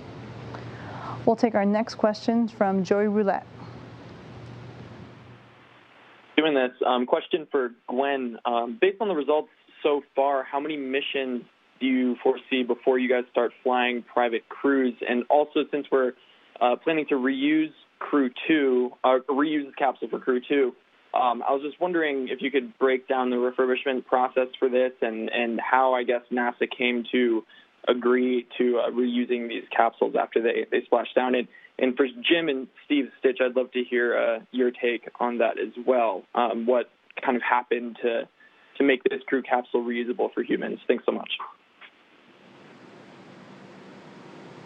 Hey, Joey. So appreciate the question. Obviously, we're trying to really change the paradigm of human spaceflight, and in order to do that, you need to make sure that these capsules are rapidly and readily reusable. We've been working on this with our launch customers and with NASA for probably half a decade or so. The Dragon 2 vehicle itself was designed with far greater certainty on ensuring it can be reused. The capsule's designed for 5 to 10 missions. We have to see how things worked out after we examine the capsule when it gets back to port and back to the Cape, to our facilities there. But based on the telemetry and any visual indications that we've had so far, the vehicle looks like it's in really good shape. I'll let Steve and Jim talk a little bit about the journey on getting reusability, but it was a part of our original bid for the Commercial Crew Program. As Gwen said, it was part of their original bid. And, the vehicle is designed, as Gwen said, for 5 to 10 flights. We took a look at that data, and we're continuing to look through that. And for us, it looked like it was a reasonable thing to go do. I think part of the question was, how long does it take to refurbish the vehicle? It takes about 4 months or so, so we have a lot of margin getting into the flight in the springtime frame for Crew 2. The vehicle will start actually getting, as soon as it gets back to Area 59 at the Cape, it'll start going through its maintenance. And NASA's a part of that maintenance. We have a presence over in Area 59, and we'll follow along with every step of that maintenance. And also look at all the certification just to make sure that there's nothing untoward. And we'll do that as we get the build up to this Crew 1 launch here in the fall. We really want to make sure we have overlap between Crew 1 and Crew 2 to ensure that we have access to ISS, and we're doing that with Joel and the ISS program. Yeah, I think that sums it up. Our desire as an agency has been for sustainability, and that means reusability. Not in every case, but in most cases, and SpaceX has proven that they're capable of doing that. So we're looking forward to doing Crew 2 with the capsule that just came home. As Steve said, there's a lot of work to be done between now and then, and a lot of evaluation that needs to be done. But as Gwen said, based on the telemetry and what we see, it looks like we're going to be in pretty good shape. Great.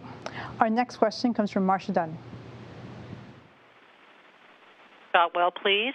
I'm wondering if, once the deorbit burn had occurred, was it pretty tense inside flight control there at SpaceX? And you were sitting right next to Elon Musk. And what was it like for him and for you during those final minutes of the flight, and especially right after a successful splashdown? Could you describe those moments, please? Thank you.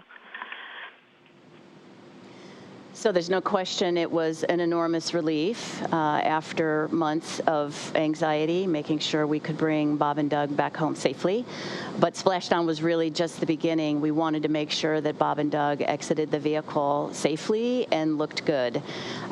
So a lot of people were cheering after Splashdown. I got a lot of congratulations on my cell phone and emails, but we weren't done until we got Bob and Doug out of the capsule. We being kind of Elon and I, he hopped on a flight. He's going to go to Houston and meet up with the astronauts. And I still have a crew here in Mission Control making sure that Bob and Doug got safely on the helicopter and will get safely back to shore. So not everybody's job is done yet, but it was an initial relief for sure. It was a greater relief when I saw Bob and Doug come out of the capsule smiling, thumbs up, looking very cheerful. That was the good moment. Thank you so much. Our next question comes from Eric Berger. Yeah, hi. Thanks for doing this. Question for Gwen. It's been 12 years, actually, to this day when Falcon 1 failed on its third flight. That's 12 years. Since then, you've launched 3 different rockets, a couple of spacecraft, and now put 2 people into space and brought them back. 12 years is not that long of a period of time. Can you process some of sort of the transformation of SpaceX has happened during this time frame? Eric, 12 years seems like a really long time to me. Candidly, it is hard to process. I didn't know that today was the anniversary of the third Falcon 1 flight, but you would know that, so thank you for reminding me of that. I never shy away from our failures. They are incredible opportunities to learn, and this company has learned a lot. But I have to say that we would not be the company that we are today. We would have not achieved this goal without the support, basically the kind of the moral support, the financial support, as well as the technical support that NASA has given us over the years.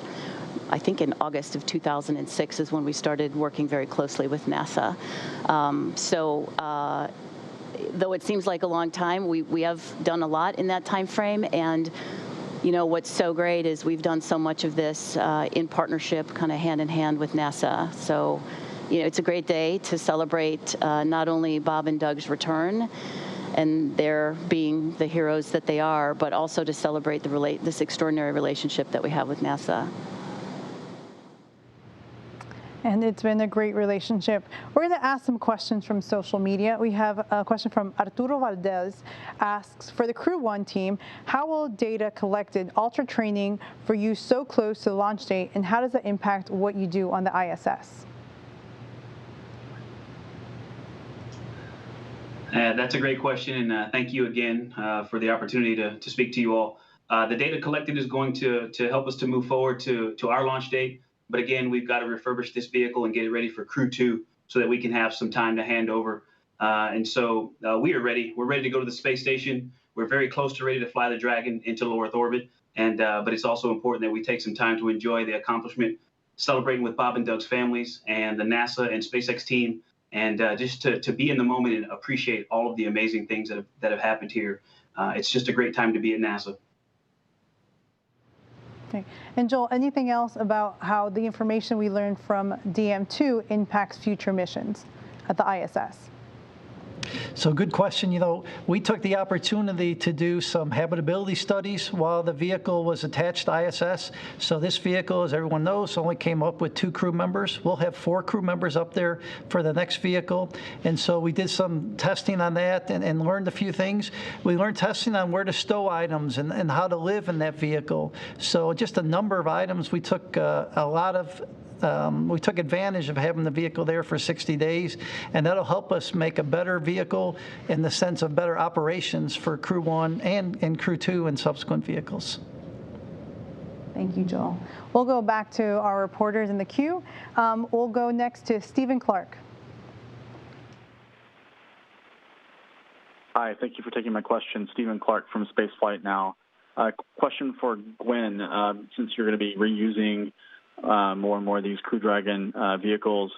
I'm curious, do you plan on building a fleet of vehicles going forward? How many do you think you'll need to have in your rotation for the demand, both from NASA and from private astronauts, private passengers going forward?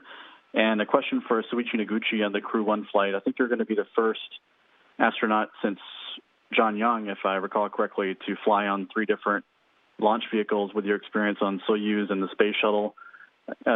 Curious if you could compare your experiences on those 2 vehicles, routing them into orbit, and how you think Falcon 9 may compare going into it. Thanks.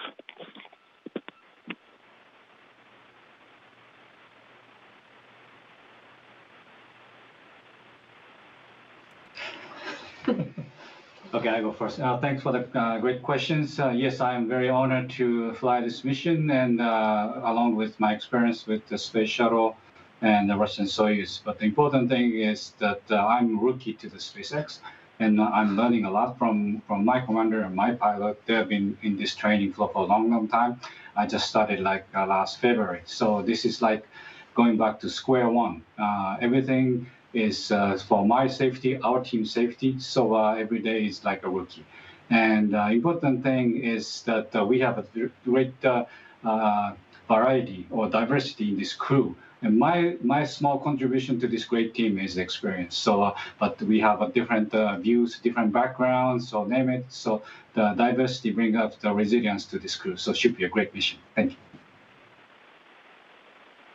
Yeah, this is the Crew 1 crew right here. They're the ones that are going to fly at the end of September. Was for Gwen. Great. Thanks, Bettina. Stephen, we are building out a fleet of Dragon 2s, both cargo version and crew version. We want to wait and see how many we have to build before we say we're done building out the fleet. We want to see how this vehicle looks after we get the opportunity to inspect it and such.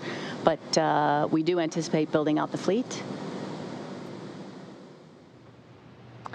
Thank you. We're going to go back to the lines, and next is Jackie Goddard. Goddard for the Times of London, and congratulations, everyone. My question is for the Crew 1 folks, Mike, Shannon, Victor, Soichi. I wondered if you could describe how you watched that splashdown, what you went through emotionally as you watched it, and what it means to you knowing that your flight depended on the success of this one. Thank you.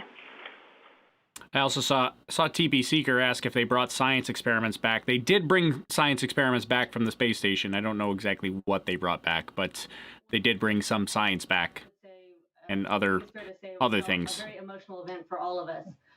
To be able to watch our colleagues, our friends come home safely is always an emotional event, and then just to see how smoothly everything went during their splashdown and their reentry. So we're very excited that it went as smoothly as it did, because now that really points to the success of how our mission will be when we get a chance to launch. Yeah, so they brought, what I was saying, they brought back some science experiments. They also brought back, they would bring back like spare parts or like end-of-life parts. SpaceX's first flight of people, obviously, and you have tons of data to go through. But I'm really curious, what was the most surprising thing your team has learned from the mission so far? And relatedly, is there any one thing you'd fix for or change for Crew 1 for these guys who are on the call? I have such an extraordinary team here at SpaceX. I don't want to undermine any of that, but I think probably the greatest surprise is that this mission was as smooth as it is.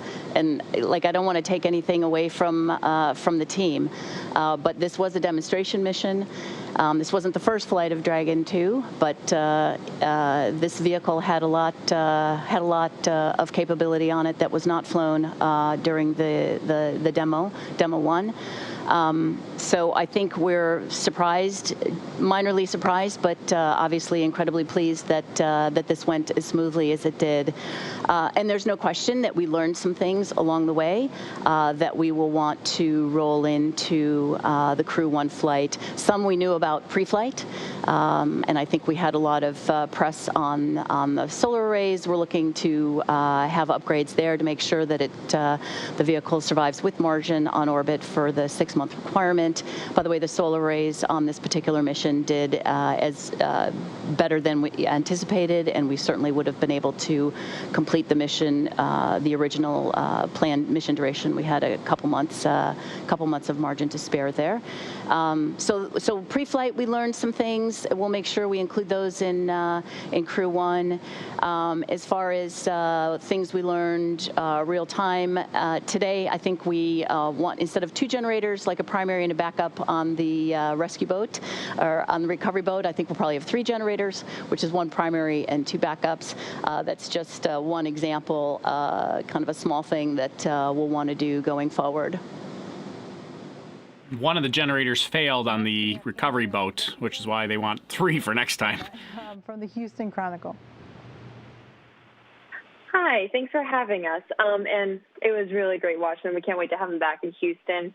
So I'd like to know how landing compared to the Apollo capsules. Was there new technology to kind of make it smoother on the astronauts, or was it pretty similar? Thank you.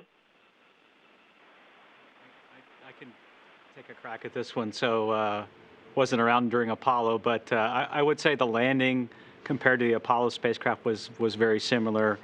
It just turns out the parachute technology and landing a vehicle in the water requires very similar kinds of chutes for the drogues, which deploy up high to stabilize the vehicle. And then the main parachutes are very similar. The one difference, SpaceX has chosen to use 4 main parachutes versus Apollo had 3. But all in all, I would say that the technology is very similar. The vehicle itself, compared to Apollo, you compare this Dragon, what an incredible spacecraft. Very much automated spacecraft. The crew, from the deorbit burn all the way to splashdown and landing, doesn't really have to take very many actions on their own. The vehicle does that all by itself. It's very autonomous. So all in all, it's a very similar kind of landing. We're going to go next to Jeff Faust of Space News. Good afternoon, and congratulations to everybody. Question probably for Steve Sitch. You talked about this a little bit earlier, but maybe a little bit more details on what's involved with going over the DM-2 spacecraft now that it's back, and the process that will lead up to certification so you can launch the Crew 1 mission. Thanks. Yeah, Absolutely. Happy to talk about that. We'll do a few things to get ready for certification in a few different areas. One, we'll review all the telemetry, all the data from the Dragon. We've done that for the whole flight to date. We'll do it now for undocking all the way through splashdown and recovery. So we'll have engineers. We do it jointly with SpaceX. We have our NASA team and SpaceX team work together and go through all the data for each of the various systems, life support, propulsion, and so forth. So we'll go through all that data to make sure there's nothing that is anomalous there. Secondly, we'll look at the parachutes. Parachutes is a very important system on the vehicle. SpaceX was doing a great job of recovering those chutes today, so we'll take those back and analyze those and look at it just to see that they're performed well. And then thirdly, SpaceX is going to take the vehicle apart. One of the benefits of reuse, I would say, is the fact that we'll take some of the vehicle apart. Some of the nose cone will come off, the heat shield comes off. We'll start to inspect part of the spacecraft, and sometimes we can learn things from that. And so we'll do that inspection, and then we'll put all that data together and head into the certification review, probably toward the end of this month or early next month. Yeah, and they're scheduled to do that by the end of September is when Crew 1 is scheduled to go for. Hi, all. Great to talk to you, and congratulations to everyone, especially Bob and Doug.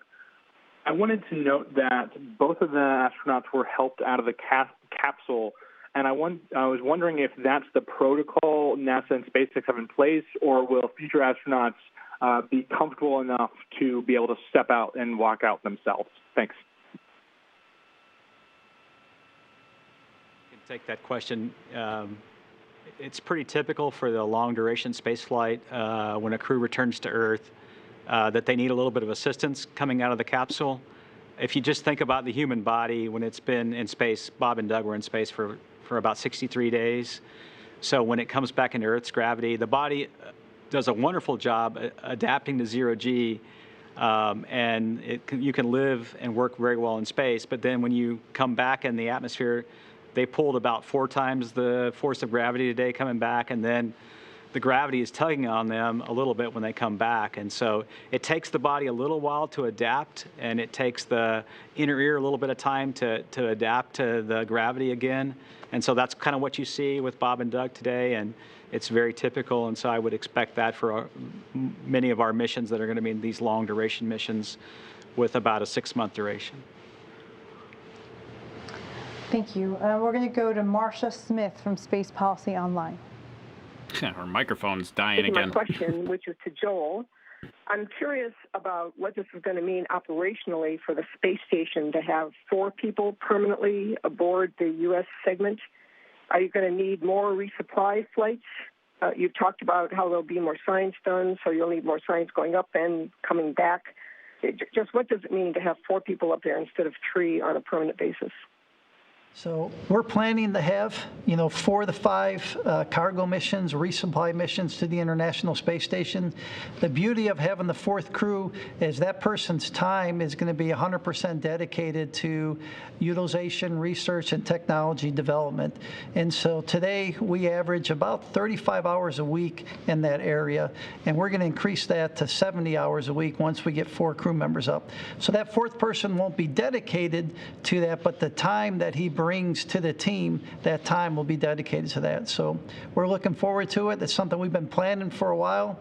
We've had some opportunities to do 4 USOS crews, as you're well aware, in the past, and we've taken that time to learn and plan forward. So the upcoming SpaceX missions and the upcoming Boeing missions, we're excited and we're ready to rock and roll. Rock and roll. Our next question comes from Mike Wall, space.com. Thank you all for doing this. This is another one for the Crew 1 astronauts. I'm just curious, like what kind of conversations do you guys want to have with both like Bob and Doug? Maybe what do you want to ask them about how Endeavour handled or how it flew? What do you most want to talk to them about? Yeah, that's a great question. We did have an opportunity after they got on orbit and docked to the station to talk to them about the launch. And that was actually very timely because we were able to do it when it was all still fresh in their mind. And they talked about the various stages of the launch and what it felt like. And even actually some of the points on the pad when they were sitting there and they were fueling the rocket and some of the feelings they had there. And so certainly that was good, and it was great to be able to talk to them that quickly, and hopefully we'll have an opportunity to do that again here in their post-landing. Again, trying to talk to them while it's still fresh in their minds. And of course, we'd like to hear all about what entry was like, the feelings, how much the G's came on. When the chutes open, that's usually a very dynamic time during the flights. And so just curious what that experience was like. And then, of course, as you can imagine, we're all very curious about what it's like to splash down on the water and then what it's like afterwards.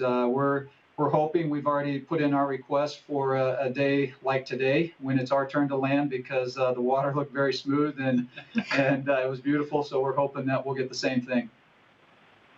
Yeah, that water did look like glass. Next, we'll go to Emery Kelly from Florida Today.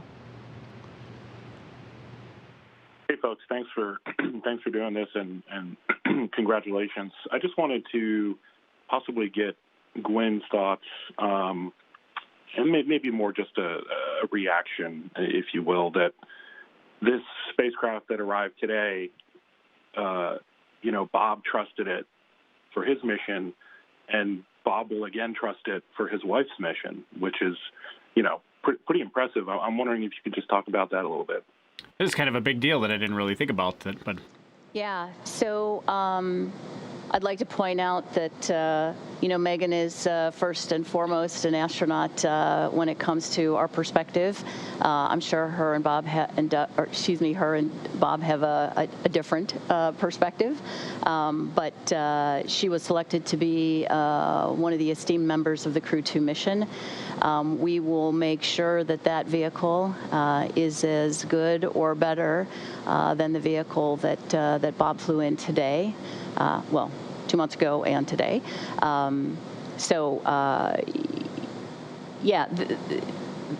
Spaceflight is really hard. And though the mission was incredibly smooth, today especially was very smooth. This is still really hard, and I just want to make sure everybody understands that we still have a lot of work to do. We will learn every mission that we have. But first and foremost, our job is to make sure that the astronauts remain safe, both uphill and downhill.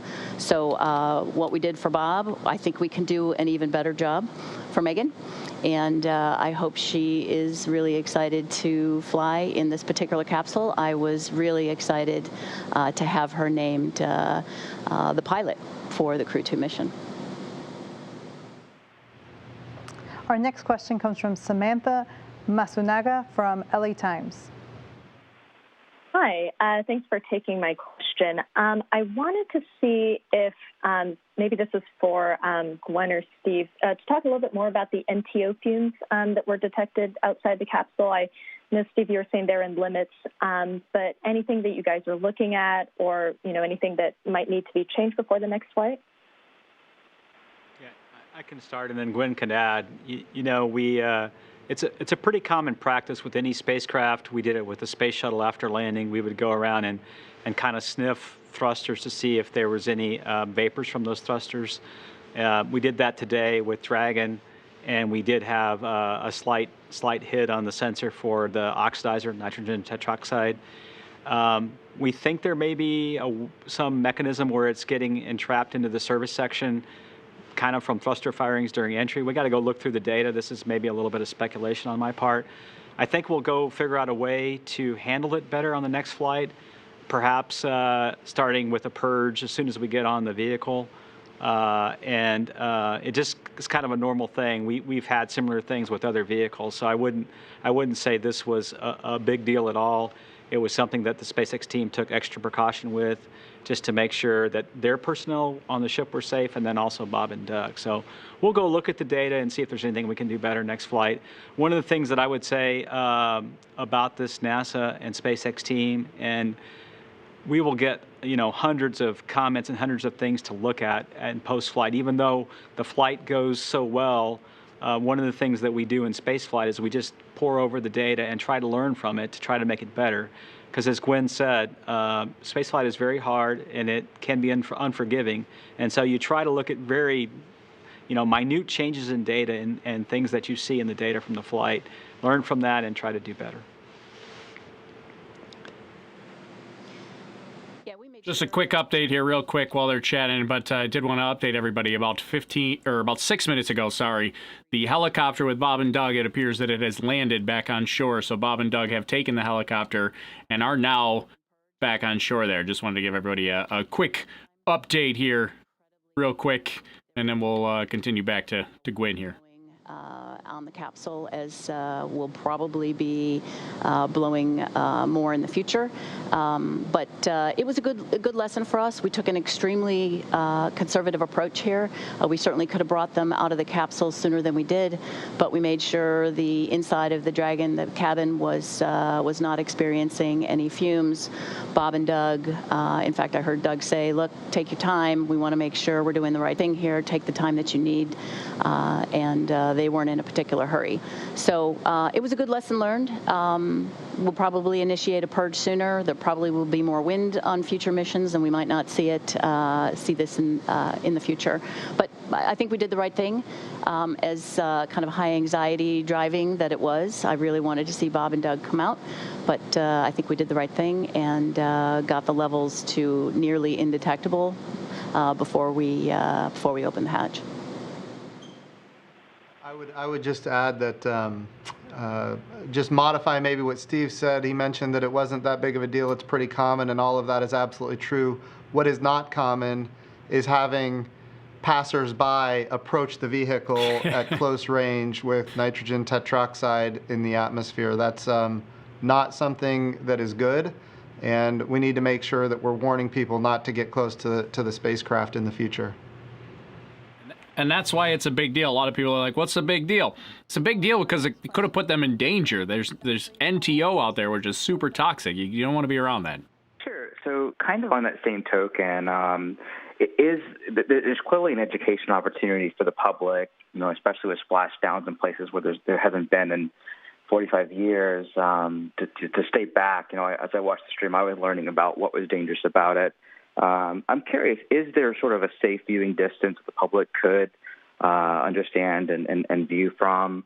And also kind of on the same idea of inclusivity and involvement in space, what's kind of the better way to channel your excitement for these activities? I know we're in the middle of a pandemic and like a parade would probably not be appropriate, but is there something that could be done to kind of celebrate the moment and also involve the public in? Yeah, safe distance, and then maybe I'll let Jim talk about the public. But we're celebrating the moment, and we invited everybody to join us online and to share in the moment in all the different social media platforms. SpaceX did a great job with the broadcast, so I think there's a lot of different ways that we can do it. But certainly, approaching the spacecraft is not among those ways.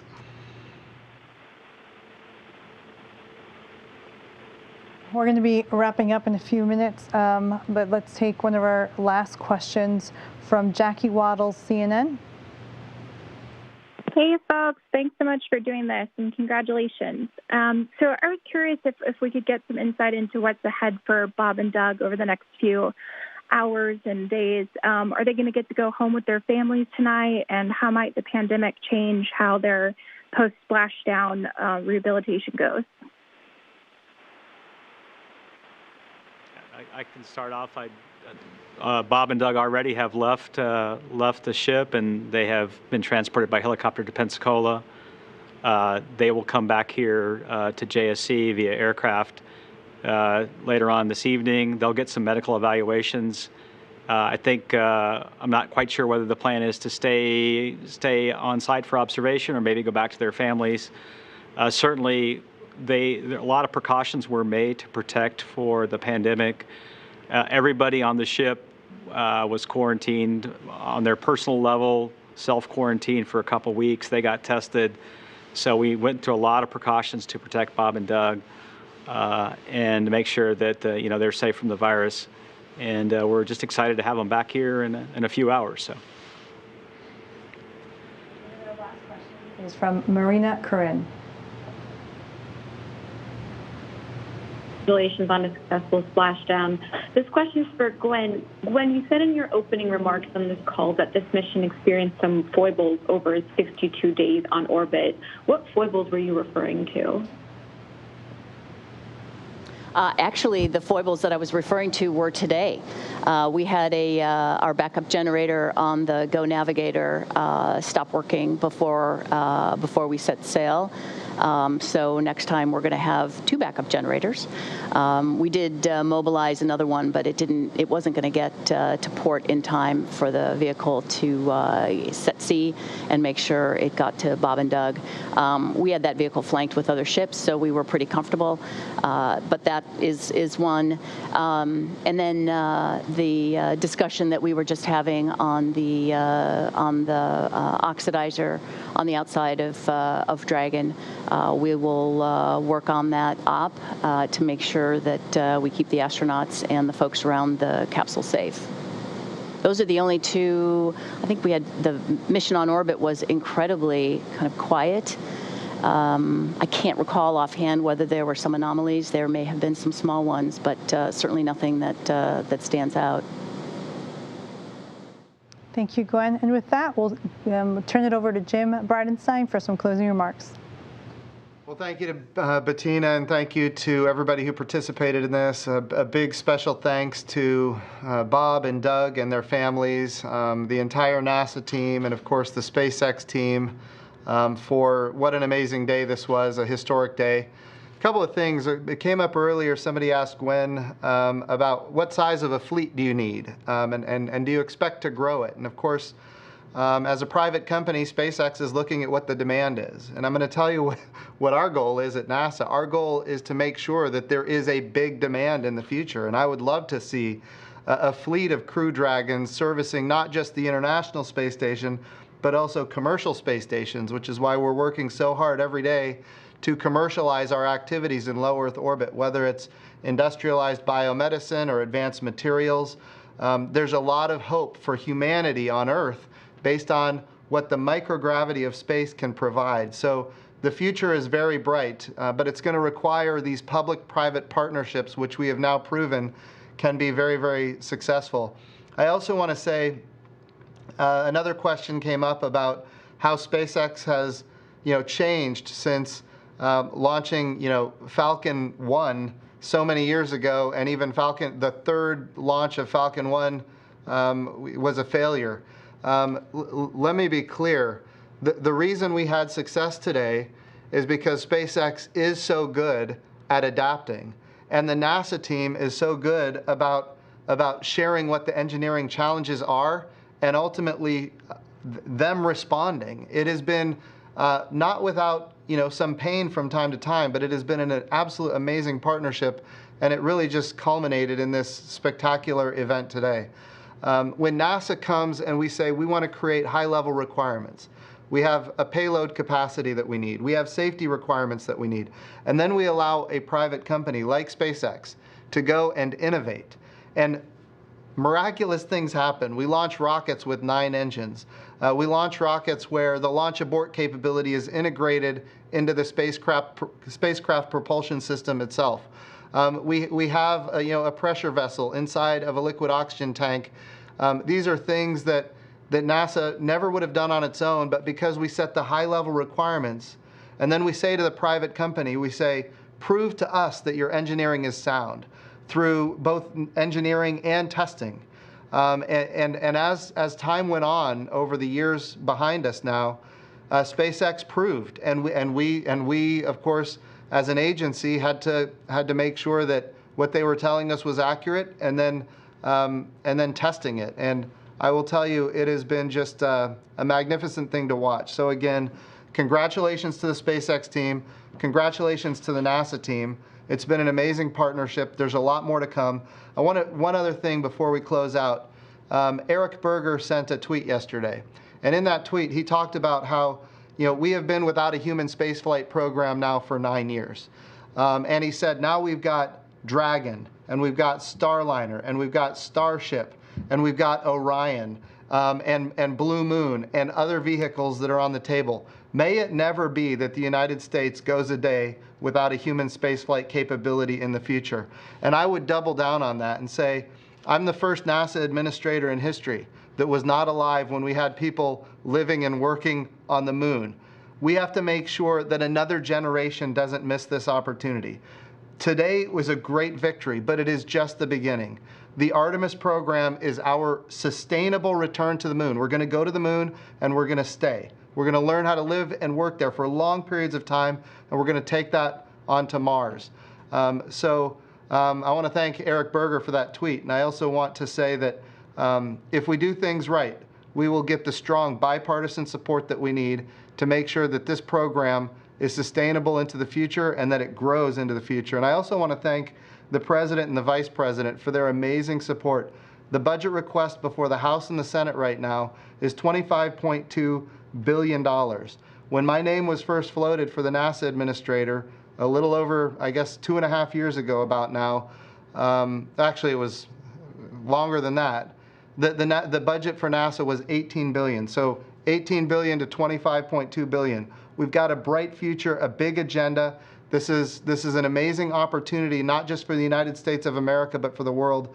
But I would implore our members of Congress, bipartisan, House and the Senate, to please fund the budget request for NASA. We have proven that if you give us the resources, we can deliver, and our partners can deliver. And this is about all of America. So I just want to say thank you to everybody for getting us to where we are. And I would implore the folks that fund our agency to get an appropriation done that justifies the great work that we've already done. So thank you guys so much. What an amazing day. We made history today. Congratulations to everybody. Thank you so much. That concludes today's press conference. All right. Have a great day. There we go. So that's the press conference. That's the wrap up, except Jim missed one important thing. Hey, I can't believe he missed it, because the most important thing is that we have finally successfully launched American astronauts on American rockets from American soil. And landed American astronauts on American rockets from American soil. We did it. We launched, we landed them. They've gone, they've come back. It was quite the day. It was exciting. Man, it was just pretty much everything went perfectly. We had the little bit of that NTO detected on the outside of the capsule. I did want to clarify, there were a couple people in the comments that were asking how did those toxic fumes get inside the capsule. They were not inside the capsule. But Doug and Bob were perfectly safe inside the capsule. It was outside the capsule that they were detecting. So there are thrusters on board that use those hypergolic fuels, but potentially you could get some residue in the lines, maybe a little bit of, a little bit that's still coming out after them being used, or they got trapped in the lines and is just kind of hanging out. And so that's really all it was. It wasn't a ton. They said they did not detect a leak, but they were detecting it outside the capsule. But Bob and Doug were perfectly safe throughout the whole thing. So just wanted to clarify that as well. What else did we have? Did I miss for comments here that we saw?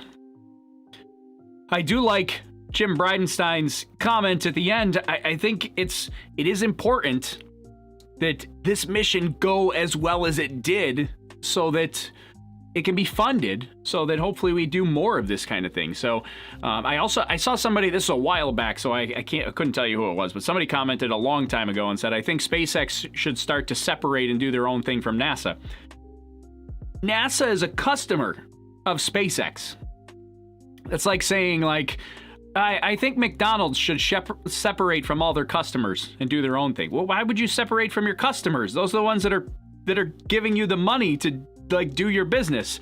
So SpaceX they don't need to separate from NASA. NASA's their customer. They're paying them to help develop their program. So NASA being funded appropriately helps SpaceX run their missions and develop and continue on. I mean, a big portion of the funds that SpaceX is getting from NASA help with things like Starship and Starlink and all that kind of stuff. So something to keep in mind.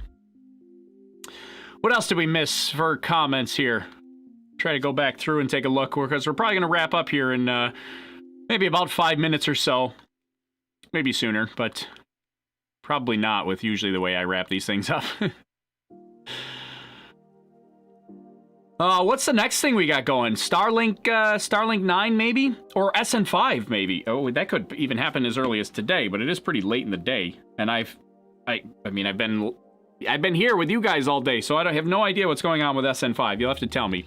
I did see Kenji told me that there was a copyright issue, which is not surprising with YouTube. Apparently, SpaceX's stream, Tim Dodd, the Everyday Astronaut, Space Eccentric, all their streams got taken down after they were done for copyright violations. So, but Kenji then updated me and said that they were put back up. So hopefully that's all sorted out before my stream ends, so that mine also doesn't get taken down. It would be a fake copyright claim, anyways, because everything we did here is well within copyright law. We're very careful about that. But the YouTube copyright system doesn't care that we're careful about that sometimes. Schloss Ritter says, you'll be done in 5 minutes or so, aka that means about 5 hours later. Yeah, that sounds about right, Schloss Ritter. I'm just gonna call you Ritter, because I can't say the word Schloss after 5 hours of streaming. Oh, there you go. Ridiraj Kumar says SN5 is rescheduled to 10 p.m. your time tomorrow. So would that be... What time is that in Universal time? Because I don't know where you are. It's probably... I think their windows are usually 8 a.m. to 8 p.m. Central, which is... like 1300 UTC is the opening of the window.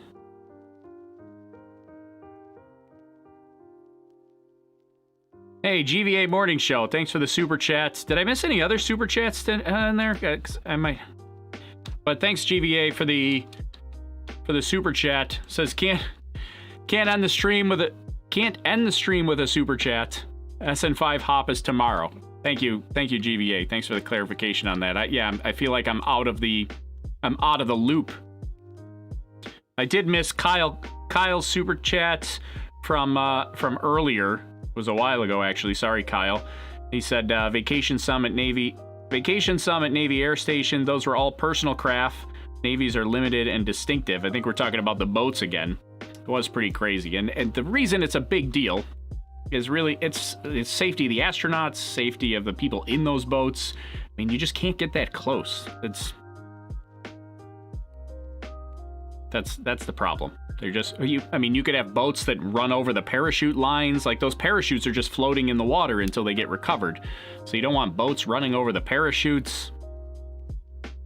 You don't want them getting in the way of the recovery teams, like the Go Navigators trying to get there. They're also, like, even something simple like getting in the way of Go Navigator's camera. Like, the Go Navigator camera that's on the crew capsule is not just for YouTube.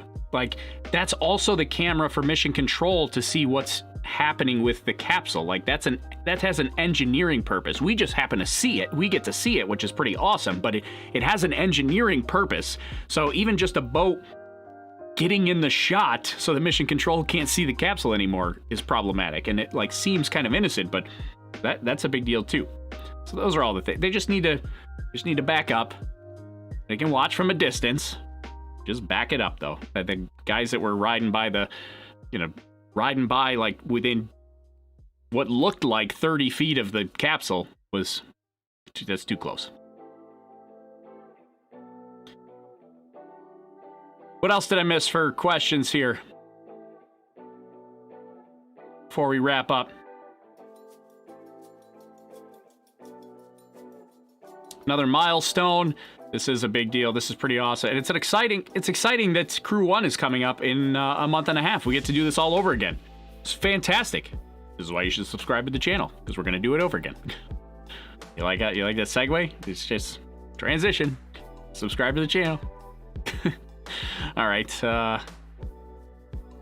They mentioned some generators not working. Am I correct? Says Dennis on Facebook. You are correct, Dennis. One of the generators on the recovery ship, Go Navigator, failed earlier this morning before they left. So they have... music got really loud all of a sudden. They have 2 generators on board for power. One of them failed early this morning. I guess I don't know exactly when it failed, but we knew about it early this morning. They had another generator coming to the ship. It is a backup generator, so they didn't need it. They had another generator coming, but it wasn't going to make it in time to port for Go Navigator to get out to the landing site in time. So eventually they decided, like, well, the heck with it, we'll just go with 1 generator. So they had no backup on board when they went out to recover the Dragon. So that's a little bit of a problem. I mean, it turned out it wasn't much of an issue at all, but they only had 1 generator on board. So what Gwyn was saying is that next time they'll have 2 backups. They'll have the primary and then a backup and then the backup of the backup, so that they always have 2 on board, because they had to go out to recovery with only 1 generator.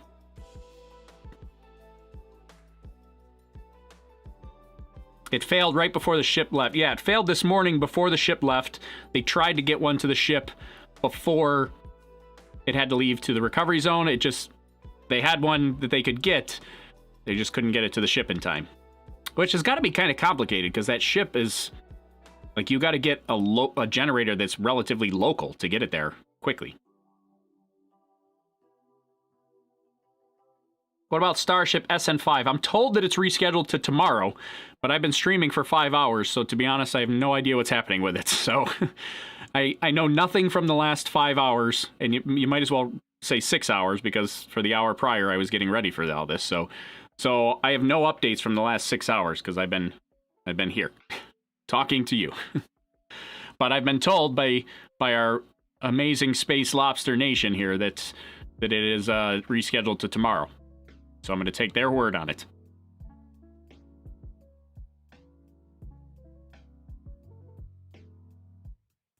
What ship will they use in September? You're talking like spaceship? Like spacecraft? There's another Crew Dragon. It's just another brand new Crew Dragon that is going to launch at the end of September. The one that just landed is going to launch again in 2021. But the late September one is another Crew Dragon, brand new Crew Dragon with the Crew 1 astronauts. Those are the 4 astronauts that we just saw in the press conference.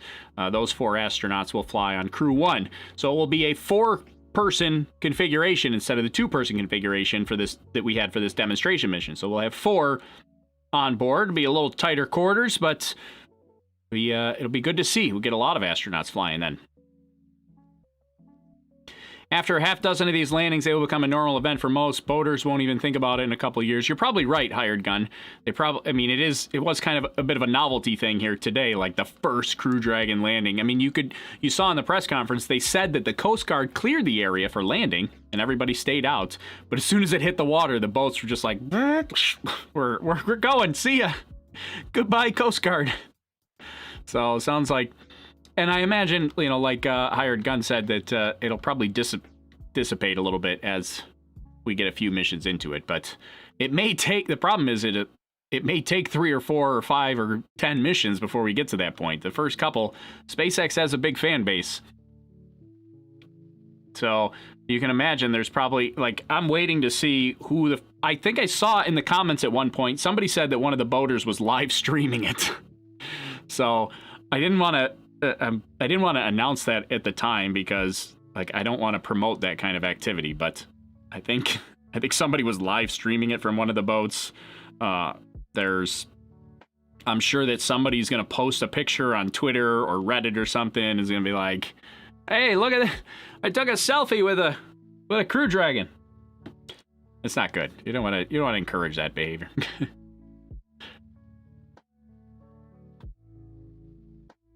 What else do we miss? Sebby's reminding everybody about the Deorbit t-shirts. I like that. It's Sebby's design, too.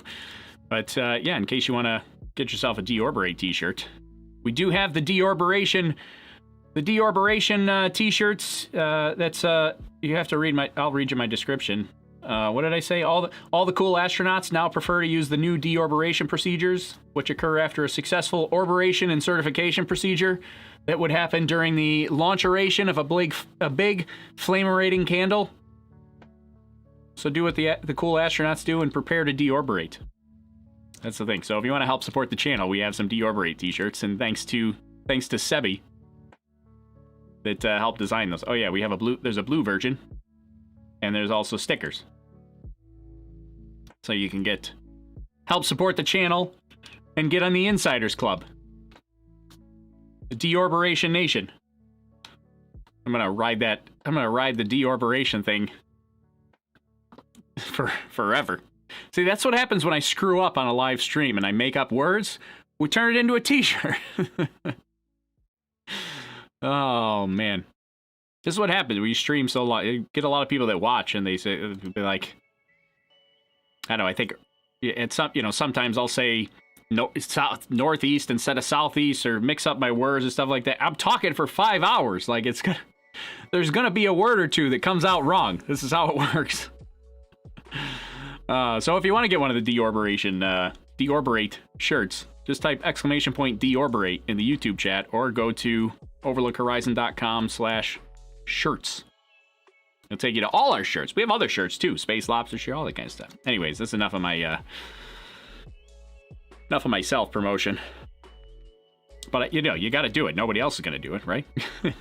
Except for Sebi. Sebi's kind of, and all our moderators, Gregorius, but Sebi made the design, so I wanted to call him out specifically for making that design for us. Alex, Ziggyful, I don't want to forget about you, and everybody that helps moderate. The moderators are awesome. I don't know how I would do this without them. Okay, let's go. Let me grab a couple more questions before we end it. I'm already 3 minutes past when I said I was going to end it, but we're having fun.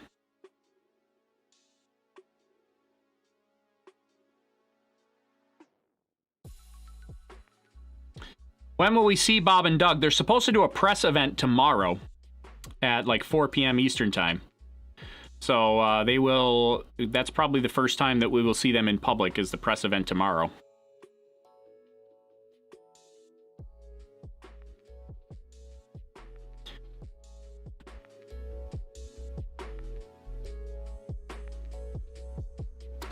All right, I think we covered them all.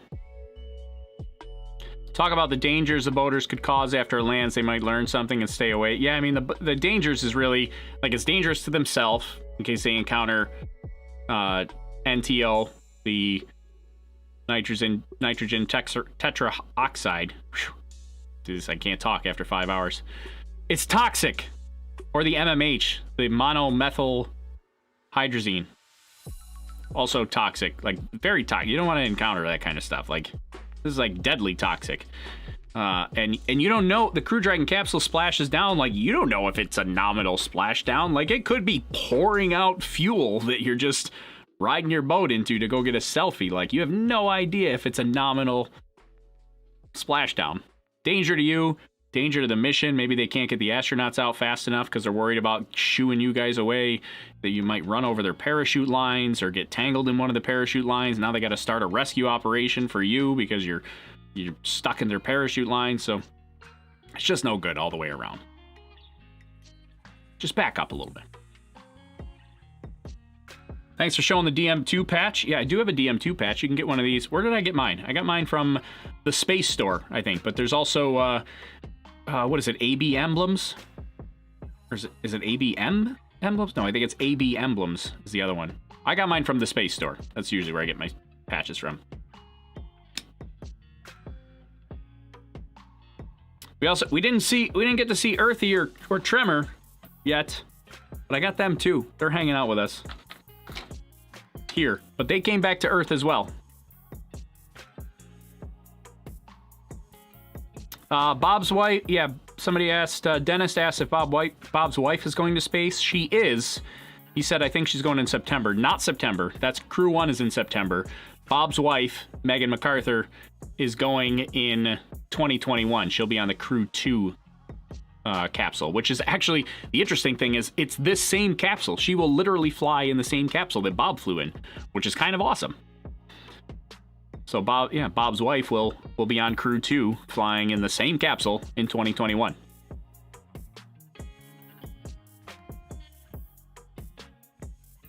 All right. Well, I think at this point now it's time to wrap up. We've been live for a long time. Losing my headphones. Getting pulled out of my head. I'm stuck on something. So it's been a long day. Thanks everybody for hanging out. This is my reminder to you to subscribe to the YouTube channel, particularly if you're following along on Facebook or Periscope. You know, you can follow me on those platforms as well, but particularly if you haven't already, subscribe on the YouTube channel. It helps me out a lot. Lets me know that you like the channel, you like this kind of thing, and you want to see more of it. The more I see of you, the more I want to try to do more of this stuff. How many times can I say more in the same sentence? I'm gonna do more of the more of the more. More everything. But that's why I asked you to subscribe. You subscribe, makes me want to do more. And anyway, so I appreciate everybody hanging out here with us, and it's been a lot of fun. Thanks to everybody that supported the channel throughout the day, whether it was buying a t-shirt, sending super chats, or even just sharing the video out with your friends and watching along. It helps me out, and it's awesome. Even if you don't do any of that, just being here with me helps out. Chatting, saying hello. You're part of the show. When you chat it in, you're part of the show. It gives me something to talk with you about. So I love it. I love it. I mean, I love when people, if you support the channel, it's fantastic. But if you don't have, like, you don't have the money to support it, or you just don't want to do anything financial, that's cool. No big deal. Just being here watching is awesome. Helps part of the show. You're part of the show. Okay. Well, that's going to do it for me. If you can also join the Discord if you want to chat more later. I'll throw a Discord link in the YouTube chat right now. And let me see if I can throw one in the actually, before we wrap up here, let me throw one in the Facebook chat. Can I copy this? Copy. Let me throw one in we'll throw one in Periscope. And we'll put one in Facebook, and we'll put one in Twitch. So there, if you want to continue the conversation with like-minded space nerds like me, I'll probably be there just to pop in and say, whew, a little bit later today. You can join the Discord and continue the conversation there, or in between missions, and just talk about space, share space, 3D printing, Raspberry Pis, Arduinos, all that kind of stuff. We can all hang out and talk together. So that's where we can continue the conversation. But now our deorbitation is successful, and I'm going to end this stream. I'm going to end it right here. And I'm going to head out for the day, but thanks everybody for watching. We will see you all on the next stream, which I think is going to be either Starlink or SN5. One of those will be back streaming again, which is why you should subscribe. Anyways, all right, that's enough self-promotion. My name's Tori. This is Overlook Horizon. Thanks for joining here, and I will see you guys all next time. And check out this cool outro. It was also the intro that we made just particularly for the crew missions. All right, guys, we'll see you later. Goodbye.